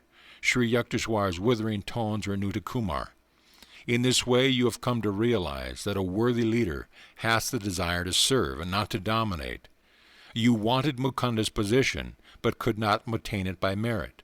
Return now to your earlier work as a cook's assistant. After this humbling incident, Master resumed toward Kumar a former attitude of unwanted indulgence. Who can solve the mystery of attraction? In Kumar, our guru discovered a charming fount which did not spurt from the fellow disciples. Though the new boy was obviously Sri Yukteswar's favorite, I felt no dismay. Personal idiosyncrasies, possessed even by masters, lend a rich complexity to the pattern of life. My nature is seldom commandeered by the detail. I was seeking from Sri Yukteswar a more inaccessible benefit than an outward praise. Kumar spoke venomously to me one day without reason. I was deeply hurt. Your head is swelling to the bursting point. I added a warning whose truth I felt intuitively. Unless you mend your ways, someday you will be asked to leave this ashram. Laughing sarcastically, Kumar repeated my remark to our guru, who had just entered the room. Fully expecting to be scolded, I retired meekly to the corner. Maybe Mukunda is right. Master's reply to the boy came with unusual coldness. I escaped without castigation. A year later, Kumar sent out for a visit to his child at home. He ignored the quiet disapproval of Sri Yukteswar, who never authoritatively controlled his disciples' movements. On the boy's return to Serampore in a few months, a change was unpleasantly apparent. Gone was the stately Kumar with serenely glowing face. Only an undistinguished peasant stood before us, one who had lately acquired a number of evil habits. Master summoned me and broke-heartedly discussed the fact that the boy was now unsuited to the monastic hermitage life. Mukunda, I will leave it to you to instruct Kumar to leave the ashram tomorrow. I can't do it. Tears stood in Sri Yukteswar's eyes, but he controlled himself quickly. The boy would never have fallen to these depths had he listened to me and not gone away to mix with undesirable companions. He has rejected my protection. The callous world must be his guru still. Kumar's departure brought me no elation. Sadly, I wondered how one with power to win a master's love could ever respond to cheaper allures. Enjoyment of wine and sex are rooted in a natural man, and require no delicacies of perception for their appreciation. Sense wiles are comparable to the evergreen oleander, fragrant with its multicolored flowers. Every part of the plant is poisonous. The land of healing lies within, radiant with that happiness blindly sought in 1,000 misdirections. Keen intelligence is two-edged, Master once remarked in reference to Kumar's brilliant mind. It may be used constructively or destructively like a knife, either to cut the boil of ignorance or to decapitate oneself. Intelligence is rightly guided only after the mind has acknowledged the inescapability of spiritual law. My guru mixed freely with men and women disciples, treating all as his children. Perceiving their sole equality, he showed no distinction or partiality. In sleep, you do not know whether you are a man or a woman, he said. Just as a man impersonating a woman does not become one, so the soul, impersonating both man and woman, has no sex. The soul is the pure, changeless image of God. Sri Yukteswar never avoided or blamed woman as objects of seduction. Men, he said, were also a temptation to women. I once inquired of my guru why a great ancient saint had called women the door to hell. A girl must have proved very troublesome to his peace of mind in his early life. My guru answered caustically. Otherwise he would have denounced not woman, but some imperfection in his own self-control. If a visitor dared to relate a suggestive story in the hermitage, Master would maintain an unresponsive silence. Do not allow yourself to be thrashed by the provoking whip of a beautiful face, he told the disciples. How can sense slaves enjoy the world? Its subtle flavor escapes them while they grovel in primal mud. All nice discriminations are lost to the man of elemental lusts. Students seeking to escape from the dualistic Maya delusion received from Sri Yukteswar patience and understanding counsel. Just as the purpose of eating is to satisfy hunger, not greed, so the sex instinct is designed for the propagation of the species according to natural law, never for the kindling of insatiable longings. He said, destroy wrong desires now, otherwise they will follow you after the astral body is torn from its physical casing. Even when the flesh is weak, the mind should be constantly resistant. If temptation assails you with cruel force, overcome it by impersonal analysis and indomitable will. Every natural passion can be mastered. Conserve your powers, be like the capacious ocean, absorbing within all the tributary rivers of the senses. Small yearnings are openings in the reservoir of your inner peace, permitting healing waters to be wasted in the desert soil of materialism.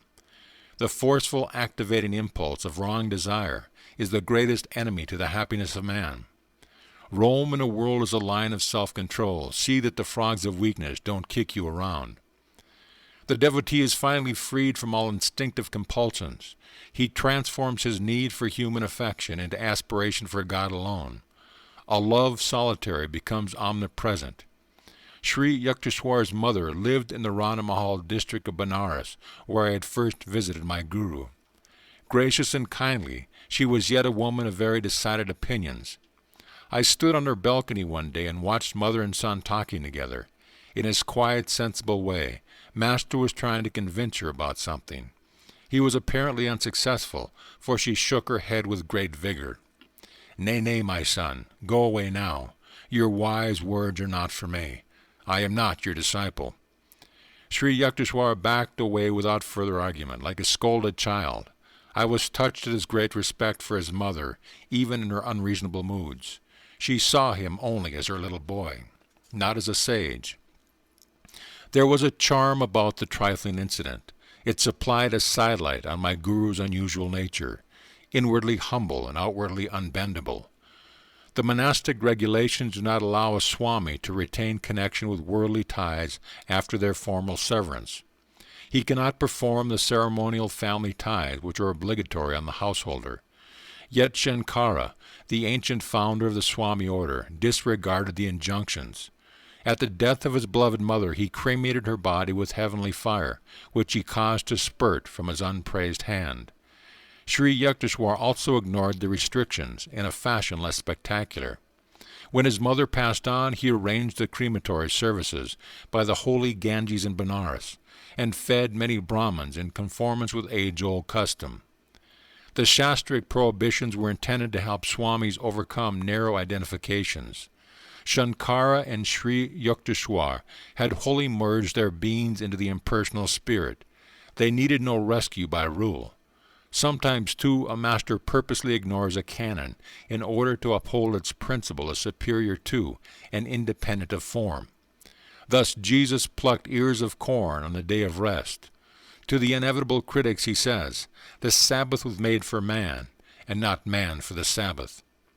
Outside of the scriptures, seldom was a book honored by Sri Yukteswar's perusal, yet he was invariably acquainted with the latest scientific discoveries and other advancements of knowledge. A brilliant conversationalist, he enjoyed an exchange of views on countless topics with his guests. My guru's ready wit and rollicking laugh enlivened every discussion. Often grave, Master was never gloomy. To seek the Lord, one need not disfigure his face, he would remark. Remember that finding God will mean the funeral of all sorrows. Among the philosophers, professors, lawyers, and scientists who came to the hermitage, a number arrived for their first visit with the expectation of meeting an orthodox religionist. A supercilious smile or a glance of amused tolerance occasionally betrayed that the newcomers anticipated nothing more than a few pious platitudes. Yet their reluctant departure would bring an express conviction that Sri Yukteswar had shown precise insight into their specialized field.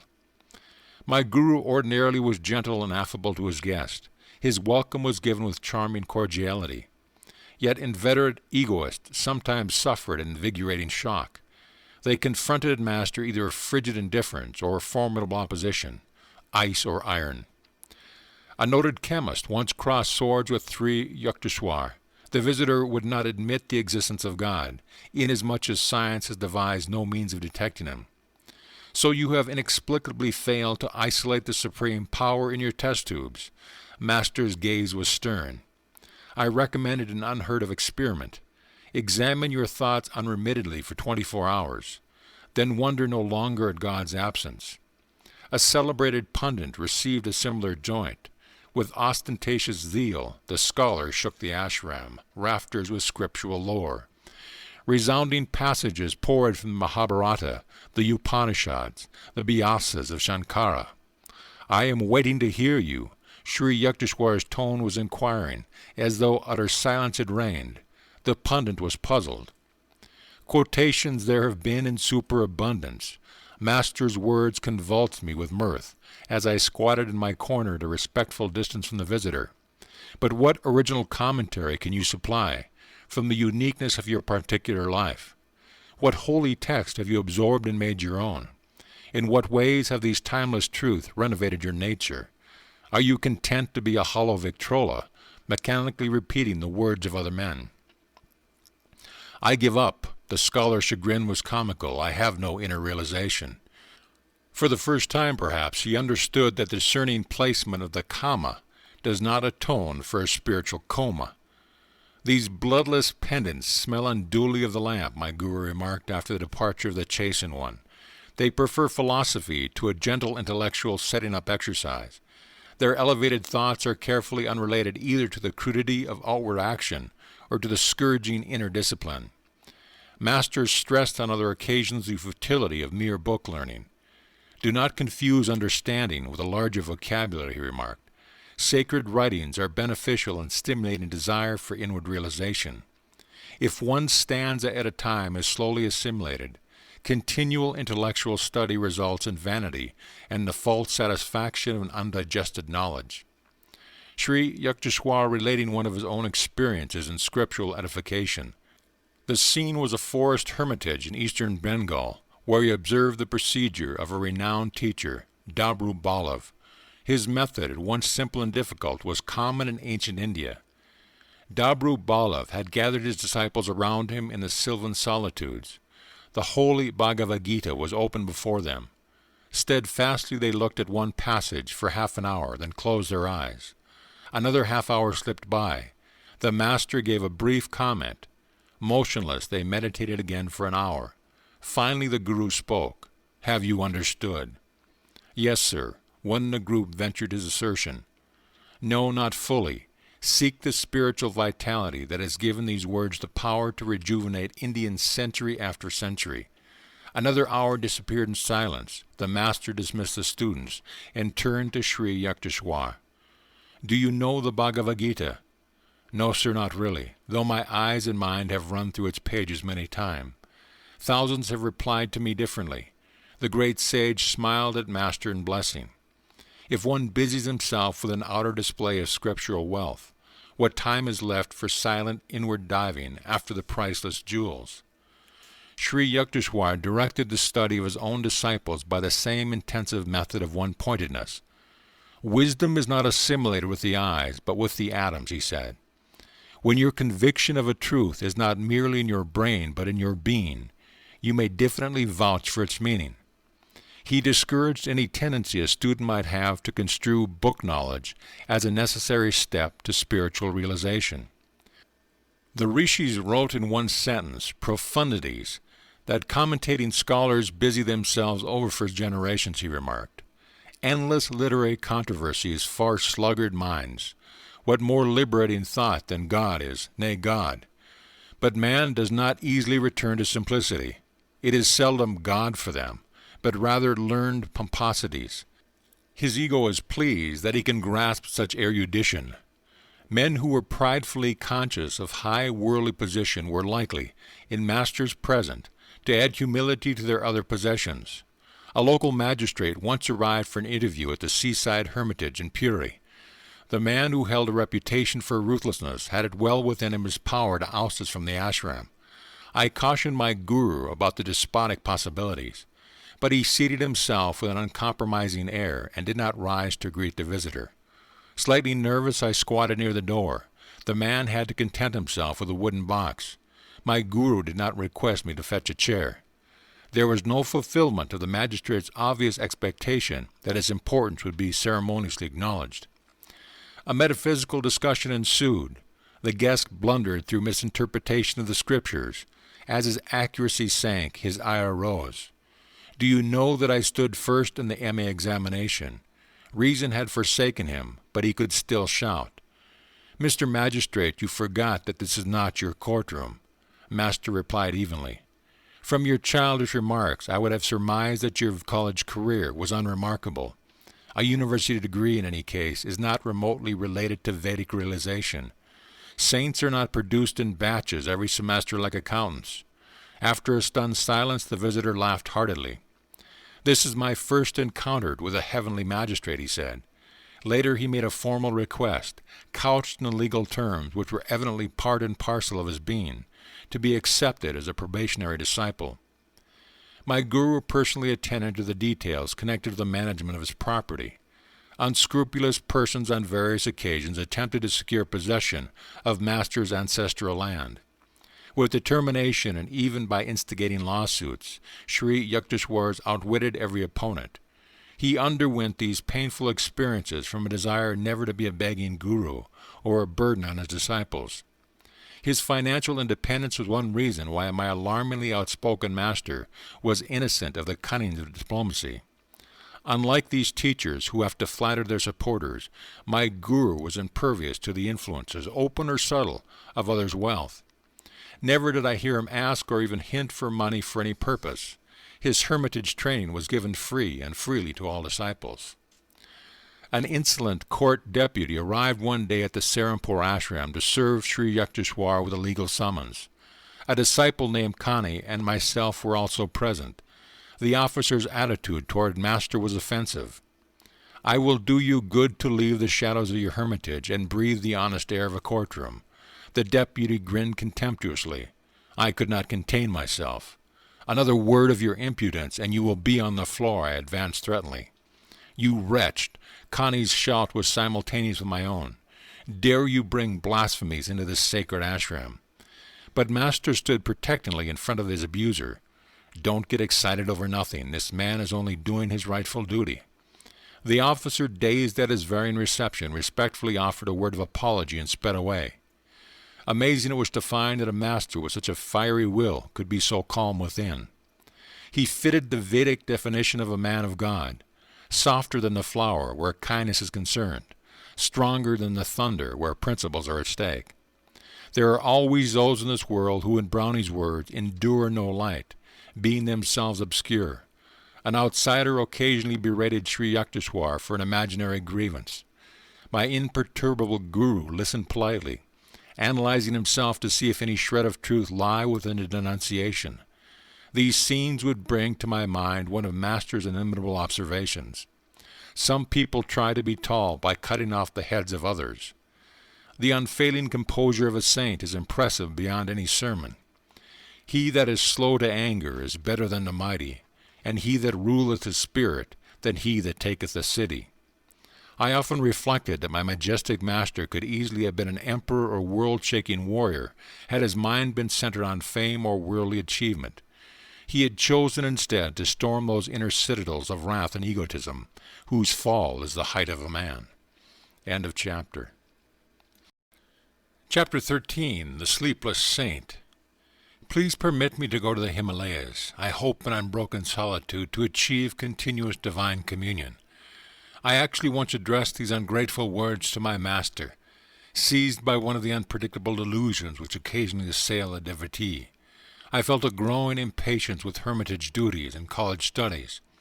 I feel the extenuating circumstances is that my proposal was made when I had been only 6 months with Sri Yukteswar. Not yet had I fully surveyed his towering stature. Many hillmen live in the Himalayas, yet possess no God perception. My guru's answer came slowly and simply. Wisdom is better sought from a man of realization than from an inert mountain. Ignoring Master's plain hint that he and not a hill was my teacher, I repeated my plea. Sri Yukteswar vouchsafed no reply.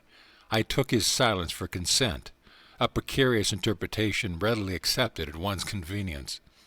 In my Calcutta home that evening, I busied myself with travel preparations. Tying a few articles inside a blanket, I remembered a similar bundle, surreptitiously dropped from my attic window a few years earlier. I wondered if there was to be another ill-starred flight toward the Himalayas. The first time my spiritual elation had been high. Tonight, conscience smote heavily at the thought of leaving my guru. The following morning I sought out Bihari Pundit, my Sanskrit professor at Scottish Church College. Sir, you have told me of your friendship with a great disciple of Larimasha. Please give me his address. You mean Ram Gopal Muzumdar. I call him the sleepless saint. He is always awake in ecstatic consciousness. His home is Rambajapur, near Tarakeswar. I thanked the pundit and entrained immediately for Tarakeswar.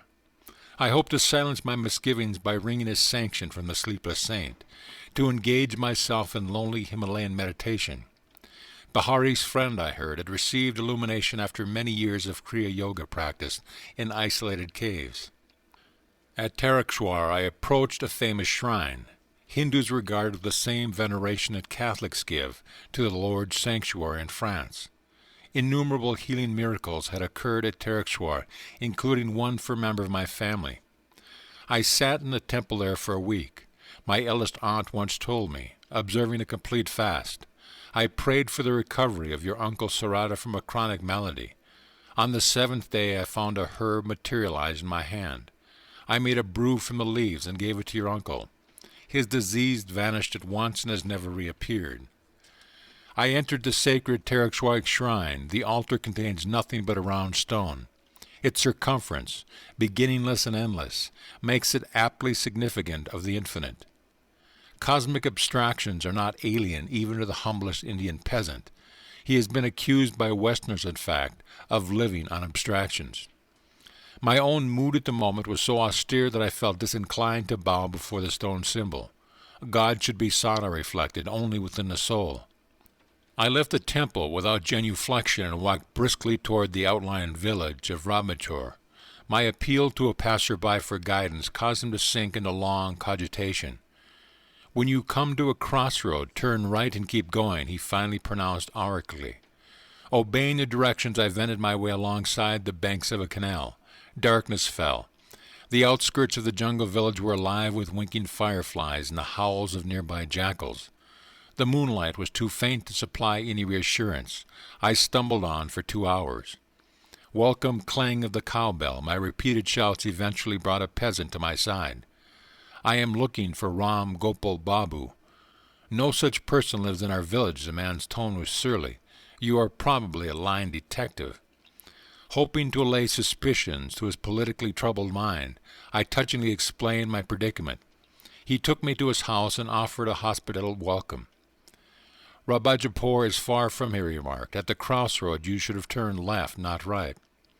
My early informant, I thought sadly, was a distinct menace to travelers. After a relishable meal of coarse rice, lentil dal, and curry of potatoes with raw bananas, I retired to a small hut adjoining the courtroom. In the distance, villagers were singing to loud accompaniment of mridangos and cymbals. Sleep was inconsiderable that night. I prayed deeply to be directed to the secret yogi, Ram Gopal. As the first streaks of dawn penetrated the fissures of my dark room, I set out for Rabanpur. Crossing rough paddy fields, I trudged over sickled stumps of the prickly plant and mounds of dried clay. An occasionally met peasant would inform me, invariably, that my destination was only a crochet 2 miles. In 6 hours the sun traveled victoriously from horizon to meridian, but I began to feel that I would ever be distant from Rajampur by 1 crochet.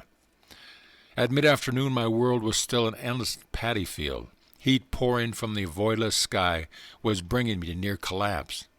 As a man approached at leisurely pace, I hardly dared utter my usual question, lest it summon the monotonous, "Just a crochet." The stranger halted beside me. Short and slight, he was physically unimpressive, save for an extraordinary pair of piercing dark eyes. "I was planning to leave for Rabipur, but your purpose was good, so I awaited you." He shook his finger in my astounded face. "Aren't you clever to think that unannounced you could pounce on me? That Professor Bahari had no right to give you my address." Considering that introduction of myself would be mere verbosity in the presence of this master, I stood speechless, somewhat hurt at my reception. His next remark was abruptly put. "Tell me, where do you think God is?" "Why, he is within me and everywhere." I doubtless looked as bewildered as I felt. "All-pervading, huh?" The saint chuckled. "Then why, young sir, did you fail to bow before the infinite in the stone symbol at the Targshwar temple yesterday? Your pride caused you the punishment of being misdirected by the passer-by, who is not bothered by fine distinctions of left or right. Today, too, you've had a fairly uncomfortable time of it." I agreed wholeheartedly, wonder-struck that an omniscient eye hid within me the unremarkable body before me. Healing strength emanated from the yogi. I was instantly refreshed in the scorching field. "The devotee inclines to think his path to God is the only way," he said. "Yoga, through which divinity is found within, is doubtless the highest road. So Larry Masha has told us. But discovering the Lord within, we soon perceive him without. Holy shrines at Targshwar and elsewhere are rightly venerated as nuclear centers of spiritual power." The saint's censorious attitude vanished. His eyes became compassionately soft. He patted my shoulder. "Young yogi, I see you are running away from your master. He is everything you need. You must return to him. Mountains cannot be your guru."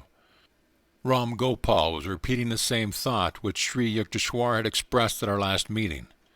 "Masters are under no cosmic compulsion to limit their residence." My companion glanced at me quizzically. "The Himalayas in India and Tibet have no monopoly on saints. What one does not trouble to find within will not be discovered by transporting the bother hither and there. As soon as the devotee is willing to go even to the ends of the earth for spiritual enlightenment, his guru appears nearby." I silently agreed, recalling my prayer in the Benares hermitage, followed by the meeting with Sri Yukteswar in a crowded lane. "Are you able to have a little room where you can close the door and be alone?" Yes, I reflected that this saint descended from the general to the particular with disconcerting speed. "That is your cave." The yogi bestowed on me a gaze of illumination which I have never forgotten. "That is your sacred mountain. That is where you will find the kingdom of God." His simple words instantaneously banished my lifelong obsession with the Himalayas. In a burning paddy field I awoke from the monticulous dreams of eternal snows. "Young sir, your divine thirst is laudable. I feel great love for you." Ram Gopal took my hand and led me to a quaint hamlet. The adobe houses were covered with coconut leaves and adorned with rustic entrances. The saint seated me on the umbrageous bamboo platform of a small cottage. After giving me sweetened lime juice and a piece of raw candy, he entered his patio and assumed the lotus position. In about 4 hours I opened my meditative eyes and saw that the moonlit figure of the yogi was still motionless. As I was sternly reminding my stomach that man does not live by bread alone, Ram Gopal approached me. "I see you are famished. Food will be ready soon." A fire was kindled under a clay oven on the patio. Rice and dal were quickly served on large banana leaves. My host courteously refused my aid in all cooking chores. The guest is God. A Hindu proverb has commanded devout observances from time immemorial. In my later world travels I was charmed to see that a similar respect for visitors is manifested in rural sections of many countries. The city dweller finds the keen edge of hospitality blunted by superabundance of strange faces. The march of men seemed remotely dim as I squatted by the yogi in the isolation of the teeming jungle village. The cottage room was mysterious with a mellow light. Ram Gopal arranged some torn blankets on the floor for my bed and seated himself on a straw mat. Overwhelmed by his spiritual magnetism, I ventured a request. "Sir, why don't you grant me a samadhi?" "Dear one, I would be glad to convey the divine contact, but it is not my place to do so." The saint looked at me with half-closed eyes. "Your master will bestow the experience shortly. Your body is not tuned just yet. As a small lamp cannot withstand excessive electrical voltage, so your nerves are unready for the cosmic current. If I gave you the infinite ecstasy right now, you would burn as if every cell were on fire. You are asking illumination from me," the yogi continued musingly, "while I am wondering, inconsiderable as I am, and with the little meditation I have done, if I have succeeded in pleasing God, and what worth I may find in His eyes at the final reckoning." "Sir, have you not been single-heartedly seeking God for a long time?" "I have not done much. Bahari must have told you something of my life. For 20 years I occupied a secret grotto, meditating 18 hours a day.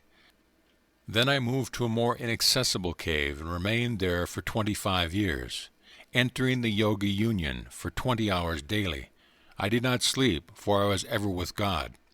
My body was more rested in the complete calmness of the superconscious than it could be by the partial peace of the ordinary subconscious state.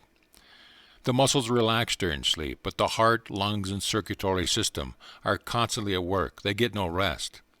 In superconsciousness, the internal organs remain in a state of suspended animation, electrified by the cosmic energy. By such means I have found it unnecessary to sleep for years. The time will come when you too will dispense with sleep. My goodness, you have meditated for so long and yet are unsure of Lord's favor? I gazed at him in astonishment. Then what about us poor mortals? Well, don't you see, my dear boy, that God is eternity itself? To assume that one can fully know Him by 45 years of meditation is rather a preposterous expectation. Babaji assures us, however, that even a little meditation saves one from the dire fear of death and after-death states. Do not fix your spiritual idea on a small mountain, but hitch it to the star of unqualified divine attainment. If you work hard, you will get there. Enthralled by the prospect, I asked him for further enlightenment words. He related a wondrous story of his first meeting with Larry Masha's guru, Babaji. Around midnight, Gam Gopal fell into silence, and I lay down on my blanket. Closing my eyes, I saw flashes of lightning. The vast space within me was a chamber of molten light. I opened my eyes and observed the same dazzling radiance. The room became a part of that infinite vault, which I beheld that interior vision. "Why don't you go to sleep?" "Sir, how can I sleep in the presence of lightning, blazing whether my eyes are shut or open?" "You are blessed to have this experience. The spiritual radiations are not easily seen." The saint added a few words of affection. At dawn, Ram Gopal gave me rock candies and said I must depart. I felt such reluctance to bid him farewell that tears coursed down my cheeks. "I will not let you go empty-handed," the yogi spoke tenderly. "I will do something for you." He smiled and looked at me steadfastly. I stood rooted to the ground, peace rushing like a mighty flood through the gates of my eyes.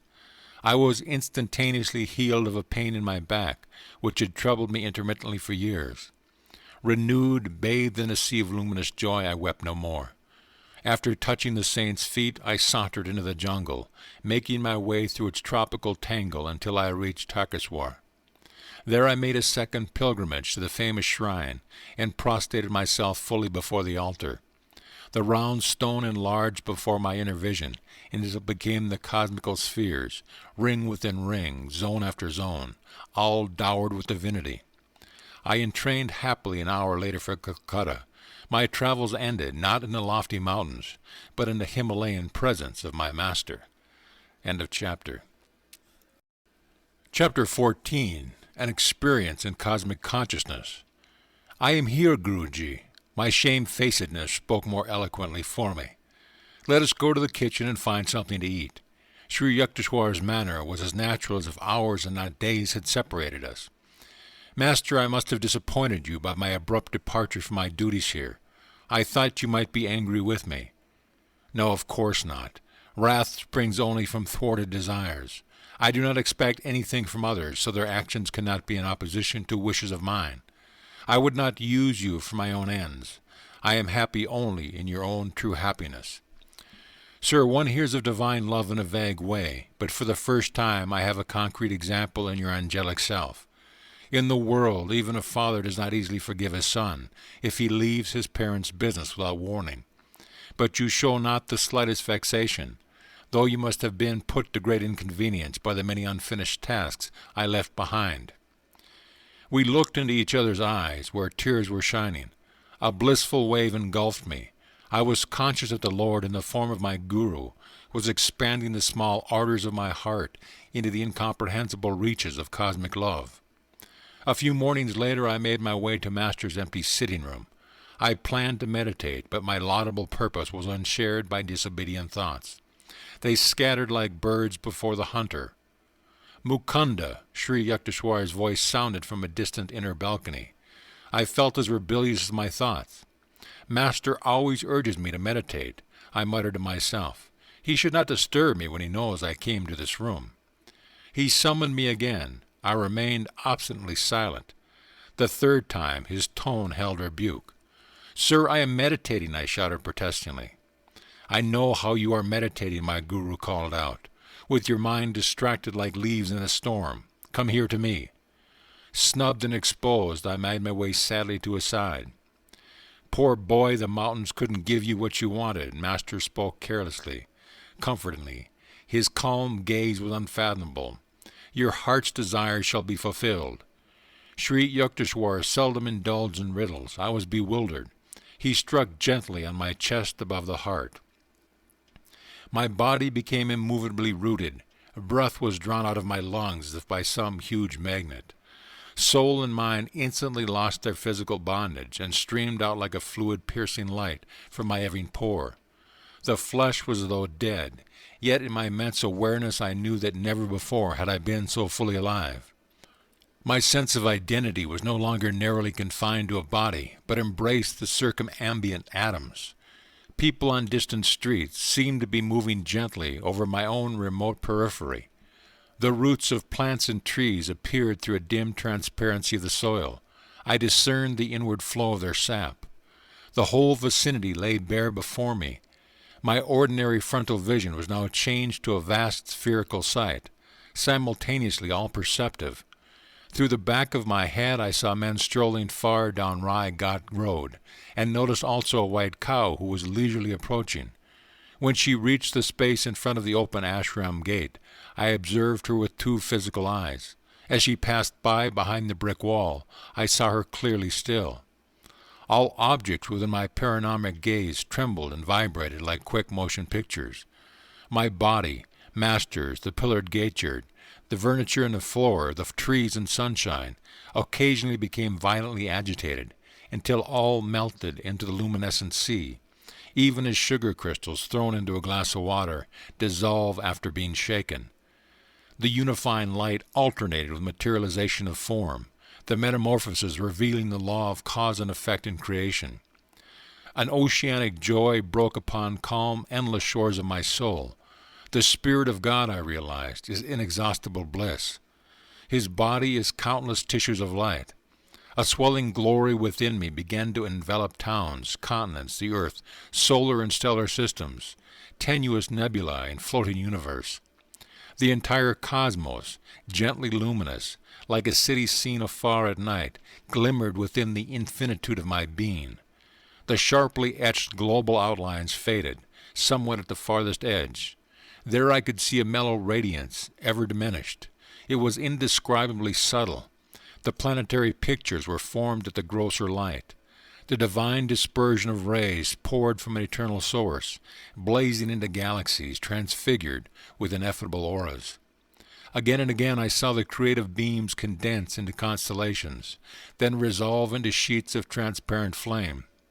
But rhythmic reversions, sextillation words passed into diaphanous luster, fire became firmament. I cognized the center of my ephraim as a point of intuitive perception in my heart. Irradiating splendor issued from my nucleus to every part of the universal structure. Blissful Amrita, the nectar of immortality, pulsed through me with quicksilver-like fluidity. The creative voice of God I heard resounding as Om, the vibration of the cosmic motor. Suddenly the breath returned to my lungs. With a disappointment almost unbearable, I realized that my infinite immensity was lost. Once more I was limited to the humiliating cage of a body, not easily accommodative to the spirit. Like a prodigal child, I had run away from my macrocosmic home and imprisoned myself in a narrow microcosm. My guru was standing motionless before me. I started to drop at his holy feet in gratitude for the experience in cosmic consciousness, which I had so long passionately sought. He held me upright and spoke calmly, unpretentiously. You must not get overdrunk with ecstasy. Much work yet remains for you in the world. Come, let us sweep the balcony floor, then we shall walk by the Ganges. I fetched a broom. Master I knew was teaching me the secret of balanced living. The soul must stretch over the cosmogonic abyss, while the body performs its daily duties. When we set out later for a stroll, I was still entranced in the unspeakable rapture. I saw our bodies as two astral pictures, moving over a road by the river whose essence was sheer light. It is the Spirit of God that actively sustains every form and force in the universe. Yet he is transcendental and aloof in the blissful uncreated, void beyond the worlds of vibratory phenomena. Saints who realize their divinity even while in the flesh know a similar twofold existence. Conscientiously engaging in earthly work, they yet remain immersed in an inward beatitude. The Lord has created all men from the limitless joy of his being. Though they are painfully cramped by the body, God nevertheless expects that souls made in his image shall ultimately rise above all sense identification and reunite with him. The cosmic vision left many permanent lessons, but daily stilling my thought, I could win release from the delusive conviction that my body was a mass of flesh and bones, traversing the hard soil of matter. The breath and the restless mind I saw were like storms which lashed the ocean of light into waves of material forms, earth, sky, human beings, animals, birds, and trees. No perception of the infinite as one light could be had except by calming those storms. As often as I silenced the two natural tumults, I beheld the multitudinous waves of creation melt into one lucent sea, even as the waves of the ocean, their tempest subsiding, serenely dissolve into unity. A master bestows the divine experience of cosmic consciousness when his disciple, by meditation, has strengthened his mind to agree where the vast vistas would not overwhelm him. The experience can never be given through one's mere intellectual willingness or open-mindedness. Only adequate enlargement by yoga practices and devotional bhakti can prepare the mind to absorb the liberating shock of omnipresence. It comes with a natural inevitability to the sincere devotee. His intense craving begins to pull at God with an irresistible force. The Lord, as the cosmic vision, is drawn by the seeker's magnetic ardor into his range of consciousness. I wrote in my later years the following poem Samadhi, endeavoring to convey the glory of its cosmic state. Vanished the veils of light and shade, lifted every vapor of sorrow, sailed away all dawns of fleeting joy. Gone the dim sensory mirage, love, hate, health, disease, life, death, perished these false shadows on the screen of duality. Waves of laughter, silice of sarcasm, melancholic whirlpools, melting in the vast sea of bliss. The storm of Maya stilled by a magic wand of intuition deep. The universe, forgotten dream, subconsciously lurks, ready to invade my newly wakened memory divine. I live without the cosmic shadow, but it is not bereft of me. As the sea exists without the waves, but they breathe not without the sea. Dreams, waking, states of deep, Turiya sleep. Present, past, future, no more for me, but ever present, all flowing, I everywhere. Planets, stars, stardust, earth, volcanic bursts of doomsday cataclysms, creation molding furnace, glaciers of silent X-rays, burning electron floods, thought of all men, past, present, to come, every blade of grass, myself, mankind, each particle of universal dust, anger, greed, good, bad, salvation, lust, I swallowed, transmuted all into a vast ocean of blood of my own one being. Smoldering joy, oft puffed by meditation blinding my tearful eyes, burst into immortal flames of bliss, consumed my tears, my frame, my all. Thou art I am thou, knowing, knower, known as one, tranquil, unbroken thrill, eternally living, ever new peace, enjoyable beyond imagination of expectancy, samadhi, bliss, not an unconscious state or mental chloroform without willful return, samadhi, but extends my conscious realm beyond limits of the mortal frame to farthest boundary of eternity, where I, the cosmic sea, watch the little ego floating in me. The sparrow, each grain of sand, fall not without my sight. All space floats like an iceberg in my mental sea.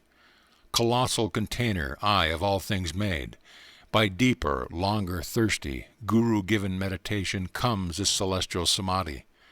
Mobile murmurs of atoms are heard. The dark earth, mountains, vales low, molten liquid. Flowing seas change into vapors of nebula. Om blows upon vapors, opening wondrously their veils. Oceans stand revealed, shining electrons, till at last sound of the cosmic drum, vanish the grosser lights into eternal rays of all-pervading bliss. From joy I came, for joy I live, in sacred joy I melt. Ocean of mind, I drink all creation's wave, for veils of solid, liquid vapor, light, lift aright. Myself in everything enters the great myself, gone forever, fitful, flickering shadows of mortal memory. Spotless is my mental sky, below, ahead, and high above. Eternity and I, one united ray, a tiny bubble of laughter. I am, become the sea of mirth itself. Sri Yukteswar taught me how to summon the blessed experience at will, and also how to transmit it to others if their intuitive channels were developed. For months I entered the ecstatic union, comprehending why the Upanishads say God is rasa, the most relishable. One day, however, I took a problem to master. I want to know, sir, when shall I find God? You have found him. Oh no, sir, I think not. My guru is smiling. I am sure you aren't expecting a venerable personage adorning a throne in some antiseptic corner of the cosmos. I see, however, that you are imagining that the possession of miraculous powers is knowledge of God. One might have the whole universe and find the Lord elusive still. Spiritual advancement is not measured by one's outward powers, but only by the depths of his bliss and meditation. Ever new joy is God.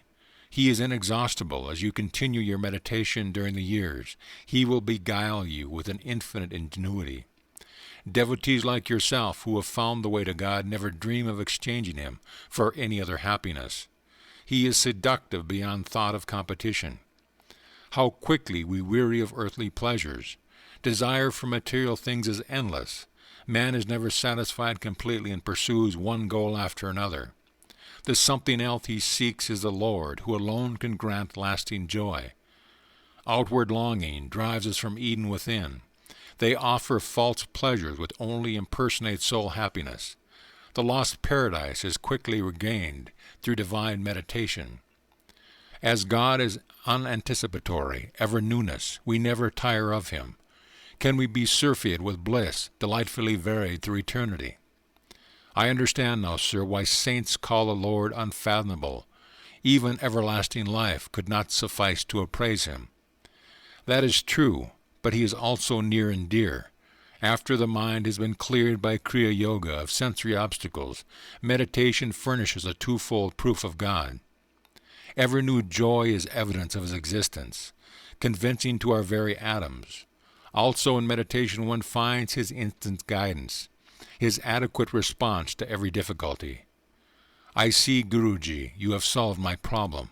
I smiled gratefully. I do realize now that I have found God, for whenever the joy of meditation has returned subconsciously during my active hours, I have been subtly directed to adopt the right course in everything, even details.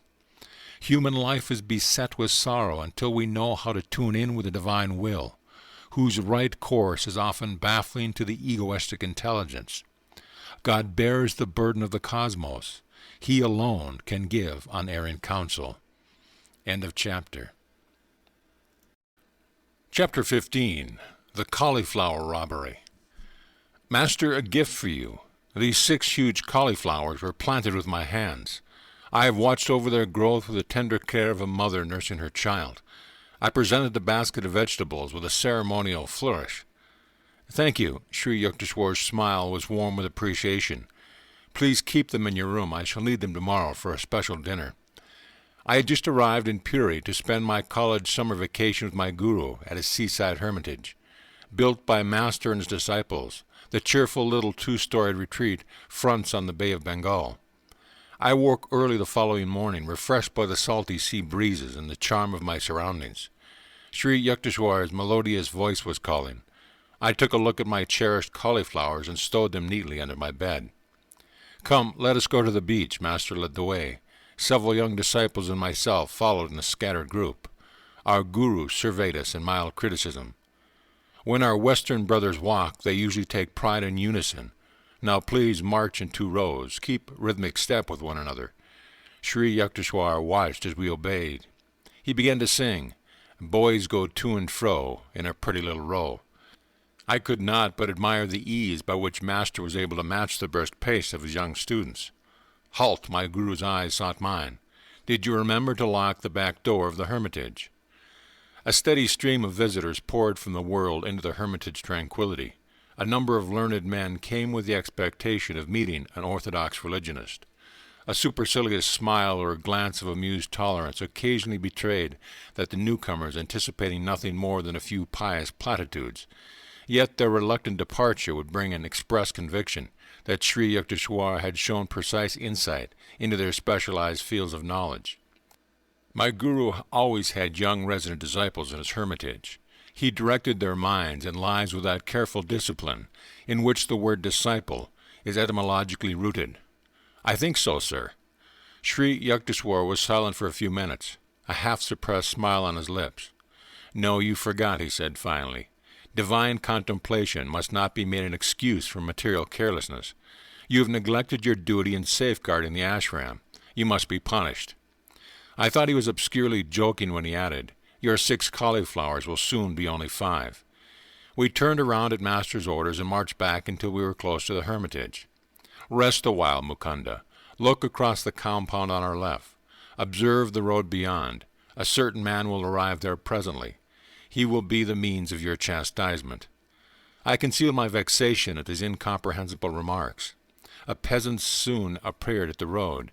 He was dancing grotesquely and flinging his arms about with meaningless gestures. Almost paralyzed with curiosity, I glued my eyes on the hilarious spectacle. As the man reached a point in the road where he would vanish from our view, Sri Yukteswar said, Now he will return. The peasant at once changed his direction and made for the rear of the ashram. Crossing a sandy track, he entered the building by the back door. I had left it unlocked, even as my guru had said. The man emerged shortly, holding one of my prized cauliflowers. He now strode along respectfully, invested with the dignity of possession. The unfolding farce in which my role appeared to be that one of a bewildered victim was not so disconcerting that I failed in indignant pursuit. I was halfway to the road when Master recalled me. He was shaking from head to foot with laughter. The poor crazy man has been longing for a cauliflower, he explained between outbursts of mirth. I thought it would be a good idea if he got one of yours, so ill-guarded. I dashed to my room where I found that the thief, evidently one with a vegetable fixation, had left untouched my golden rings, watch, and money, all lying openly on the blanket. He had crawled instead under the bed where, completely hidden from casual sight, one of my cauliflowers had aroused his single-hearted desire. I asked Sri Yukteswar that evening to explain the incident which had, I thought, a few baffling features. My guru shook his head slowly. You will understand it some day. Science will soon discover a few of these hidden laws. When the wonders of radio burst some years later on the astounded world, I remembered Master's prediction. Age-old concepts of time and space were annihilated. No peasant's home so narrow that London or Calcutta could not enter. The dullest intelligence enlarged before indisputable proof of one aspect of man's omnipresence. The plot of the cauliflower comedy can be best understood by a radio analogy. Sri Yukteswar was a perfect human radio. Thoughts are no more than very gentle vibrations moving in the ether. Just as a sensitized radio picks up a desired musical number out of 1,000 of other programs from every direction, so my guru had been able to catch the thought of the half-witted man who hankered for a cauliflower out of the countless thoughts of broadcasting human wills in the world. By his powerful will, Master was also a human broadcasting station, and had successfully directed the peasant to reverse his steps and go to a certain room for a single cauliflower. Intuition is soul guidance, appearing naturally in man during these instants when his mind is calm. Nearly everyone has had the experience of an inexplicably correct hunch, or has transferred his thoughts effectively to another person. The human mind, free from the static of restlessness, can perform through its antenna of intuition all the functions of complicated radio mechanisms, sending and receiving thoughts and tuning out undesirable ones. As the power of a radio depends on the amount of electrical current it can utilize, so the human radio is energized according to the power of will possessed by each individual. All thoughts vibrate eternally in the cosmos. By deep concentration, a master is able to detect the thoughts of any mind, living or dead. Thoughts are universally and not individually rooted. A truth cannot be created, but only perceived. The erroneous thoughts of man result from imperfections in his discernment. The goal of yoga science is to calm the mind, that without distortion it may mirror the divine vision in the universe. Radio and televisions have brought the instantaneous sound and sight of remote persons to the firesides of millions, the first faint scientific intimations that man is an all-pervading spirit. Not a body confined to a point in space, but the vast soul, which the ego in most barbaric modes conspires in vain to cramp. Very strange, very wonderful, seemingly very improbable phenomena may yet appear which, once established, will not astonish us more than we now are astonished at all that science has taught us during the last century. Charles Robert Rickey, Nobel Prizeman in physiology, has declared, "It is assumed that the phenomena, which we now accept without surprise, do not excite our astonishment because they are understood. But this is not the case. If they do not surprise us, it is not because they are understood, it is because they are familiar. For if that which is not understood ought to surprise us, we should be surprised at everything: the fall of a stone thrown in the air, the acorn which becomes an oak, mercury which expands when it is heated, iron attracted by a magnet, phosphorus which it burns when it is rubbed. The science of today is a light matter. The revolution and evolution, which it will experience in 100,000 years, will far exceed the most daring anticipation. The truth, though surprising, amazing, unforeseen truth, which our descendants will discover, are even now all around us, staring us in the eyes, so to speak, and yet we do not see them. But it is not enough to say that we do not see them.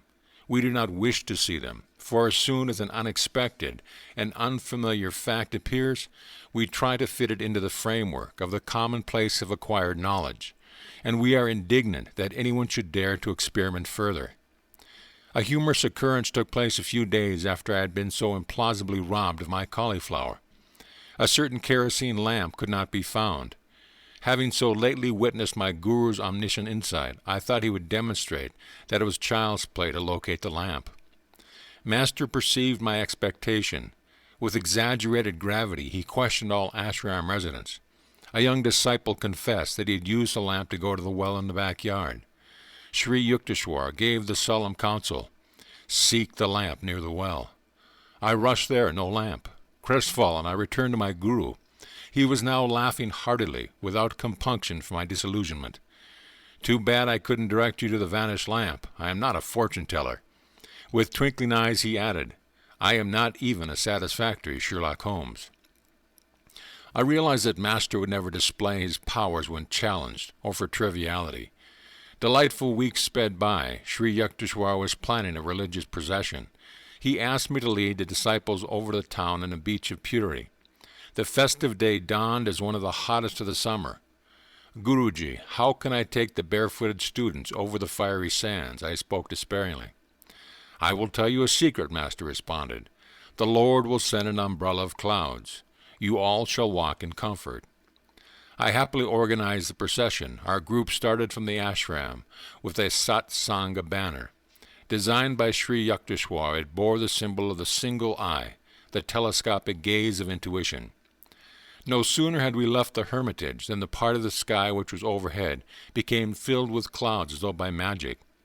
To the accompaniment of astonished ejaculations from all sides, a very light shower fell, cooling the city streets and the burning seashore.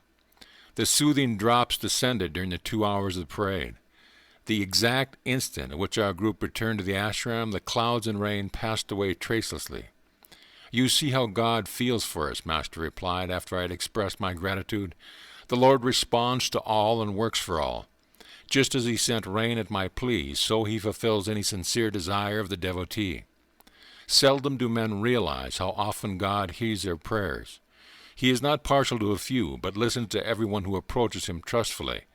His children should ever have implicit faith in the loving kindness of their omnipresent Father. Sri Yukteswar sponsored 4 yearly festivals at the equinoxes and the solstices, when his students gathered from afar and near. The winter solstice celebration was held in Serampore.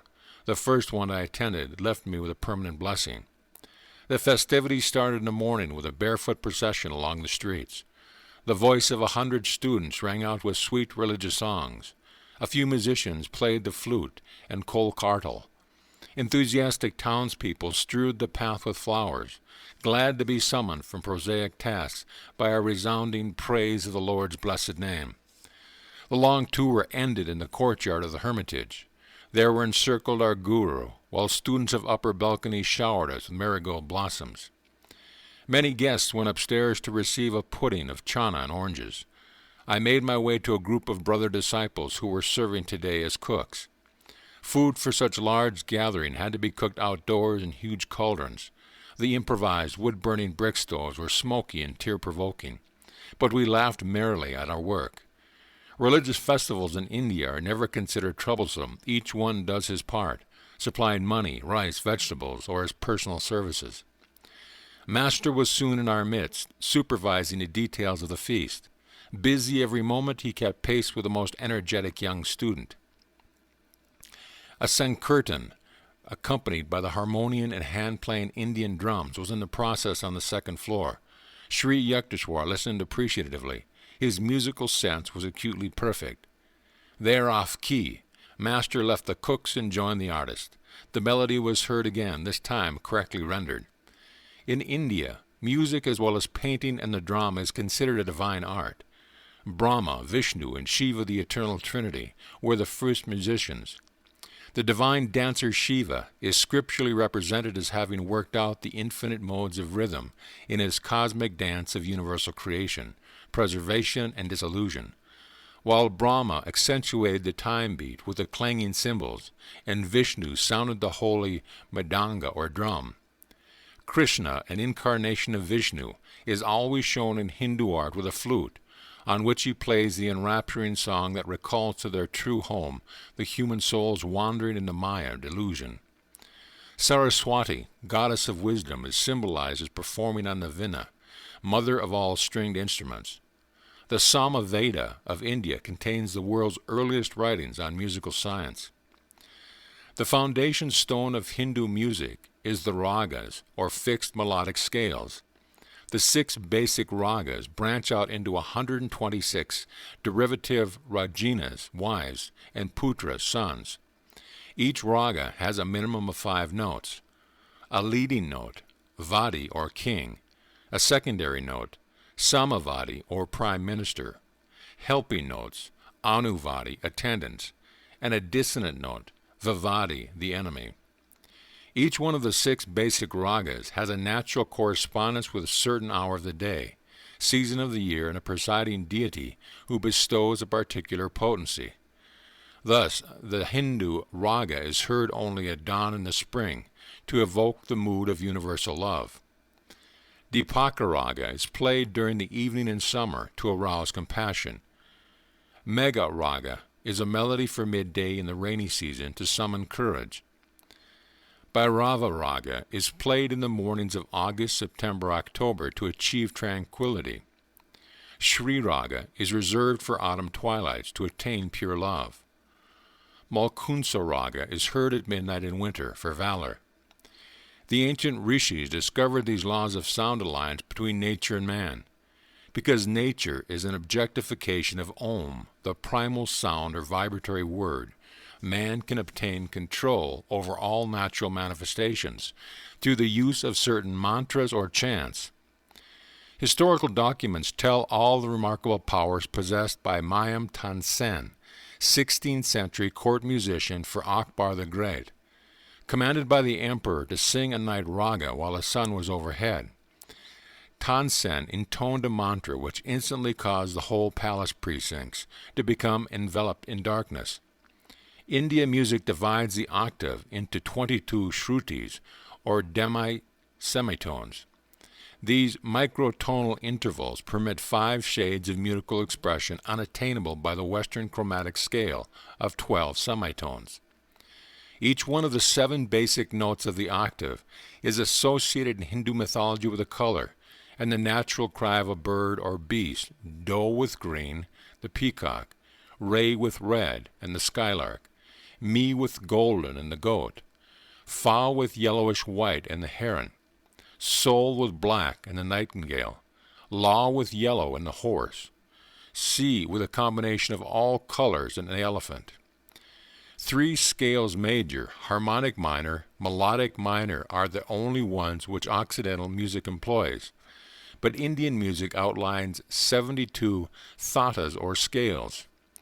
The musician has a creative scope for endless improvisation around the fixed traditional melody or raga.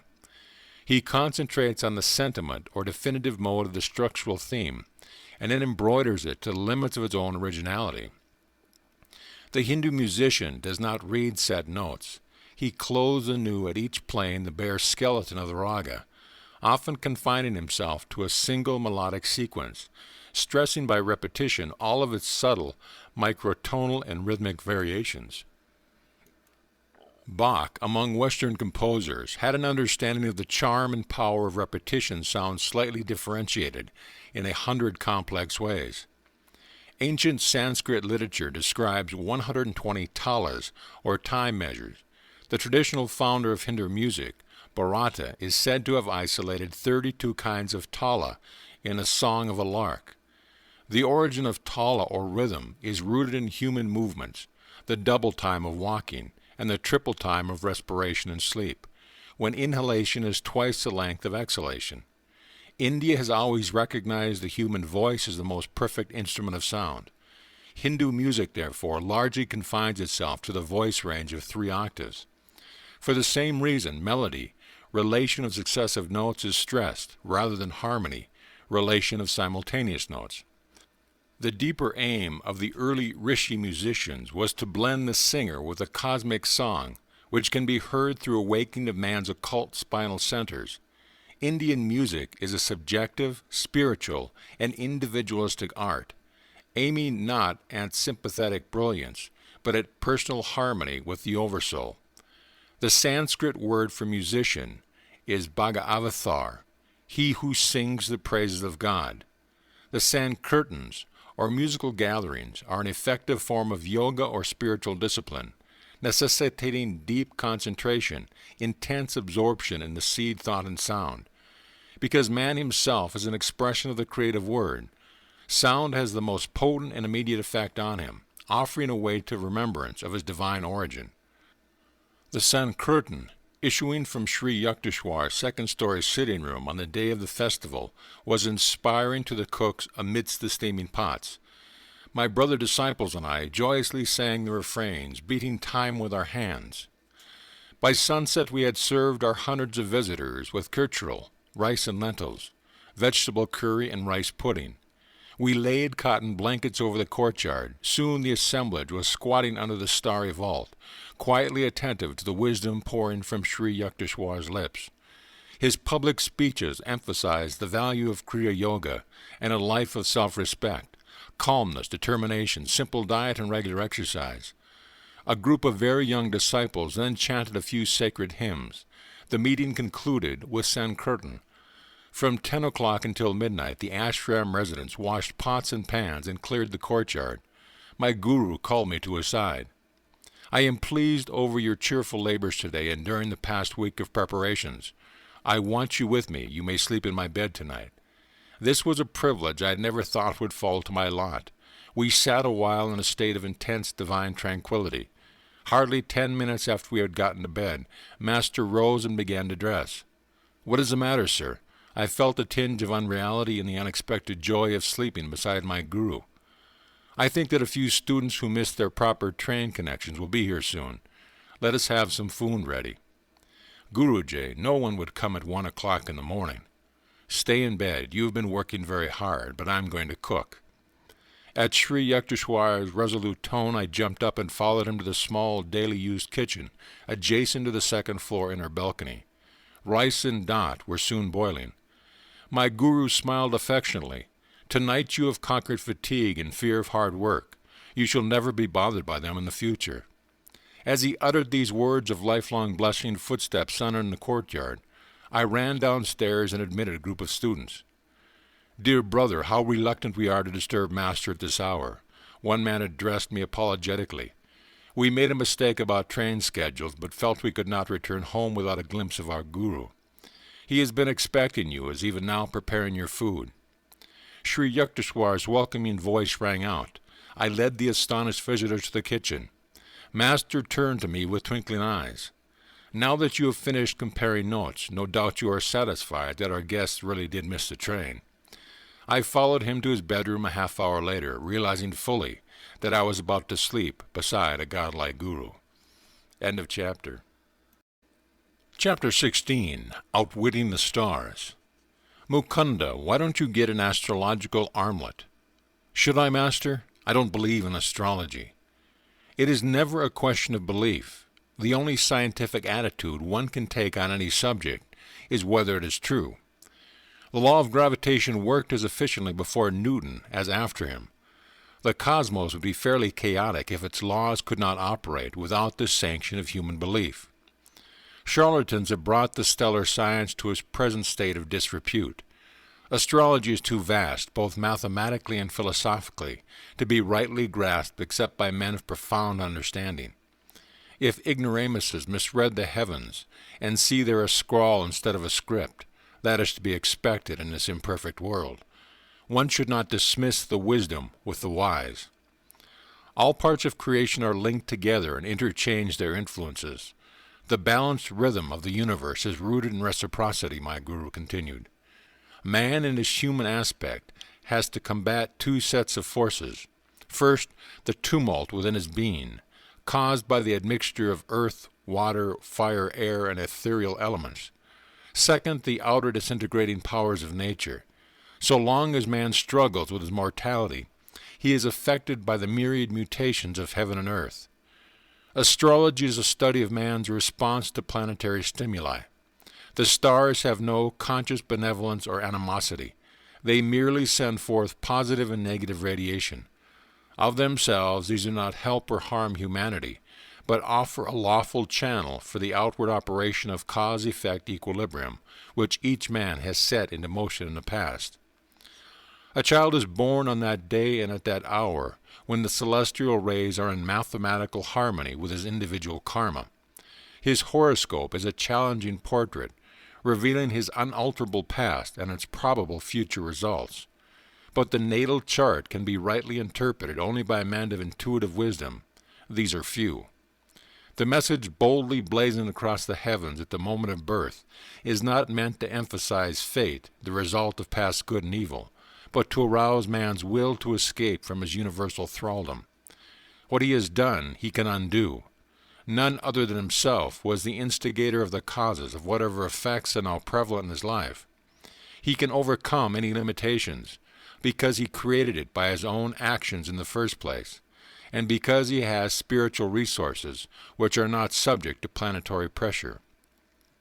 Superstitious awe of astrology makes one an automaton, slavishly dependent on mechanical guidance. The wise man defeats his planets, which is to say, his past, by transferring his allegiance from the creation to the Creator. The more he realizes his unity with spirit, the less he can be dominated by matter. The soul is ever free. It is deathless because birthless. It cannot be regimented by stars. Man is a soul and has a body. When he properly places his sense of identity, he leaves behind all compulsive patterns. So long as he remains confused in his ordinary state of spiritual amnesia, he will know the subtle fetters of environmental law. God is harmony. The devotee who attunes himself will never perform any action amiss. His activities will be correctly and naturally timed to accord with astrological law. After deep prayer and meditation, he is in touch with his divine consciousness. There is no greater power than that inward protection. Then, dear Master, why do you want me to wear an astrological bangle? I ventured this question after a long silence, during which I tried to assimilate Sri Yukteswar's noble exposition. It is only when a traveler has reached his goal that he is justified in discarding his maps. During the journey, he takes advantage of any convenient shortcut. The ancient rishis discovered many ways to curtail the period of man's exile and delusion. There are certain mechanical features in the law of karma which can be skillfully adjusted by the finger of wisdom. All human ills arise from some transgression of universal law. The scriptures point out that man must satisfy the laws of nature, while not discrediting the divine omnipotence. He should say, Lord, I trust in thee, and know thou canst help me, but I too will do my best to undo any wrong I have done. By a number of means, by prayer, by willpower, by yoga meditation, by consultation with saints, by use of astrological bangles, the adverse effects of past wrongs can be minimized or nullified. Just as a house can be fitted with a copper rod to absorb the shock of lightning, so the bodily temple can be benefited by various protective measures. Ages ago, our yogis discovered that pure metals emit an astral light, which is powerfully counteractive to negative pulls on the planet. Subtle electrical and magnetic radiations are constantly circulated in the universe. When a man's body is being aided, he does not know it. When it is being disintegrated, he is still in ignorance. Can he do anything about it? This problem received attention from our rishis. They found helpful not only a combination of metals, but also of plants and most effective of all faultless jewels of not less than 2 carats. The preventative use of astrology have seldom been seriously studied outside of India. One little-known fact is that the proper jewels, metal or plant preparations, are valueless unless the required weight is secured, and unless these remedial agents are worn next to the skin. Sir, of course I shall take your advice and get a bangle. I am intrigued at the thought of outwitting the planet. For general purposes I counsel the use of an armlet made of gold, silver, and copper. But for a specific purpose, I want you to get one of silver and lead. Sri Yukteswar added careful directions. Guruji, what specific purpose do you mean? The stars are about to take an unfriendly interest in you, Mukunda. Fear not, you shall be protected. In about a month your liver will cause you much trouble. The illness is scheduled to last for 6 months. But your use of an astrological armlet will shorten the period to 24 days. I sought out a jeweler the next day and was soon wearing the bangle. My health was excellent. Master's prediction slipped my mind. He left Serampore to visit Benares. 30 days after our conversation, I felt a sudden pain in the region of my liver. The following weeks were a nightmare of excruciating pain. Reluctant to disturb my guru, I thought I would bravely endure my trial alone. But 23 days of torture weakened my resolution. I entrained for Benares. There Sri Yukteswar greeted me with the unusual warmth, but gave me no opportunity to tell him my woes in private. Many devotees visited Master that day, just for their darshan. Ill and neglected I sat in a corner. It was not until after the evening meal that all guests had departed. My guru summoned me to the octagonal balcony on the house. You must have come about your liver disorder. Sri Yukteswar's gaze was averted. He walked to and fro, occasionally intercepting the moonlight. Let me see, you have been ailing for 24 days, haven't you? Yes, sir. Please do the stomach exercises I have taught you. If you knew the extent of my suffering, Master, you would not ask me to exercise. Nevertheless, I made a feeble attempt to obey him. You say you have pain, I say you have none. How can such contradictions exist? My guru looked at me inquiringly. I was dazed and then overcome with joyful relief. No longer could I feel the continuous torment that had kept me nearly sleepless for weeks. And Sri Yukteswar's words, the agony vanished as though it had never been.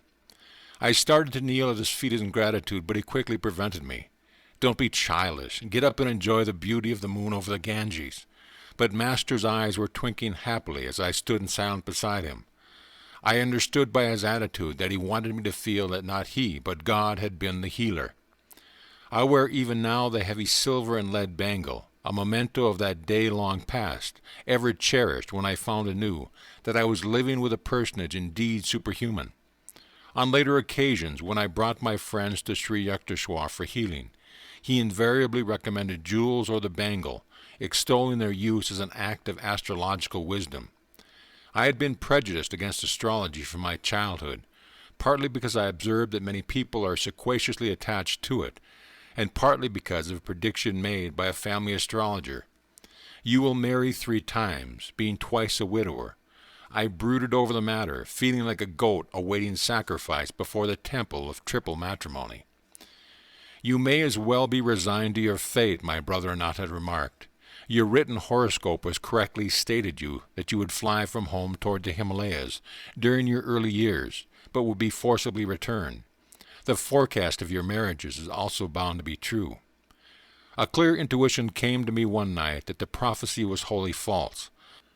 I set fire to the horoscope scroll, placing the ashes in a paper bag on which I wrote, "Seeds of past karma cannot germinate if they are roasted in the divine fires of wisdom." I put the bag in a conspicuous spot, and Atta immediately read my defiant comment. "You cannot destroy truth as easily as you have burned this paper scroll," my brother laughed scornfully. It is a fact that on 3 occasions before I reached manhood, my family tried to arrange my betrothal. Each time I refused to fall in with their plans, knowing that my love for God was more overwhelming than any astrological persuasions from the past. The deeper the self-realization of a man, the more he influences the whole universe by his subtle spiritual vibrations, and the less he himself is affected by the phenomenal flux. These words of Masters often returned inspiringly to my mind. Occasionally I told astrologers to select my worst periods according to planetary indications, and I would still accomplish whatever task I set myself. It is true that my success at such times had been accompanied by extraordinary difficulties, but my conviction has always been justified.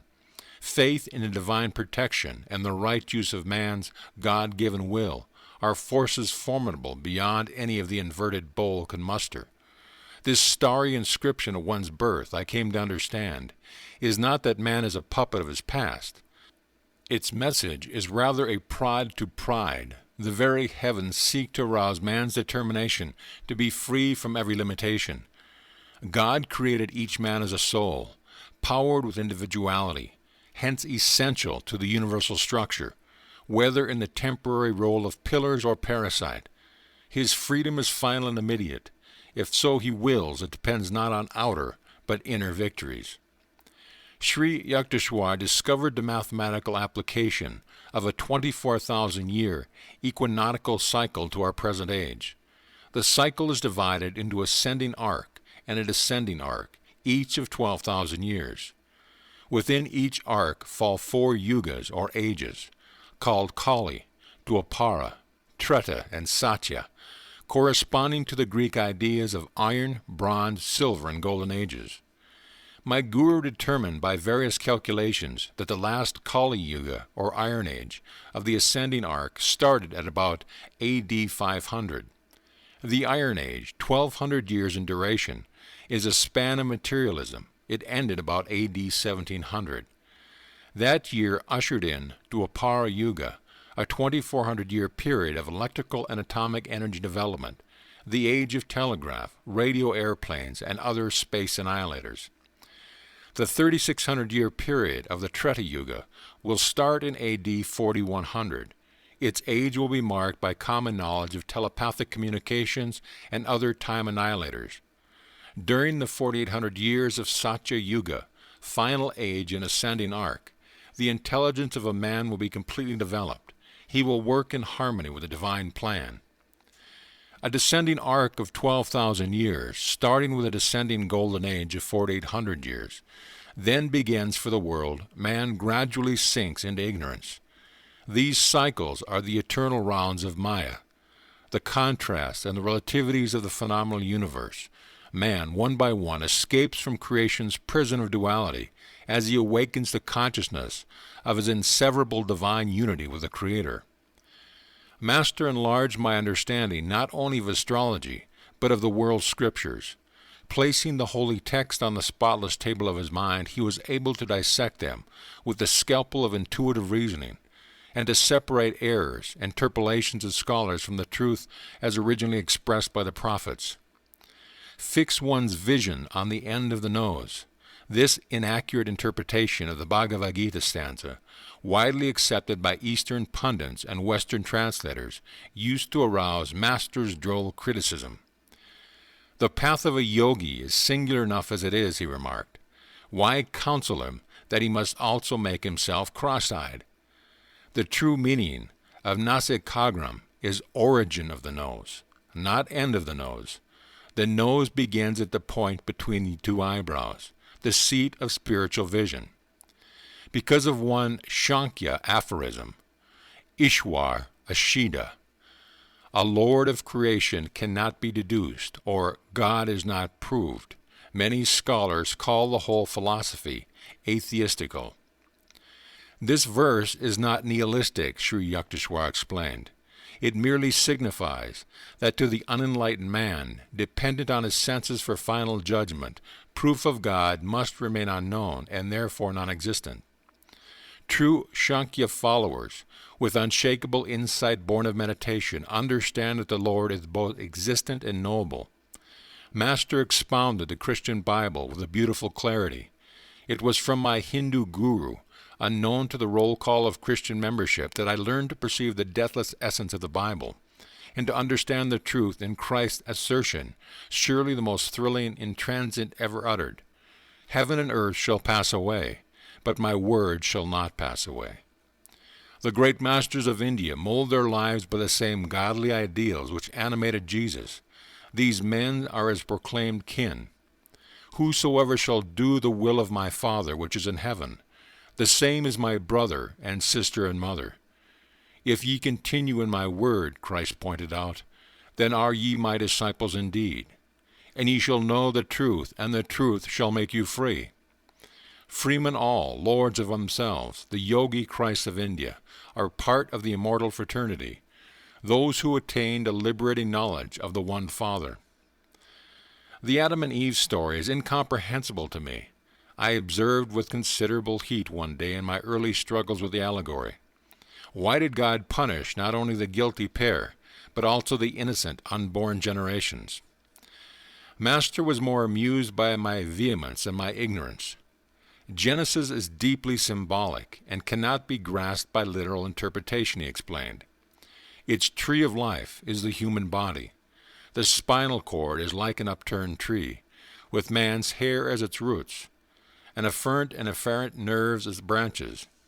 The tree of the nervous system bears many enjoyable fruits or sensations of sight, sound, smell, and taste, and touch. In these man may rightfully indulge, but he was forbidden the experience of sex, the apple at the center of the bodily garden.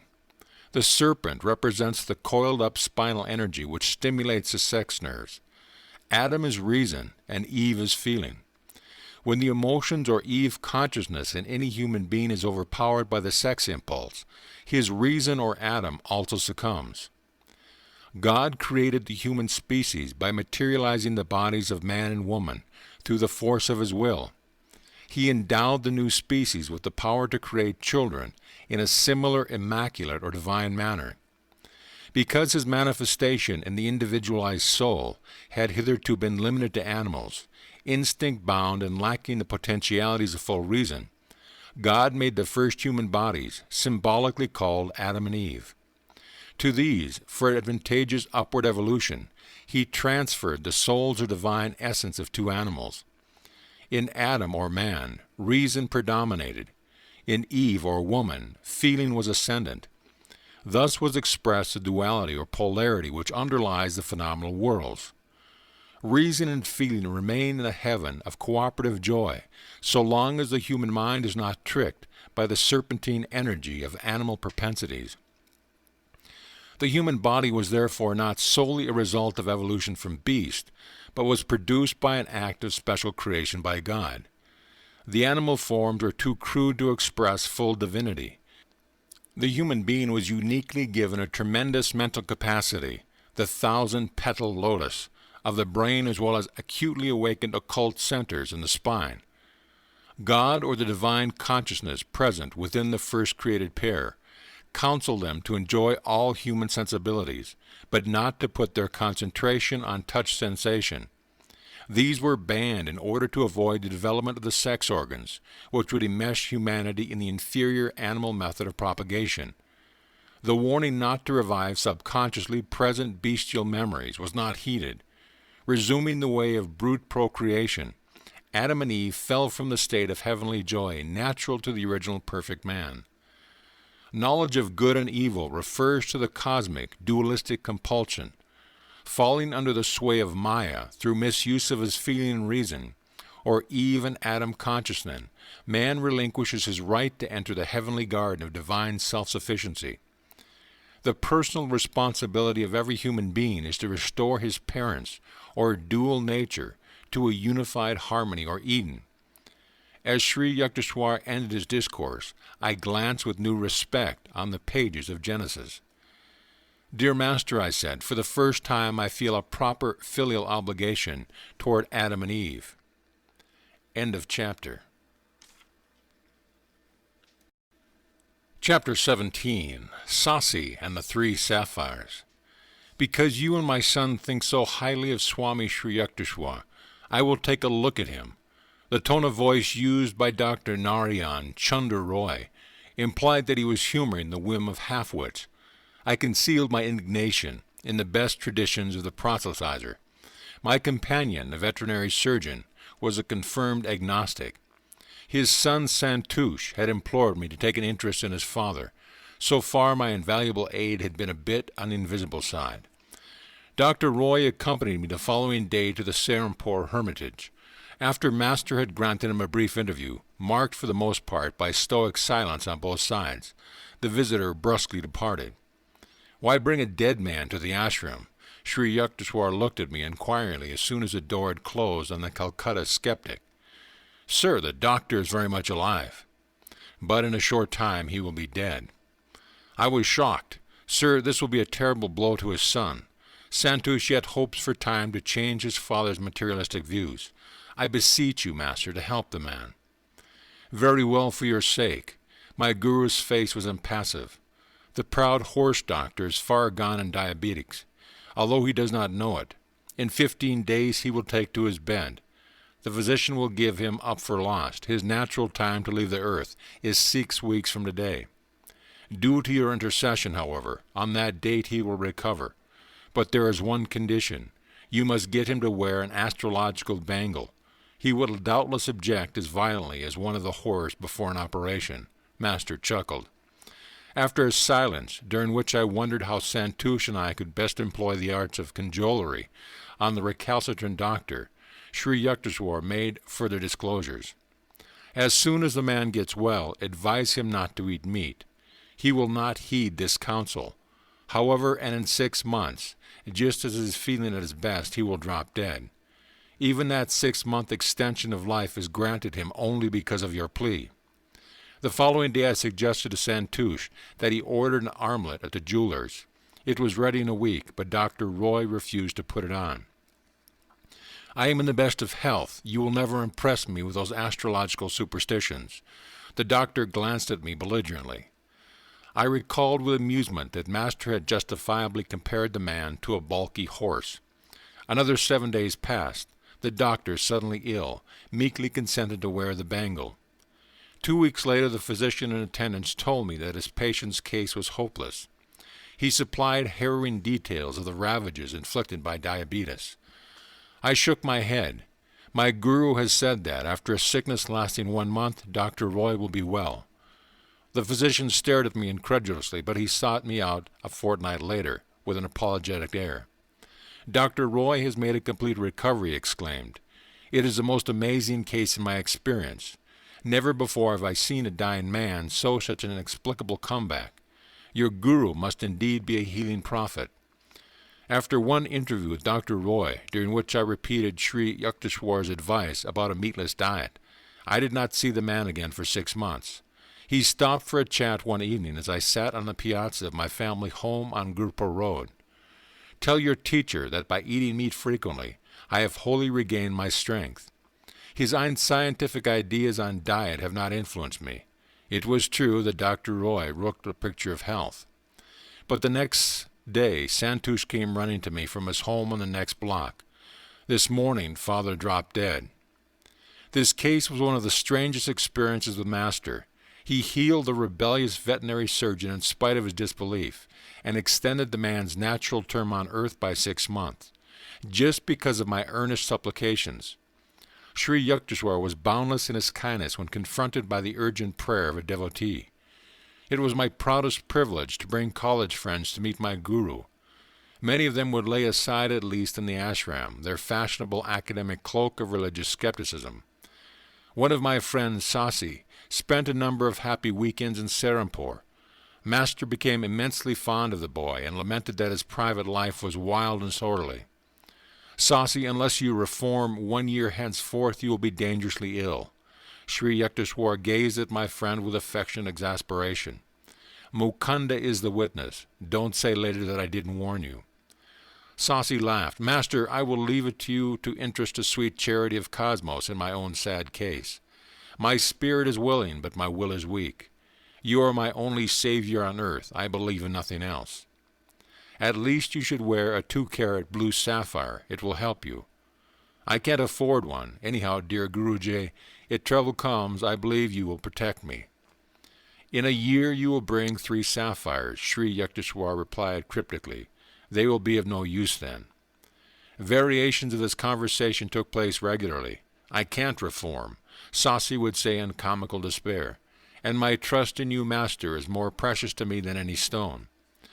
A year later, I was visiting my guru at the Calcutta home of his disciple, Naren Babu.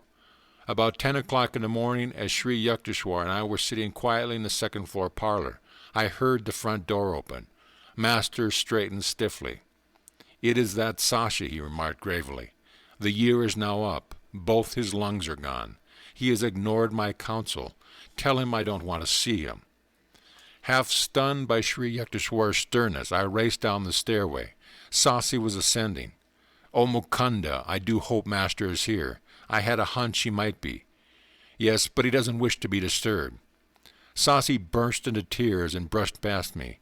He threw himself at Sri Yukteswar's feet, placing there 3 beautiful sapphires. "Omniscient Guru, the doctors say I have galloping tuberculosis. They give me no longer than 3 more months. I humbly implore your aid. I know you can heal me." "Isn't it a bit late now to be worrying over your health? Depart with your jewels. Their time of usefulness is past." Master then sat sphinx-like in an unrelenting silence, punctuated by the boy's sob for mercy. An intuitive conviction came to me that Sri Yukteswar was merely testing the depth of Sasi's faith in the divine healing power. I was not surprised a tense hour later when Master turned a sympathetic gaze on my prostrate friend. "Get up, Sasi. What a commotion you make in other people's houses. Return your sapphires to the jewelers. They are an unnecessary expense now. But get an astrological bangle and wear it. Fear not, in a few weeks you shall be well." Sasi's smile illumined his tear-marred face like sudden sun over a sodden landscape. "Beloved Guru, shall I take the medicines prescribed by the doctors?" Sri Yukteswar's glance was lumonious. "Just as you wish, drink them or discard them. It does not matter. It is more possible for the sun and moon to interchange their positions than for you to die of tuberculosis." He added abruptly, "Go now, before I change my mind." With an agitated bow, my friend hastily departed. I visited him several times during the next few weeks and was aghast to find his condition increasingly worse. Sasi cannot last through the night. These words from his physician, and the spectacle of my friend, now reduced almost to a skeleton, sent me poste to Serampore. My guru listened coldly to my tearful report. "Why do you come here to bother me? You have already heard me assure Sasi of his recovery." I bowed before him in great awe and retreated to the door. Sri Yukteswar said no parting word but sank into silence, his unwinking eyes half open, their vision fled to another world. I returned at once to Sasi's home in Calcutta. With astonishment I found my friend sitting up drinking milk. "Oh, Mukunda, what a miracle! 4 hours ago I felt Master's presence in the room. My terrible symptoms immediately disappeared. I feel that through his grace I am entirely well." In a few weeks Sasi was stouter and in better health than ever before, but his singular reaction to his healing had an ungrateful tinge. He seldom visited Sri Yukteswar again. My friend told me one day that he so deeply regretted his previous mode of life that he was ashamed to face Master. I could only conclude that Sasi's illness had had the contrasting effect of stiffening his will and impairing his manners. The first 2 years of my course at Scottish Church College were drawing to a close. My classroom attendance had been very spasmodic. What little studying I did was only to keep pace with my family. My 2 private tutors came regularly to my house. I was regularly absent. I can discern at least this one regularity in my scholastic career. In India, 2 successful years of college bring an intermediate arts diploma. The student may then look forward to another 2 years and his A.B. degree. The intermediate arts final examination loomed ominously ahead. I fled to Puri, where my guru was spending a few weeks. Vaguely hoping that he would sanction my non-appearance at the finals, I related my embarrassing unpreparedness. But Master smiled consolingly.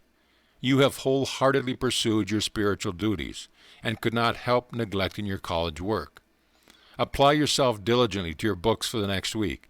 You shall get through your ordeal without failure." I returned to Calcutta, firmly suppressing all reasonable doubts that occasionally arose with unnerving ridicule. Surveying the mountain of books on my table, I felt like a traveler lost in a wilderness.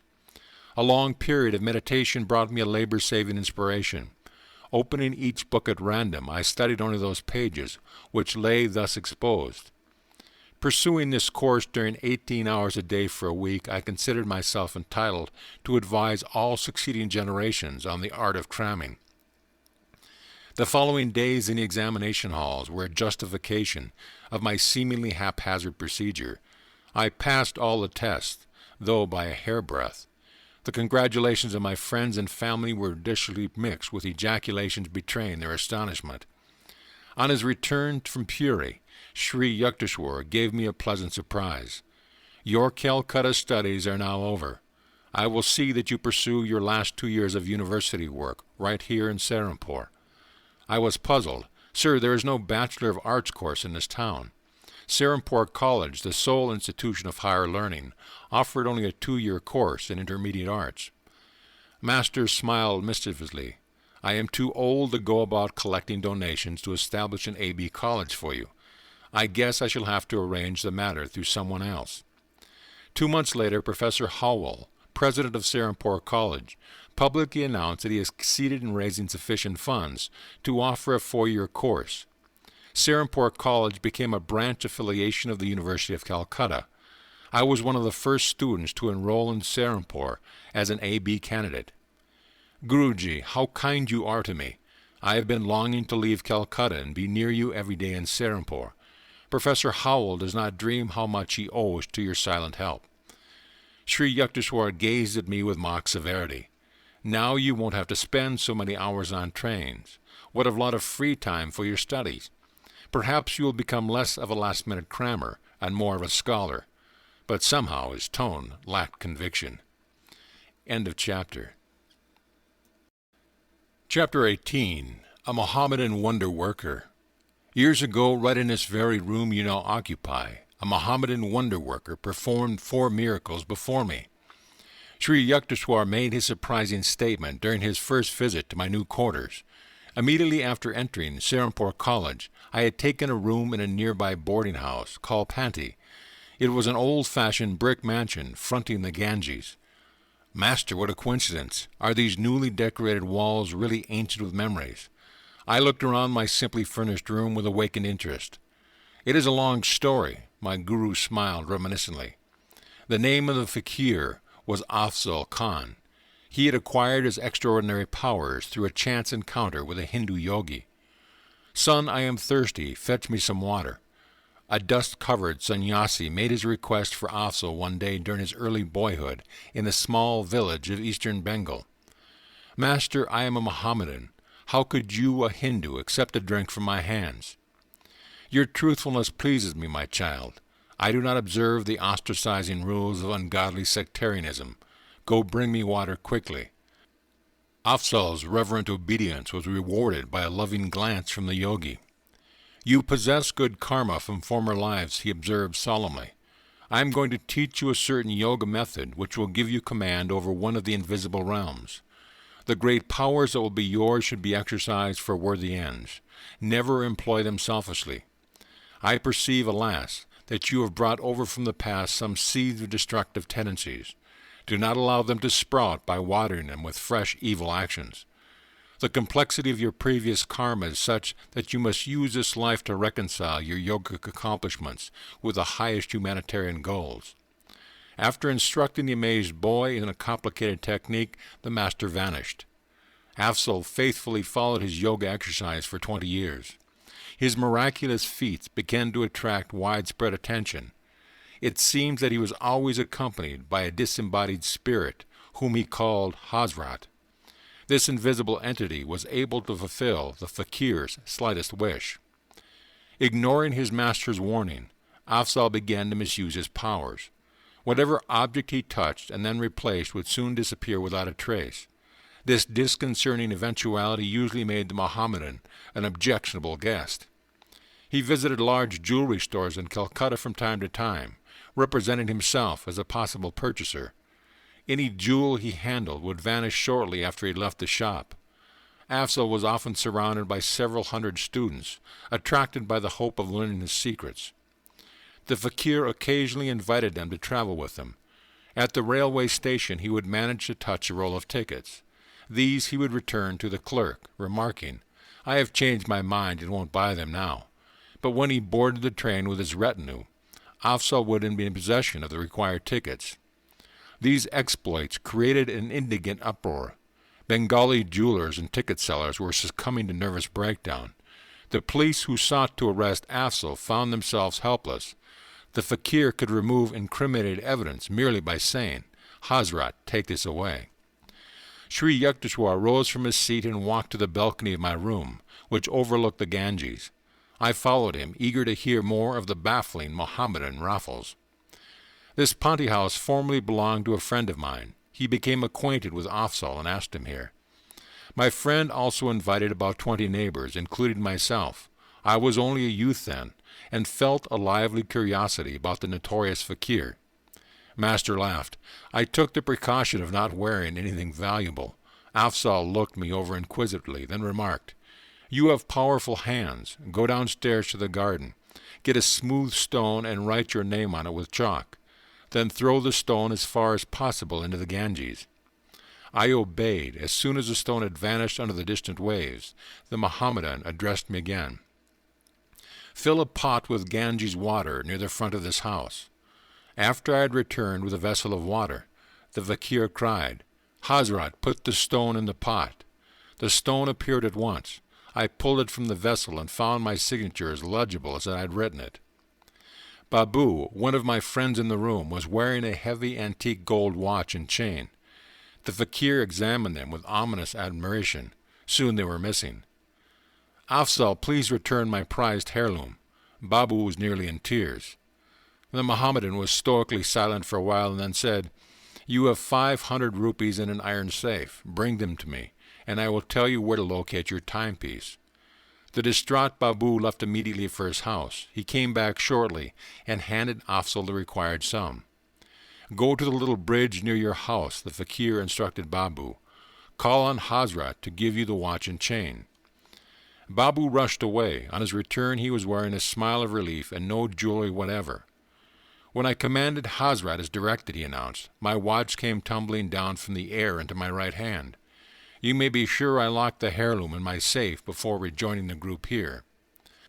Babu's friends, witnesses of the comic tragedy of a ransom for a watch, were staring with resentment at Afzal. He now spoke placidly. Please name any drink you want. Hazrat will produce it. A number asked for milk, others for fruit juices. I was not too much shocked when the unnerved Babu requested whiskey. The Mohammedan gave an order. The obliging Hazrat sent sealed containers sailing down the air and thudding on the floor. Each man found his desired beverage. The promise of the fourth spectacular feat of the day was doubtless gratifying to our host. Afzal offered to supply an instantaneous lunch. Let us order the most expensive dishes, Babu suggested gloomily. I want an elaborate meal for my 500 rupees. Everything should be served on gold plates. As soon as each man had expressed his preference, the fakir addressed himself to the inexhaustible Hazrat. A great rattle ensued. Gold platters filled with intricately prepared curries, hot luchis, and many out-of-season fruits landed from nowhere at our feet. All the food was delicious. After feasting for an hour, we started to leave the room. A tremendous noise, as though dishes were being piled up, caused us to turn around. Lo, there was no signs of the glittering plates or the remnants of the meal. Guruji interrupted. If Afzal could easily secure such things as gold dishes, why did he covet the property of others? The fakir was not highly developed spiritually, Sri Yukteswar explained. His mastery of a certain yogic technique gave him access to an astral plane where any desire is immediately materialized. Through the agency of an astral being, Hazrat, the Mohammedan could summon the atoms of any objects from any etheric energy by an act of powerful will. But such astrally projected objects are structurally evanescent. They cannot be long retained. Afzal still yearned for worldly wealth, which, though more hardly earned, has a more dependable durability. I laughed. It is too sometimes vanishes most unaccountably. Afzal was not a man of God realization, Master went on. Miracles of a permanent and beneficial nature are performed by true saints because they have attuned themselves to the omnipotent Creator. Afzal was merely an ordinary man with an extraordinary power of penetrating a subtle realm not usually entered by mortals until death. I understand now, Guruji. The afterworld appears to have some charming features. Master agreed. I never saw Afzal after that day, but a few years later Babu came to my home to show me a newspaper account of the Mohammedan's public confession. From it I learned the facts I have just told you about Afzal's early initiation from a Hindu guru. The gist of the latter part of the published document, as recalled by Sri Yukteswar, was as follows. I, Afzal Khan, now writing these words as an act of penance and as a warning to those who seek the possession of miraculous powers. For years I have been misusing the wondrous abilities imparted to me through the grace of God and my Master. I became drunk with egotism, feeling that I was beyond the ordinary laws of morality. My day of reckoning finally arrived. Recently I met an old man on a road outside of Calcutta.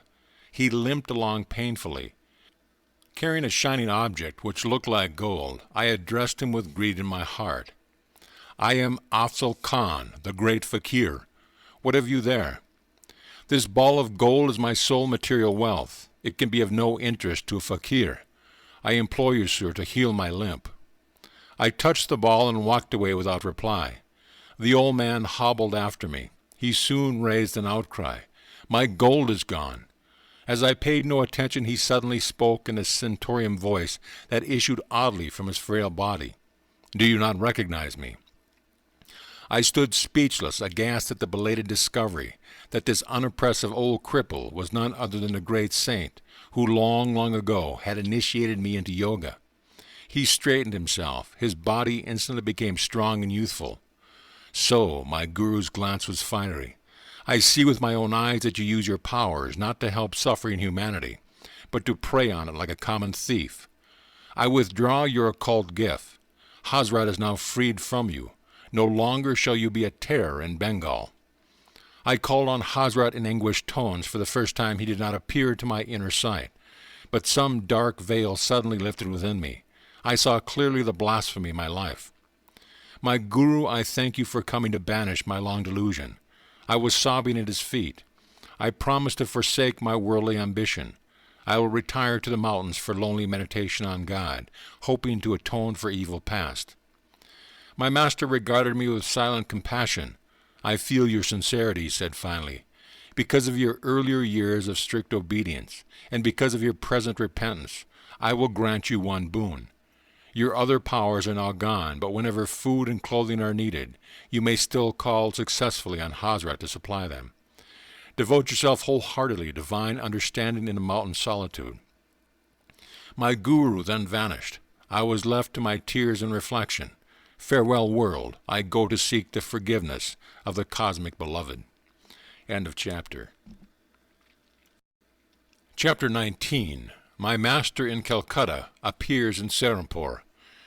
I am often beset by atheistic doubts, yet a torturing surmise sometimes haunts me. May not untapped soul possibilities exist? Is man not missing his real destiny if he fails to explore them?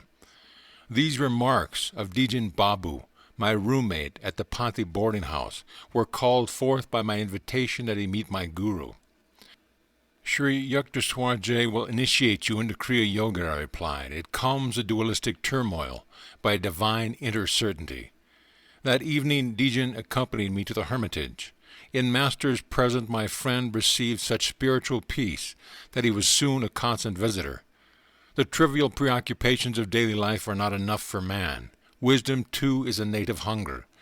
In Sri Yukteswar's words, Dian found an incentive to those attempts first painful, then effortlessly liberating to locate a realer self within its bosom than the humiliating ego of a temporary birth, seldom ample enough for the spirit. As Dijan and I were both pursuing the A.B. course at Serampore College, we got into the habit of walking together to the ashram as soon as classes were over. We would often see Sri Yukteswar standing on the second-floor balcony, welcoming our approach with a smile. One afternoon, Kanai, a young hermitage resident, met Dijan and me at the door with disappointing news. Master is not here. He was summoned to Calcutta by an urgent note. The following day I received a note and a postcard from my Guru. I shall leave Calcutta Wednesday morning, he had written. You and Dijan meet me at 9 o'clock train at Serampore station.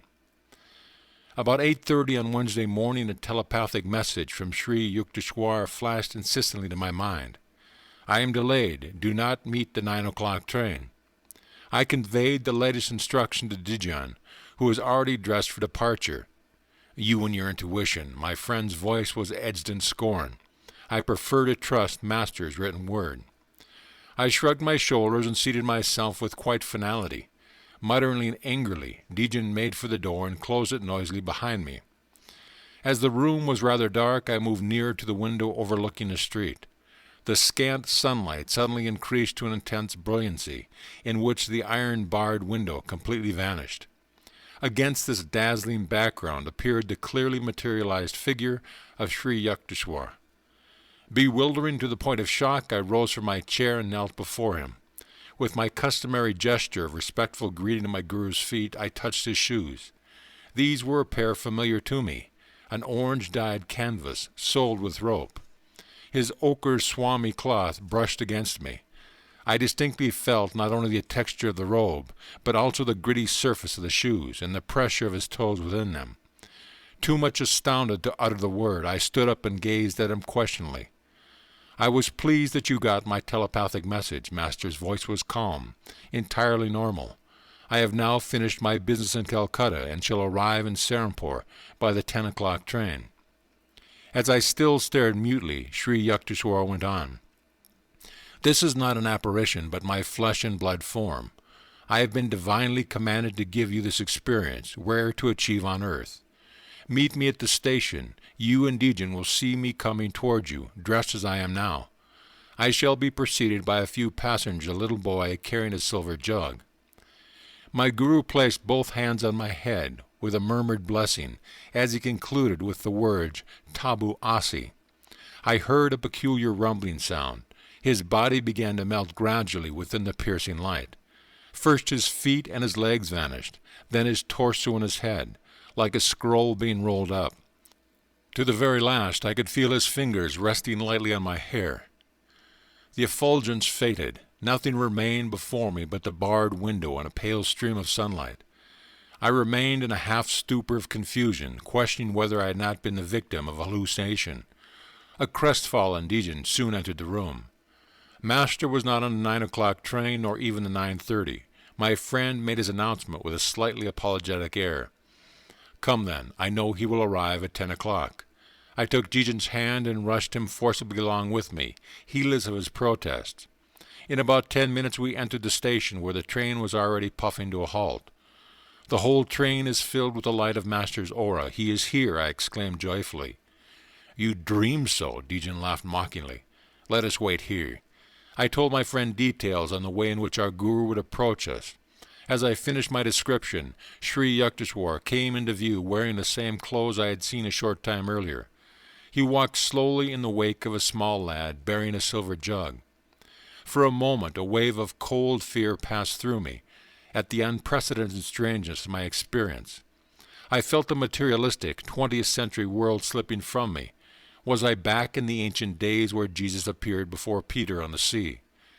As Sri Yukteswar, a modern Yogi Christ, reached the spot where Dejan and I were speechlessly rooted, Master smiled at my friend and remarked, "I sent you a message too, but you were unable to grasp it." Dejan was silent, but glared at me suspiciously. After we had escorted our guru to his hermitage, my friend and I proceeded toward Serampore College. Dejan halted in the street, indignation streaming from every pore. "So, Master sent me a message, yet you concealed it. I demand an explanation." "Can I help it if your mental mirror oscillates with such restlessness that you cannot register our guru's instruction?" I retorted. The anger vanished from Dejan's face. "I see what you mean," he said ruefully. "But please explain how you could know about the child with the jug." By the time I had finished the story of Master's phenomenal appearance at the boarding house that morning, my friend and I had reached Serampore College. "The account I have just heard of our guru's power," Dejan said, "makes me feel that any university in the world is only a kindergarten." End of chapter. Chapter 20. We do not visit Kashmir. Father, I want to invite Master and 4 friends to accompany me to the Himalayan foothills during my summer vacation. May I have 6 train passes to Kashmir and enough money to cover our travel expenses? As I expected, Father laughed heartily. "This is the 3rd time you have given me the same cock-and-bull story. Didn't you make a similar request last summer and the year before that? At the last moment, Sri Yukteswarji refuses to go." "It is true, Father. I don't know why my guru will not give me his definite word about Kashmir. But if I tell him that I've already secured the passes from you, somehow I think that this time he will consent to make the journey." Father was unconvinced at the moment, but the following day, after some good-humored jibes, he handed me 6 passes and a roll of 10-rupee bills. "I hardly think your theoretical trip needs such practical props," he remarked, "but here they are." That afternoon I exhibited my booty to Sri Yukteswar. Though he smiled at my enthusiasm, his words were non-committal. "I would like to go, we shall see." He made no comment when I asked his little hermitage disciple, Kani, to accompany us. I also invited 3 other friends, Rajendra Na Mitra, Jotan Adi, and 1 other boy. Our date of departure was set for the following Monday. On Saturday and Sunday I stayed in Calcutta, where marriage rites for a cousin were being celebrated at my family home. I arrived in Serampore with my luggage early Monday morning. Rajendra met me at the hermitage door. "Master is out walking. He has refused to go." I was equally grieved and odorate. I will not give Father a 3rd chance to ridicule my chimerical plans for Kashmir. Come, the rest of us will go anyway. Rajendra agreed. I left the ashram to find a servant. Kani, I knew, would not take the trip without Master, and someone was needed to look after the luggage. I bethought myself of Bahari, previously a servant at my family home, who was now employed by a Serampore schoolmaster. As I walked along briskly, I met my guru in front of the Christian church near Serampore courthouse. "Where are you going?" Sri Yukteswar's face was unsmiling. "Sir, I hear that you and Kani will not take the trip we have been planning. I am seeking Bahari. You will recall that last year he was so anxious to see Kashmir that he even offered to serve without pay." I remember, nevertheless, I don't think Bahari will be willing to go. I was exasperated. He is just eagerly waiting for this opportunity. My guru silently resumed his walk. I soon reached the schoolmaster's house. Bahari in the courtyard greeted me with a friendly warmth that abruptly vanished as soon as I mentioned Kashmir. With a murmured word of apology, the servant left me and entered his employer's home. I waited half an hour, nervously assuring myself that Bahari's delay was being caused by preparations for the trip. Finally, I knocked at the front door. Bahari left by the back stairs about 30 minutes ago, a man informed me. A slight smile hovered about his lips. I departed sadly, wondering whether my invitation had been too coercive, or my master's unseen influence were at work. Passing the Christian church again, I saw my guru walking slowly toward me. Without waiting to hear my report, he exclaimed, "So Bahari would not go. Now what are your plans?" I felt like a recalcitrant child who is determined to defy his masterful father. "Sir, I am going to ask my uncle to lend me his servant, Lal Dari." "See if your uncle if you want to," Sri Yukteswar replied with a chuckle, "but I hardly think you will enjoy a visit." Apprehensive but rebellious, I left my guru and entered Serampore courthouse. My paternal uncle, Sarada Ghosh, a government attorney, welcomed me affectionately. "I am leaving today with some friends for Kashmir," I told him. "For years I have been looking forward to this Himalayan trip." "I am happy for you, Mukunda. Is there anything I can do to make your journey more comfortable?" These kind words gave me a lift of encouragement. "Dear uncle," I said, "could you possibly spare me your servant, Lal Dari?" My simple request had the effect of an earthquake. Uncle jumped so violently that his chair overturned. The papers on the desk flew in every direction, and his pipe, a long coconut-stemmed hubble-bubble, fell to the floor with a great clatter. "You selfish young man," he shouted, quivering with wrath. "What a preposterous idea! Who will look after me if you take my servant on one of your pleasure jaunts?" I concealed my surprise, reflecting that my amiable uncle's sudden change of front was only one more enigma in a day fully devoted to the incomprehensibility. My retreat from the courthouse office was more alloquicious than dignified. I returned to the hermitage where my friends were expectantly gathered. Conviction was growing on me that some sufficient, if exceedingly recondite motive was behind Master's attitude. Remorse seized me that I had been trying to thwart my guru's will. "Mukunda, wouldn't you like to stay a while longer with me?" Sri Yukteswar inquired. "Rajendra and the others can go ahead now and wait for you at Calcutta. There will be plenty of time to catch the last evening train leaving Calcutta for Kashmir." "Sir, I don't care to go without you," I said mournfully. My friends paid not the slightest attention to my remark. They summoned a hackney carriage and departed with all the luggage. Connie and I sat quietly at our guru's feet. After a half-hour of complete silence, Master rose and walked toward the second-floor dining patio. "Connie, please serve Mukunda's food. His train leaves soon." Getting up from my blanket seat, I staggered suddenly with nausea and a ghastly churning sensation in my stomach. The stabbing pain was so intense that I felt I had been abruptly hurled into some violent hell. Groping blindly toward my guru, I collapsed before him, attacked all by symptoms of the dread Asiatic cholera. Sri Yukteswar and Connie carried me to the sitting-room. Racked with agony, I cried, "Master, I surrender my life to you," for I believed it was indeed fast ebbing from the shores of my body. Sri Yukteswar put my head on his lap, stroking my forehead with angelic tenderness. "You see now what would happen if you were at the station with your friends," he said. "I had to look after you in a strange way, because you chose to doubt my judgment after taking the trip at this particular time. I understood at last, inasmuch as great masters seldom see fit to display their powers openly. A casual observer of the day's event would have imagined that their sequence was quite natural. My guru's intervention had been so subtle to be suspected. He had worked his will through Bahari and my uncle Sarada and Rajendra and the others in such an inconspicuous manner that probably everyone but myself thought the situation had been logically normal. As Sri Yukteswar never failed to observe his social obligations, he instructed Connie to go for a specialist and to notify my uncle. "Master," I protested, "only you can heal me. I am too far gone for any doctor." "Child, you are protected by the divine mercy. Don't worry about the doctor. He will not find you in this state. You are already healed." With my guru's words, the excruciating suffering left me. I sat up feebly. A doctor soon arrived and examined me carefully. "You appear to have passed through the worst," he said. "I will take some specimens with me for laboratory tests." The following morning the physician arrived hurriedly. I was sitting up in good spirits. Well, here you are, smiling and chatting, as though you had no close call with death." He patted my hand gently. "I hardly expected to find you alive after I had discovered from the specimens that your disease was Asiatic cholera. You are fortunate, young man, to have a guru with divine healing powers. I am convinced of it." I agreed wholeheartedly as the doctor was preparing to leave. Rajendra and Adi appeared at the door. The resentment in their faces changed into sympathy as they glanced at the physician and then at my somewhat wanton countenance. "We were angry when you didn't turn up as agreed at the Calcutta train. You have been sick?" Yes, I could not help laughing as my friend placed the luggage in the same corner it occupied yesterday. I quoted, "There was a ship that went to Spain. When it arrived, it came back again."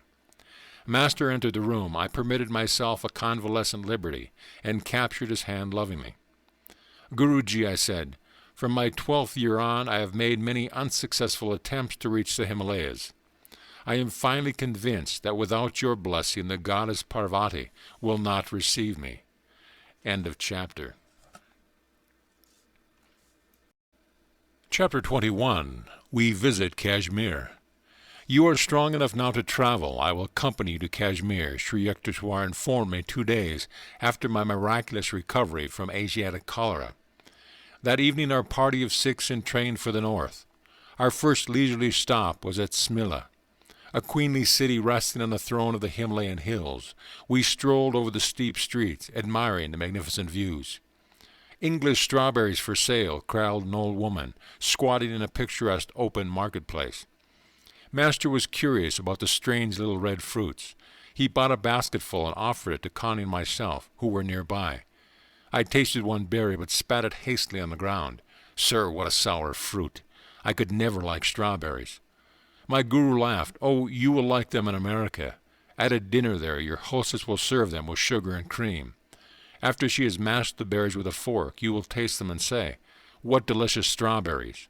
Then you will remember this day in Simla."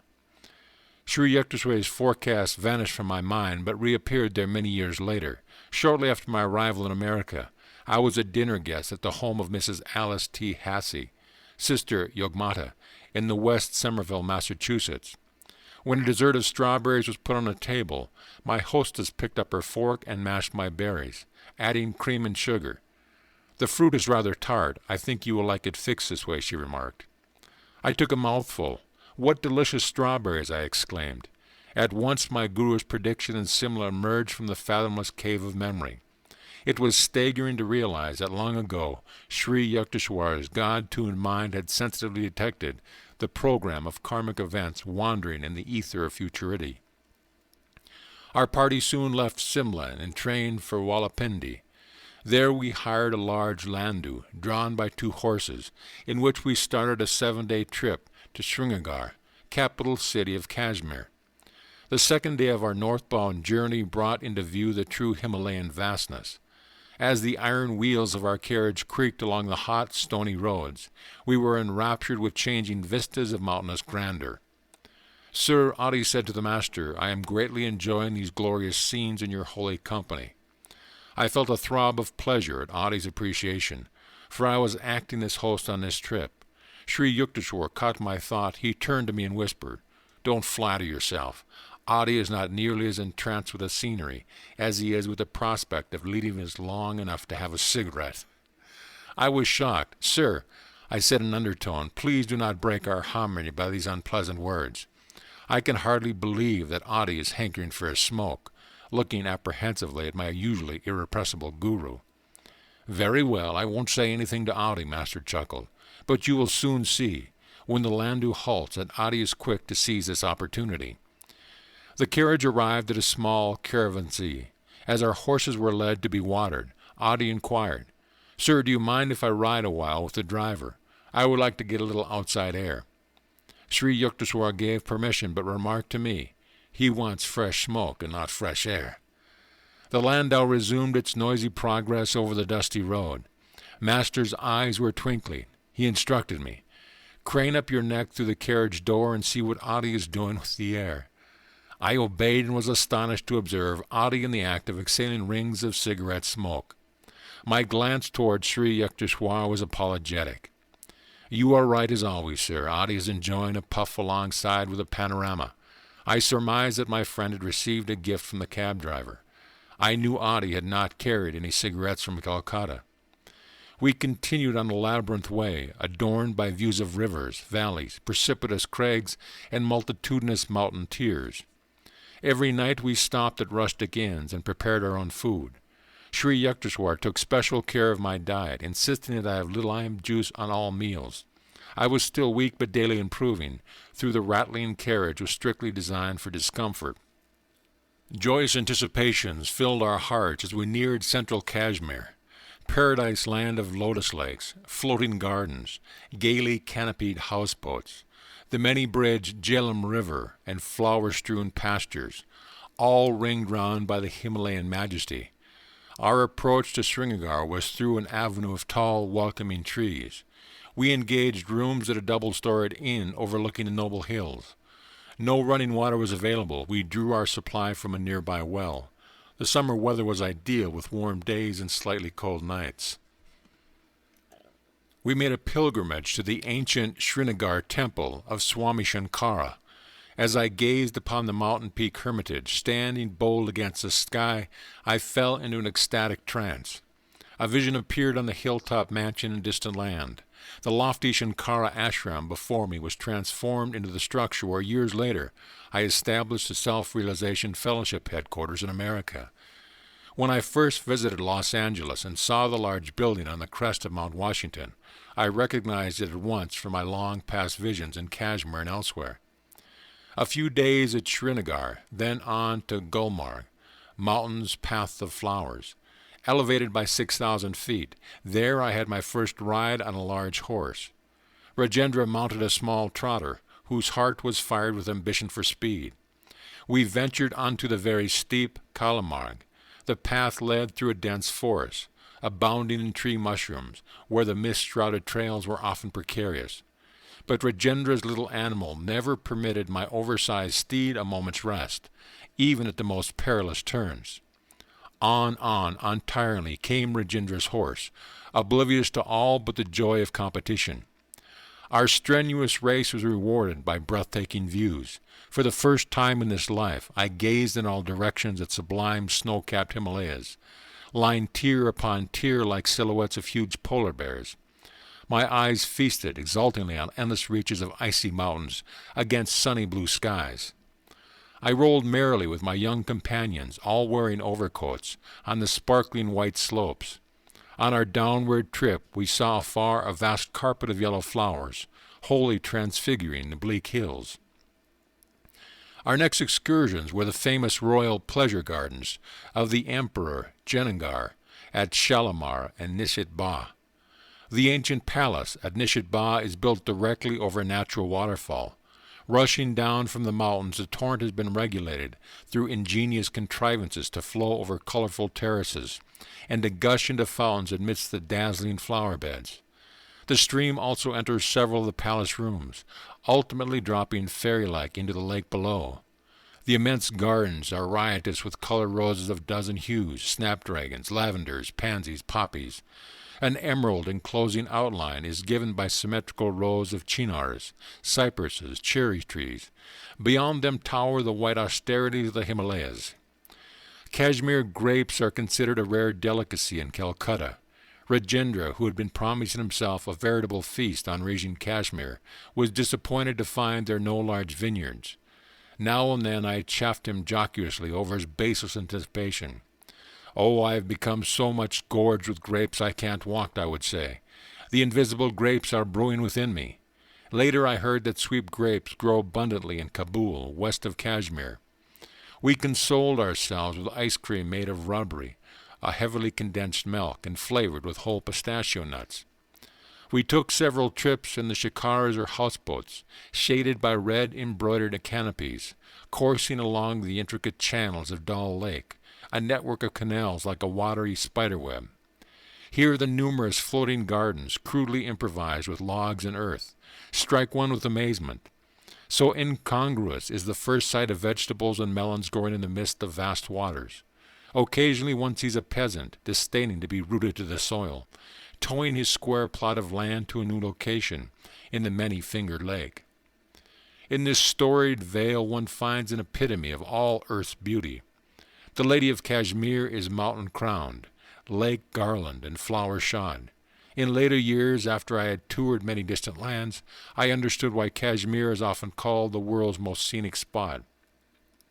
It possesses some of the charms of the Swiss Alps, and of Loch Lomond in Scotland, and of the exquisite English lakes.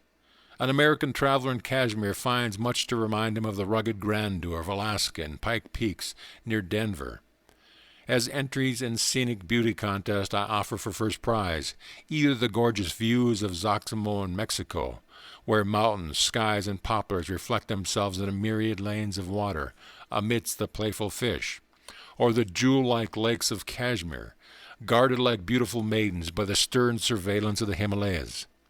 These two places stand out in my memory as the loveliest spots on earth. Yet I was awed also when I first beheld the wonders of Yellowstone National Park, and of the Grand Canyon of the Colorado and of Alaska. Yellowstone Park is perhaps the only region where one can see innumerable geysers shooting high into the air, performing a year after year with clockwork regularity. Its opal and sapphire pools and hot sulphurous springs, its bears and wild creatures remind me that here nature left a specimen of her earliest creation. Motoring along the roads of Wyoming to the Devil's Paint Pot of hot bubbling mud, with gurgling springs, vaporous fountains, and spouting geysers in all directions, I was disposed to say that Yellowstone deserves a special prize for uniqueness. The ancient majestic redwoods of Yosemite, stretching their huge column far into the unfathomable sky, are green natural cathedrals designed with skill divine.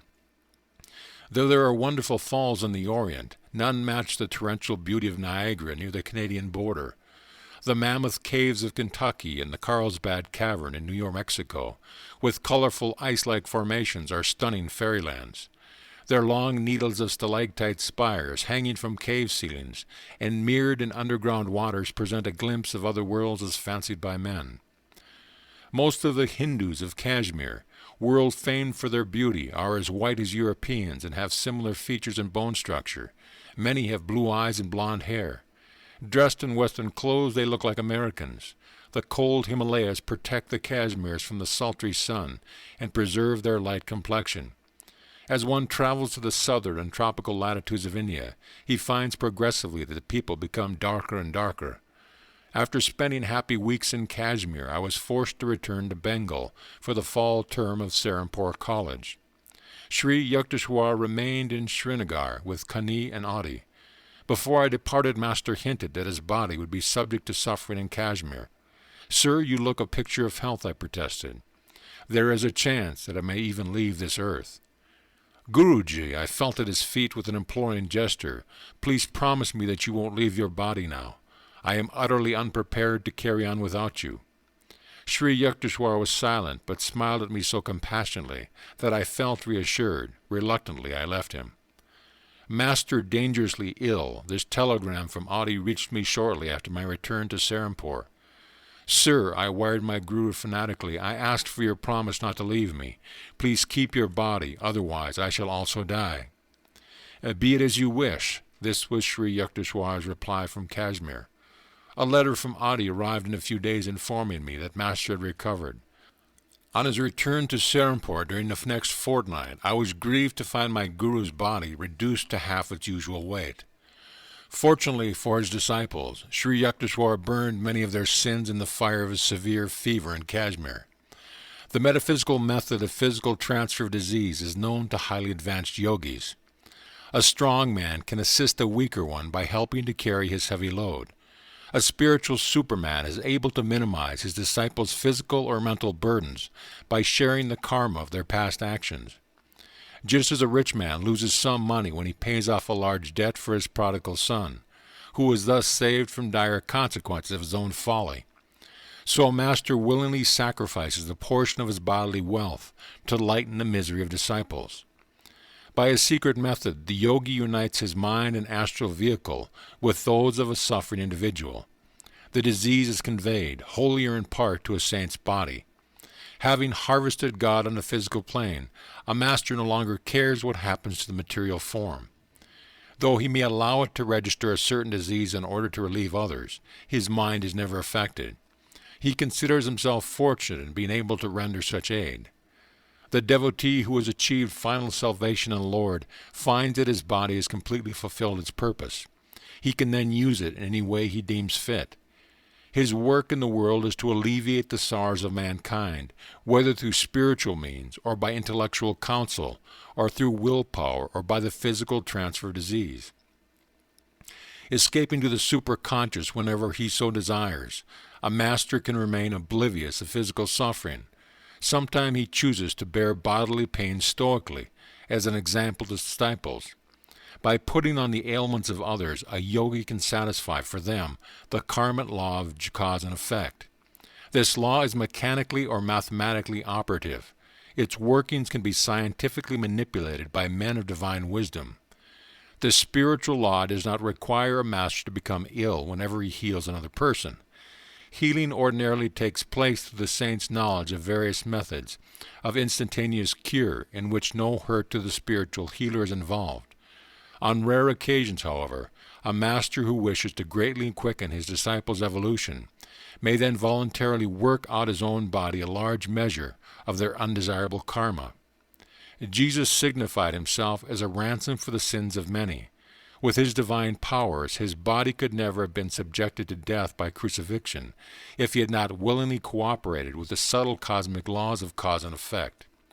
He thus took on himself the consequence of others' karma, especially that of his disciples. In this manner they were highly purified and made fit to receive the omnipresent consciousness which later descended on them. Only a self-realized master can transfer his life force or convey into his own body the disease of others. An ordinary man cannot employ this yogic method of cure, nor is it desirable that he should do so, for an unsound physical instrument is a hindrance to God meditation. The Hindu scriptures teach that the first duty of man is to keep his body in good condition. Otherwise his mind is unable to remain fixed in devotional concentration. A very strong mind, however, can transcend all physical difficulties and attain to God realization.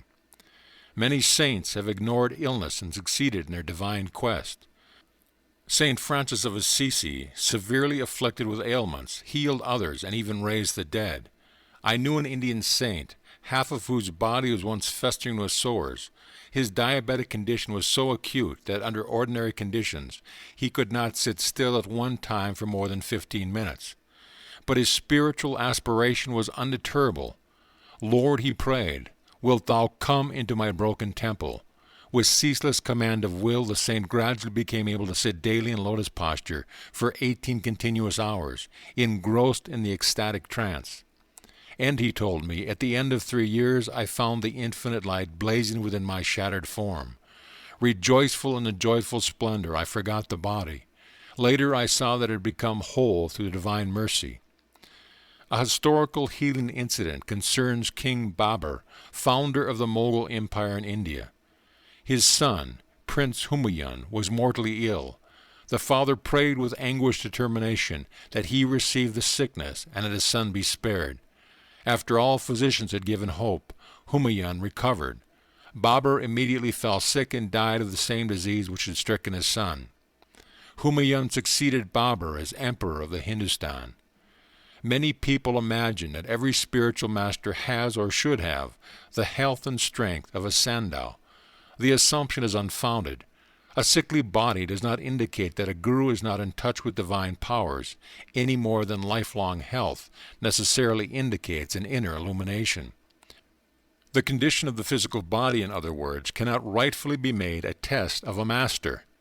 His distinguishing qualifications must be sought in his own domain, the spiritual. Numerous bewildered seekers in the West erroneously think that an eloquent speaker or writer on metaphysics must be a master.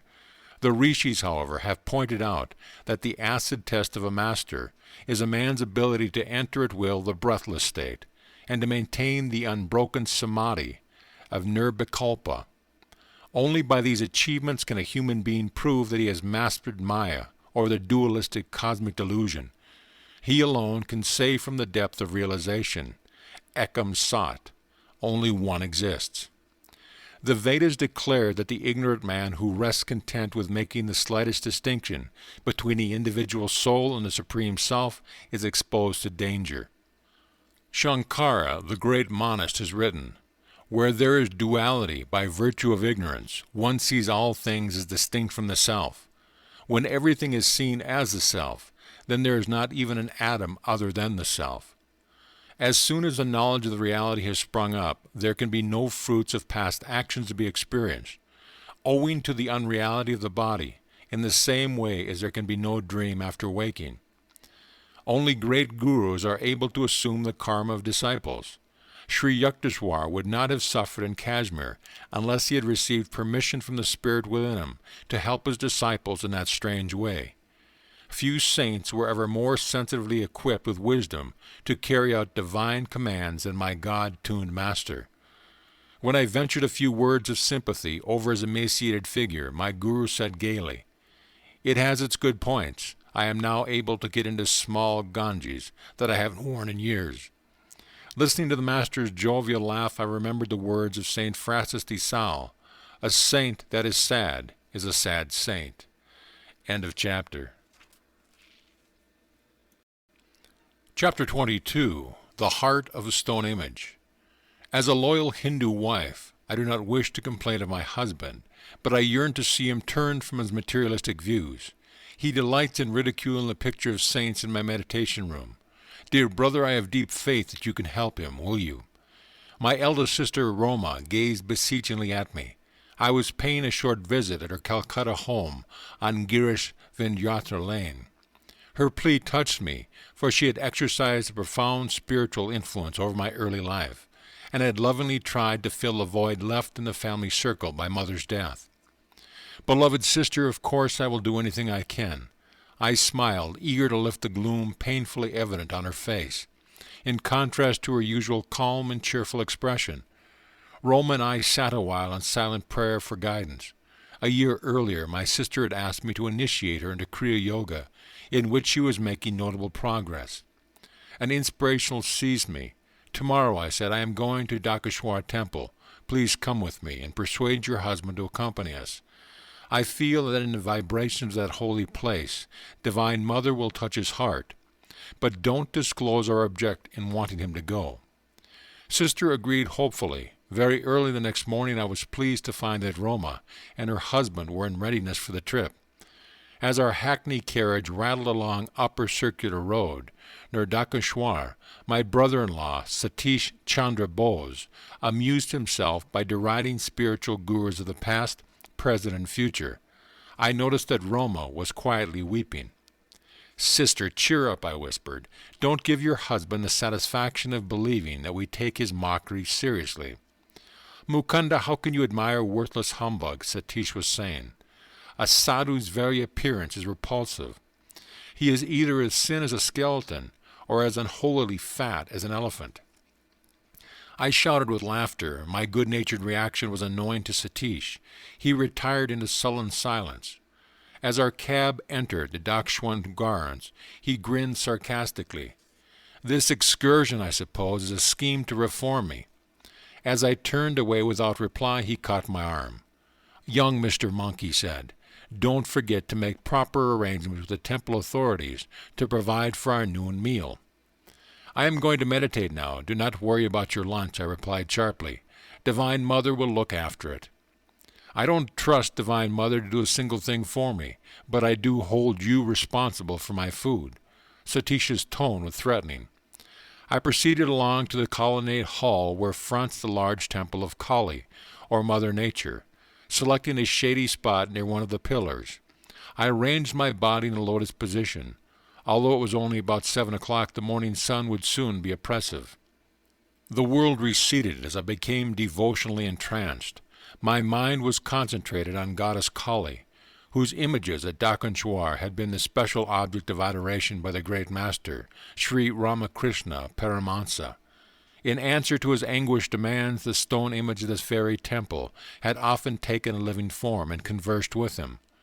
Silent Mother with stony heart, I prayed, thou become filled with life at the request of thy beloved devotee, Ramakrishna. Why dost thou not also heed the wails of this yearning son of thine? My aspiring zeal increased boundlessly, accompanied by divine peace.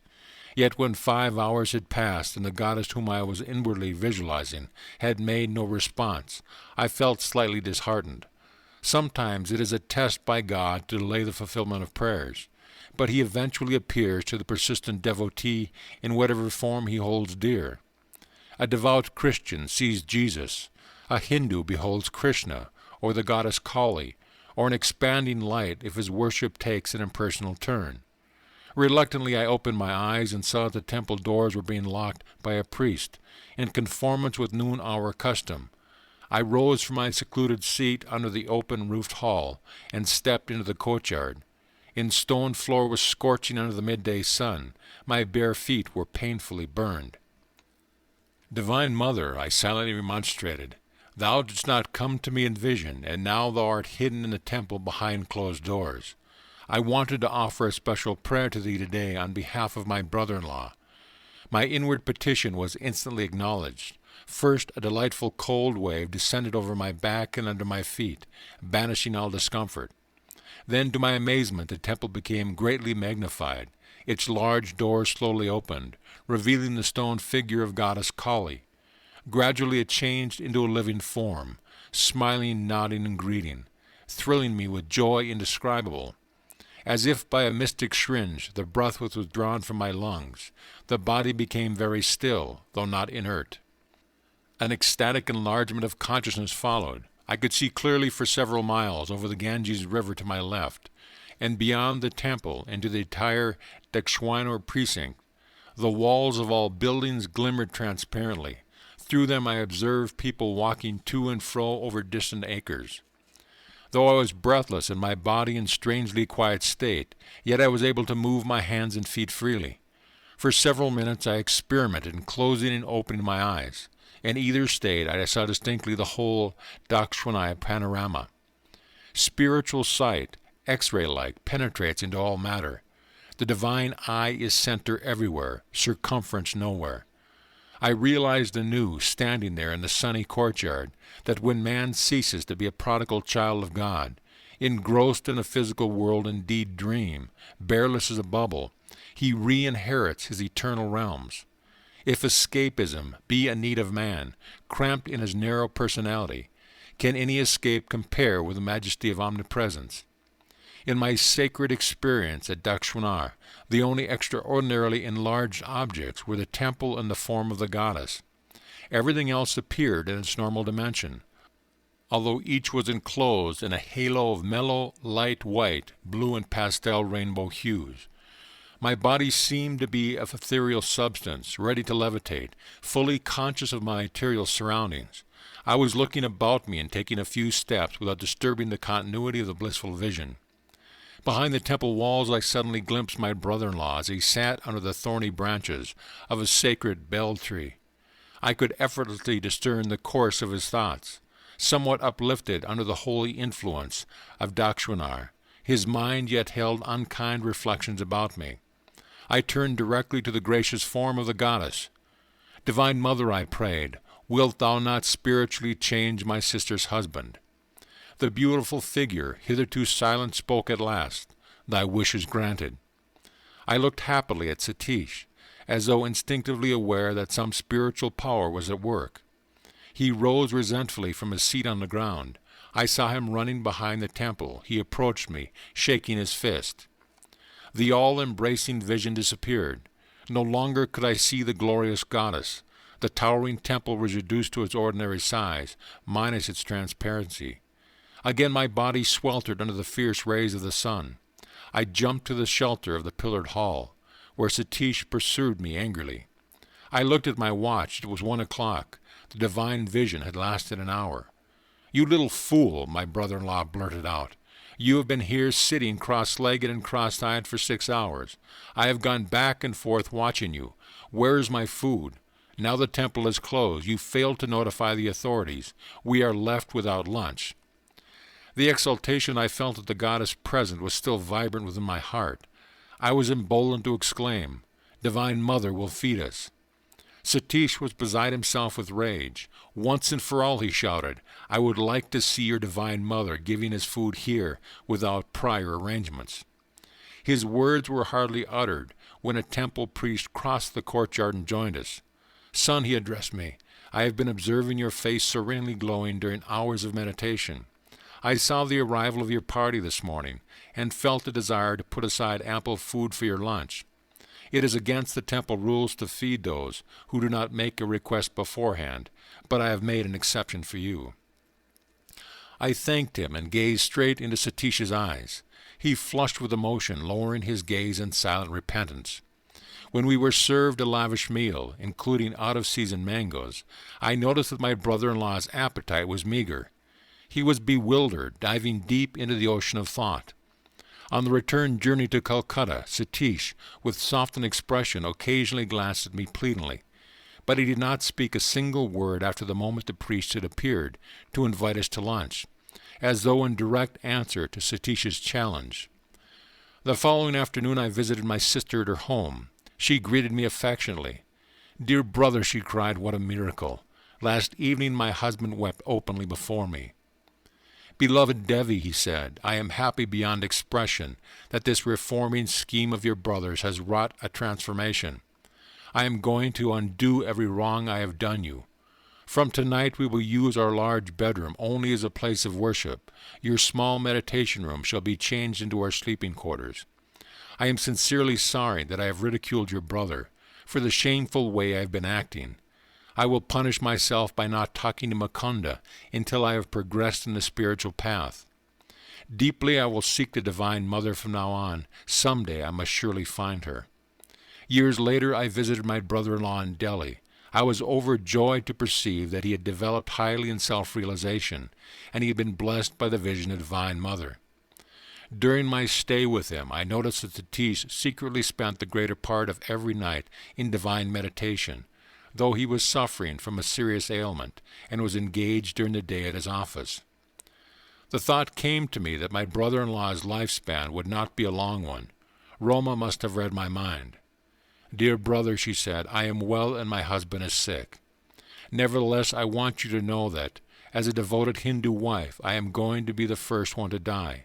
It won't be long now before I pass on." Taken aback by her ominous words, I yet realized their sting of truth. I was in America when my sister died about a year after her prediction. My youngest brother, Bishnu, later gave me the details. "Roma and Satish were in Calcutta at the time of her death," Bishnu told me.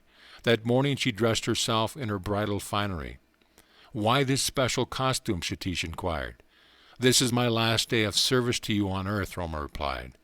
A short time later she had a heart attack and her son was rushing out for aid. She said, "Son, do not leave me. It is no use. I shall be gone before a doctor could arrive." 10 minutes later, holding the feet of her husband in reverence, Roma consciously left her body, happily and without suffering. Satish became very reclusive after his wife's death. Bishnu contained. On one day he and I were looking at the large smiling photograph of Roma. "Why do you smile?" Satish suddenly exclaimed, as though his wife were present. "You think you were clever in arranging to go before me. I shall prove that you cannot longer remain away from me. Soon I shall see you." Although at this time Satish had fully recovered from his sickness and was enjoying excellent health, he died without apparent cause shortly after his strange remark before the photograph. Thus prophetically passed my dearly beloved eldest sister Roma and her husband Satish, who had changed at Dakeshwar from an ordinary worldly man to a silent saint. End of chapter. Chapter 23. I receive my university degree. You ignore your textbook assignments in philosophy. No doubt you are depending on an unlaborious intuition to get you through the examination. But unless you apply yourself in a more scholarly manner, I shall see to it that you don't pass this course." Professor D.C. Goschel of Serampore College was addressing me sternly. If I failed to pass his final written classroom test, I would be ineligible to take the conclusive examinations. These are formulated by the faculty of Calcutta University, which numbers Serampore College among its affiliated branches. A student in Indian universities who is unsuccessful in one subject in the AB finals must be examined anew in all his subjects the following year. My instructors at Serampore College usually treated me with kindness, not untinged by an amused tolerance. Mukunda is a bit overdrunk with religion. Thus summing me up, they tactfully spared me the embarrassment of answering classroom questions. They trusted the final written test to eliminate me from the list of AB candidates. The judgment passed by my fellow students was expressed in their nickname for me, Mad Monk. I took an ingenious step to nullify Professor Goschel's threat to me of failure in philosophy. When the results of the final test were about to be publicly announced, I asked a classmate to accompany me to the professor's study. "Come along, I want a witness," I told my companion. "I shall be very disappointed if I have not succeeded in outwitting the instructor."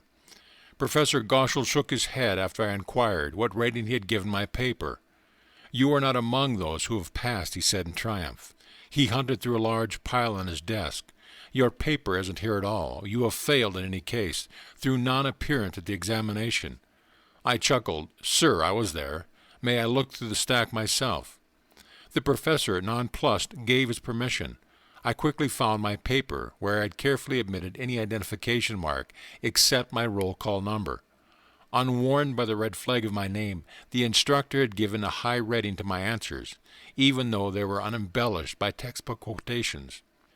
Seeing through my trick, he now thundered, "Sheer brazen luck." He added hopefully, "You are sure to fail in the AB finals." For the tests in my other subjects I received some coaching, particularly from my dear friend and cousin, Prabhas Chandra Ghose, son of my uncle Sarada. I staggered painfully but successfully with the lowest possible passing marks through all my final tests. Now, after 4 years of college, I was eligible to sit for the AB examinations. Nevertheless, I hardly expected to avail myself of the privilege. The Serampore College finals were child's play compared to the stiff ones which would be set by Calcutta University for the AB degree. My almost daily visits to Sri Yukteswar had left me little time to enter the college halls. There it was my presence rather than my absence that brought forth ejaculations of amazement from my classmates. My customary routine was to set out on my bicycle about 9:30 in the morning. In one hand I would carry an offering from my guru, a few flowers from the garden of my Panti boarding house. Greeting me affably, Master would invite me to lunch. I invariably accepted with alacrity, glad to banish the thought of college for a day. After hours with Sri Yukteswar listening to his incomparable flow of wisdom, or helping with ashram duties, I would reluctantly depart around midnight for the Panti. Occasionally I stayed all night with my guru, so happily engrossed in his conversation that I scarcely noticed when darkness changed into dawn. One night around 11 o'clock, as I was putting on my shoes in preparation for the ride to the boarding house, Master questioned me gravely. "When do you do your AB examinations start?" 5 days hence, sir."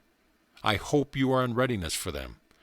Transfixed with alarm, I held one shoe in the air. "Sir," I protested, "you know how my days have been passed with you rather than with the professors. How can I enact a farce by appearing for those difficult finals?" Sri Yukteswar's eyes were turned piercingly on me. "You must appear." His tone was coldly peremptory. "He should not give cause for your father and other relatives to criticize your preferences for ashram life. Just promise me that you will be present for the examinations. Answer them the best way you can." Uncontrollable tears were coursing down my face. I felt that Master's command was unreasonable, and that his interest was, to say the least, belated. "I will appear if you wish it," I said amidst sobs, "but no time remains for proper preparation." Under my breath I muttered, "I will fill up the sheets with your teachings and answer to the question."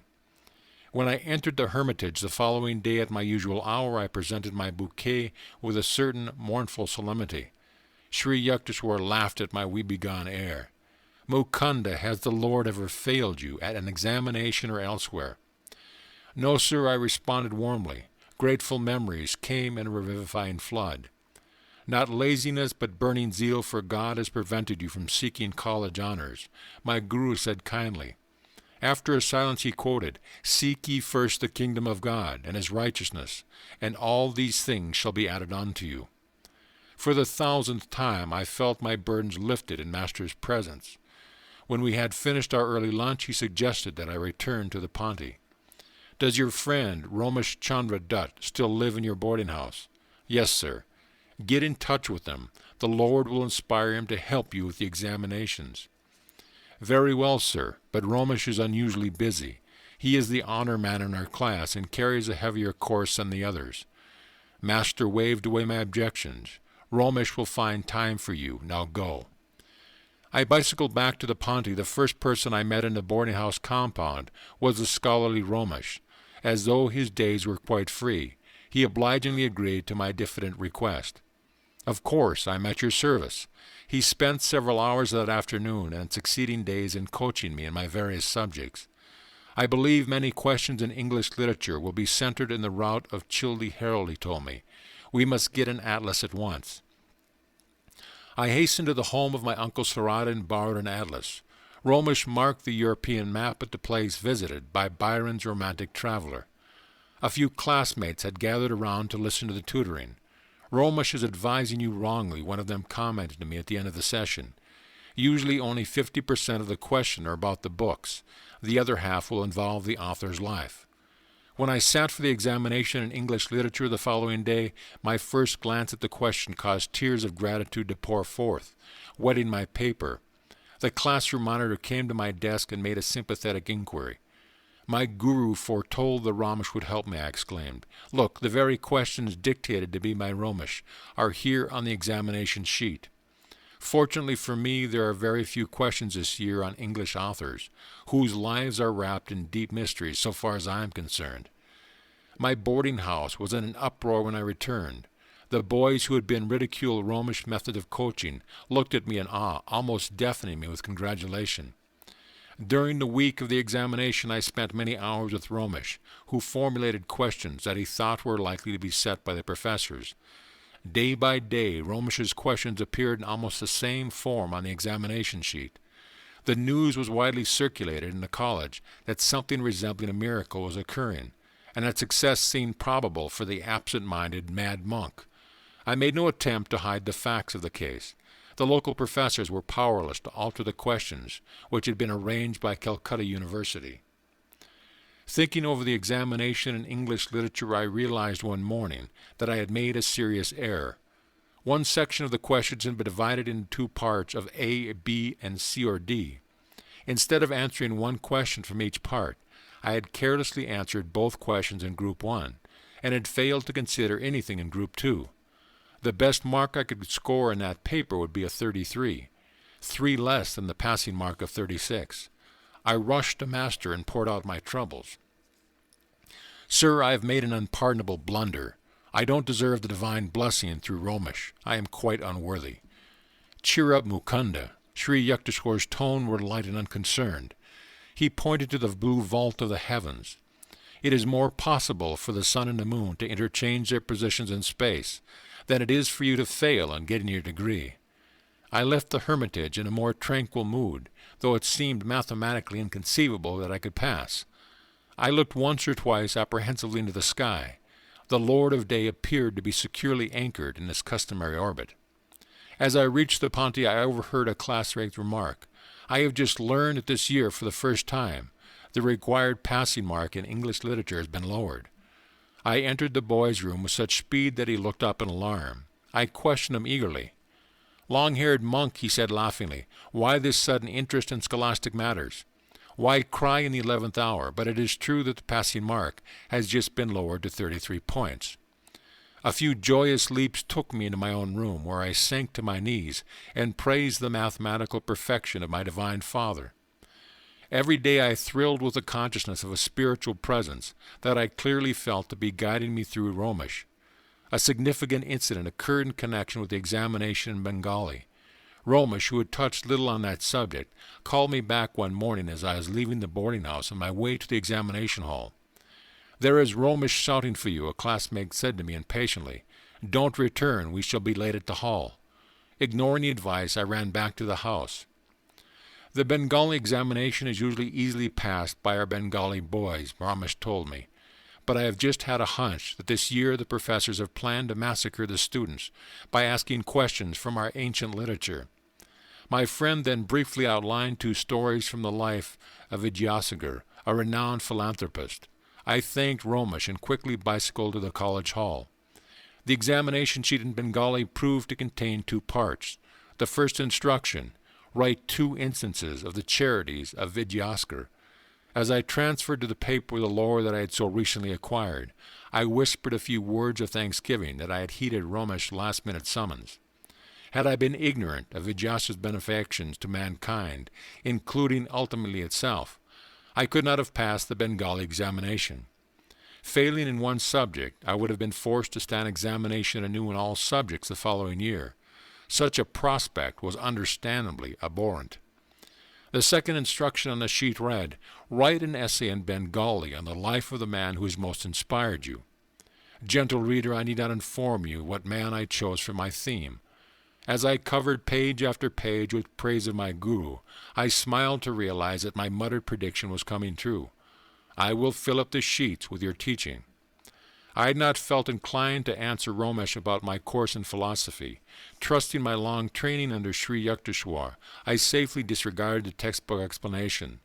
The highest mark given to any of my papers was the one in philosophy. My score in all other subjects was just barely within the passing mark. It is a pleasure to record that my unselfish friend Romish received his own degree, cum laude. Father was wreathed in smiles at my graduation. "I hardly thought you would pass, Mukunda," he confessed. "You spend so much time with your guru." Master had indeed correctly detected the unspoken criticism of my father.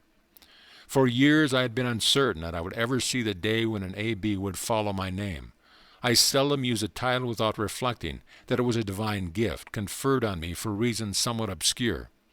Occasionally I hear college men remark that very of their crammed knowledge remained with them after graduation. That admission consoles me a bit for my undoubted academic deficiencies. On the day I received my degree from Calcutta University, I knelt at my guru's feet and thanked him for all the blessings flowing from his life into mine. "Get up, Mukunda," he said indulgently. "The Lord simply found it more convenient to make you a graduate than to rearrange the sun and the moon." End of chapter. Chapter 24. I become a monk of the Swami order. Master, my father has been anxious for me to accept an executive position with the Bengal-Nagpur Railroad, but I have definitely refused it. I added hopefully, "Sir, will you not make me a monk of the Swami order?" I looked pleadingly at my guru. During preceding years, in order to test the depth of my determination, he had refused this same request. Today, however, he smiled graciously.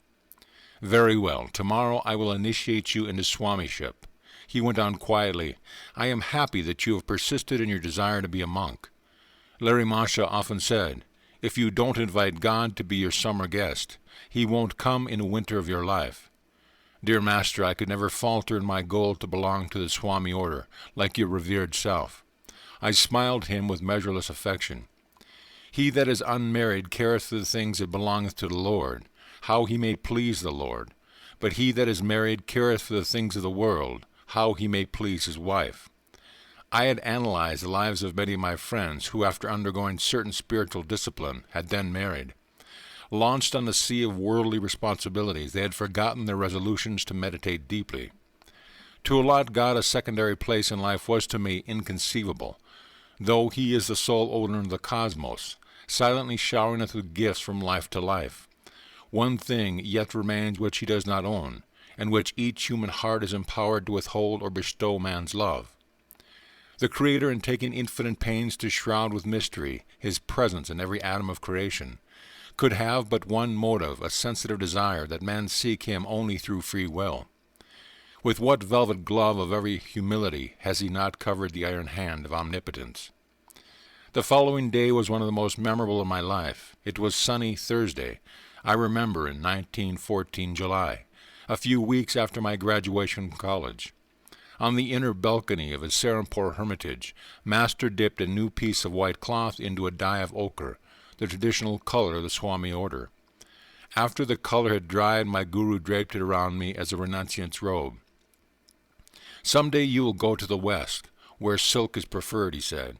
"As a symbol, I have chosen for you this silk material instead of the customary cotton." In India, where monks embrace their ideal of poverty, a silk-clad Swami is an unusual sight. Many yogis, however, wear garments of silk which preserve certain subtle bodily currents better than cotton. "I am adverse to ceremonies," Sri Yukteswar remarked. "I will make you a Swami in the Bidwad manner."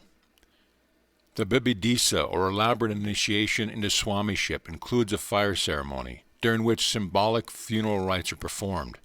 The physical body of the disciple is represented as dead, cremated into the flame of wisdom. The newly made Swami is then given a chant, such as, "This Atma is Brahma," or "Thou art that," or "I am he." Sri Yukteswar, however, with his love of simplicity, dispensed with all formal rites and merely asked me to select a new name. "I will give you the privilege of choosing it yourself," he said smilingly. Yogananda, I replied, after a moment's thought. The name literally means bliss, ananda, through divine union, yoga. "Be it so, forsaking your family name of Mukunda Lal Ghosh, henceforth you shall be called Yogananda, of the Giri branch of the Swami order." As I knelt before Sri Yukteswar and for the first time heard him pronounce my new name, my heart overflowed with gratitude. How lovingly and tirelessly had he labored, that the boy Mukunda be someday transformed into the monk Yogananda. I joyfully sang a few verses from the long Sanskrit chant of Lord Shankara. "Mind nor intellect, nor ego, feeling, sky nor earth nor metals am I. I am he, I am he. Blessed Spirit, I am he. No birth, no death, no caste have I. Father, mother have I none. I am he, I am he. Blessed Spirit, I am he. Beyond the flights of fancy, formless am I, permeating the limbs of all life. Bondage I do not fear. I am free, I am free. I am he, I am he. Blessed Spirit, I am he."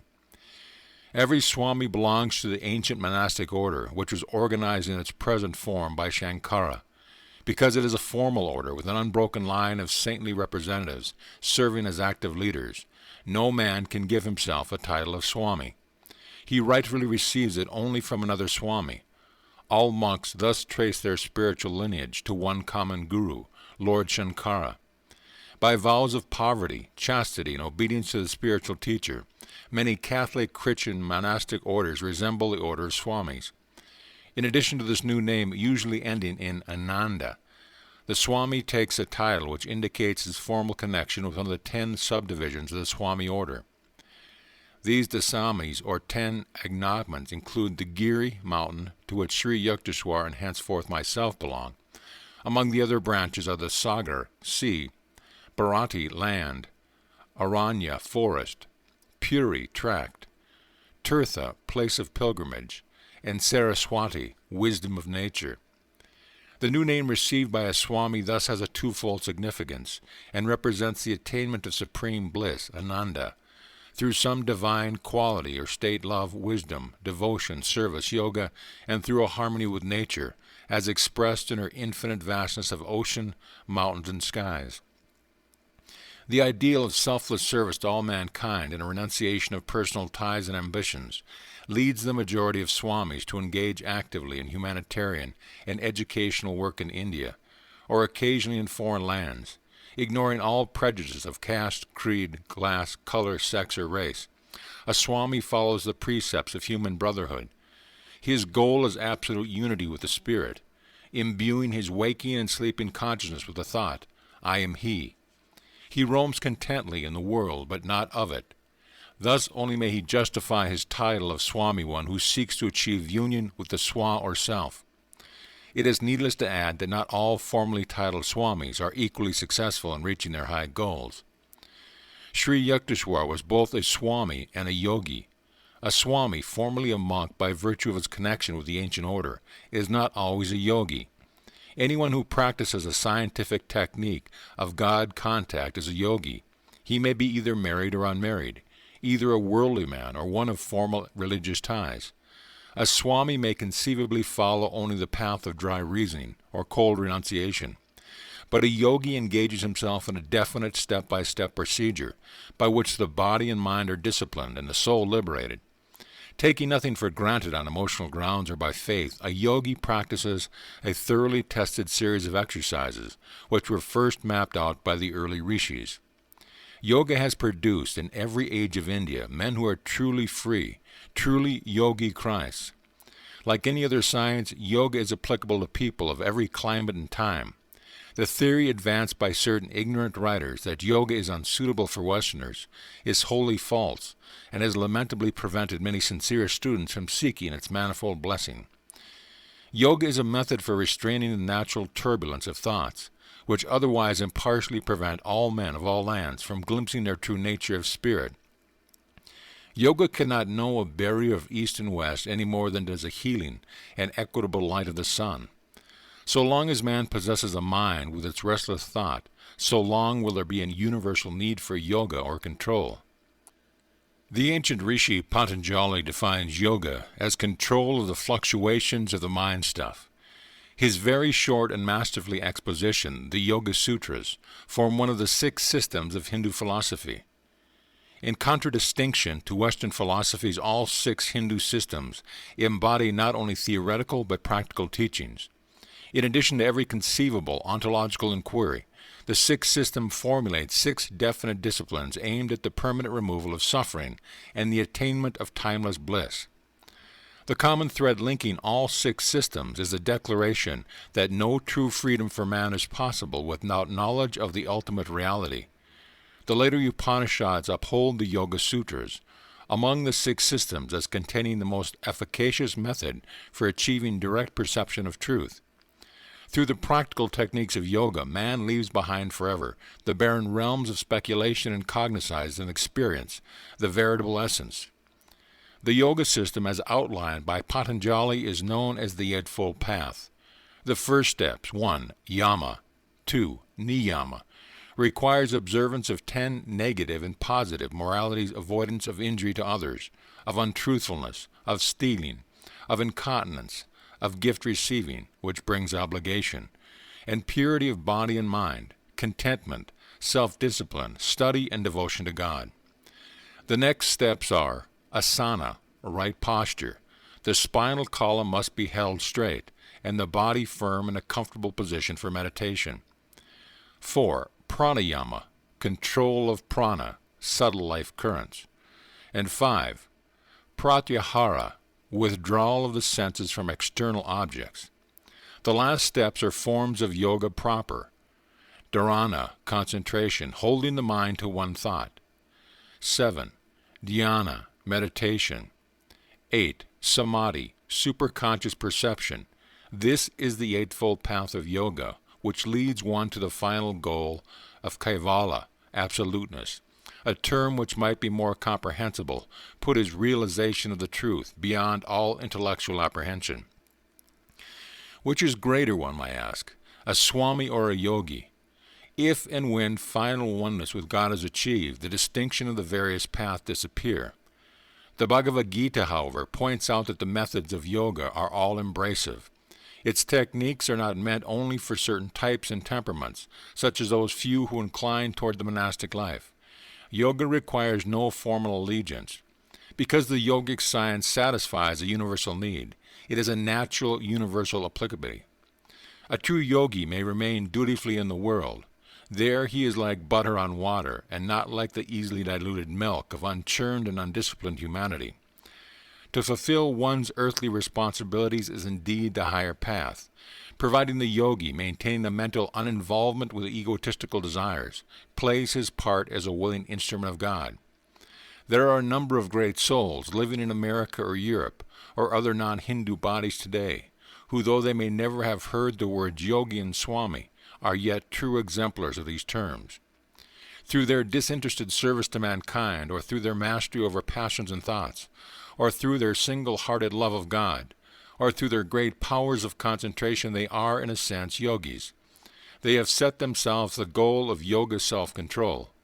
These men could raise to even greater heights if they were taught the definite science of yoga, which makes possible a more conscious direction of one's mind and life. Yoga has been superficially misunderstood by certain Western writers, but its critics has never been its practitioners. Among many thoughtful tributes to yoga may be mentioned by Carl Jung, the famous Swiss psychologist. When a religious method recommends itself as scientific, it can be certain of its public in the West. Yoga fulfills this expectation. Dr. Jung writes, "Quite apart from the charm of the new and the fascination of the half-understood, there is good cause for yoga to have many adherents. It offers the possibilities of controllable experiences, and thus satisfies the scientific need of facts. And besides this, by reason of its breadth and depth, its venerable age, its doctrine and method, which include every phase of life, it promises undreamed-of possibilities. Every religious or philosophical practice means a psychological discipline, that is, a method of mental hygiene.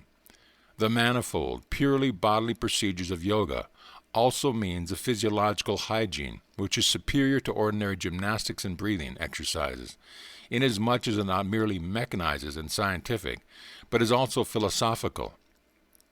In its training on the parts of the body, it unites him with the whole of the point, as is quite clear, for instance, in the pranayama exercises, where prana is both the breath and the universal dynamics of the cosmos.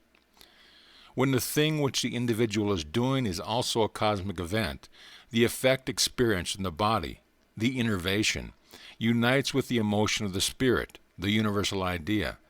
And out of this there develops a lively unity, which no techniques, however, scientific can produce. Yoga practice is unthinkable, and would also be ineffectual without the conceptions of which yoga is based. It combines the bodily and spiritual, which each another way in an extraordinary, complete way. In the East, where these ideas and practices have developed, and where for several thousand years an unbroken tradition has created the necessary spiritual foundations, yoga is, as I can readily believe, the perfect and appropriate method of fusing body and mind together, so that they form a unity which is scarcely to be questioned. This unity creates a psychological disposition which makes possible intuitions that transcend consciousness. The Western day is indeed nearing when the inner science of self-control will be found as necessary as the outer conquest of nature. This new atomic age will see men's minds sobered and broadened by the now scientifically indisputable truth that matter is in reality a concentrate of energy. Finer forces of the human mind can and must liberate energies greater than those within stones and metals, lest the material atomic giant, newly unleashed, turn on the world in mindless destruction. End of chapter.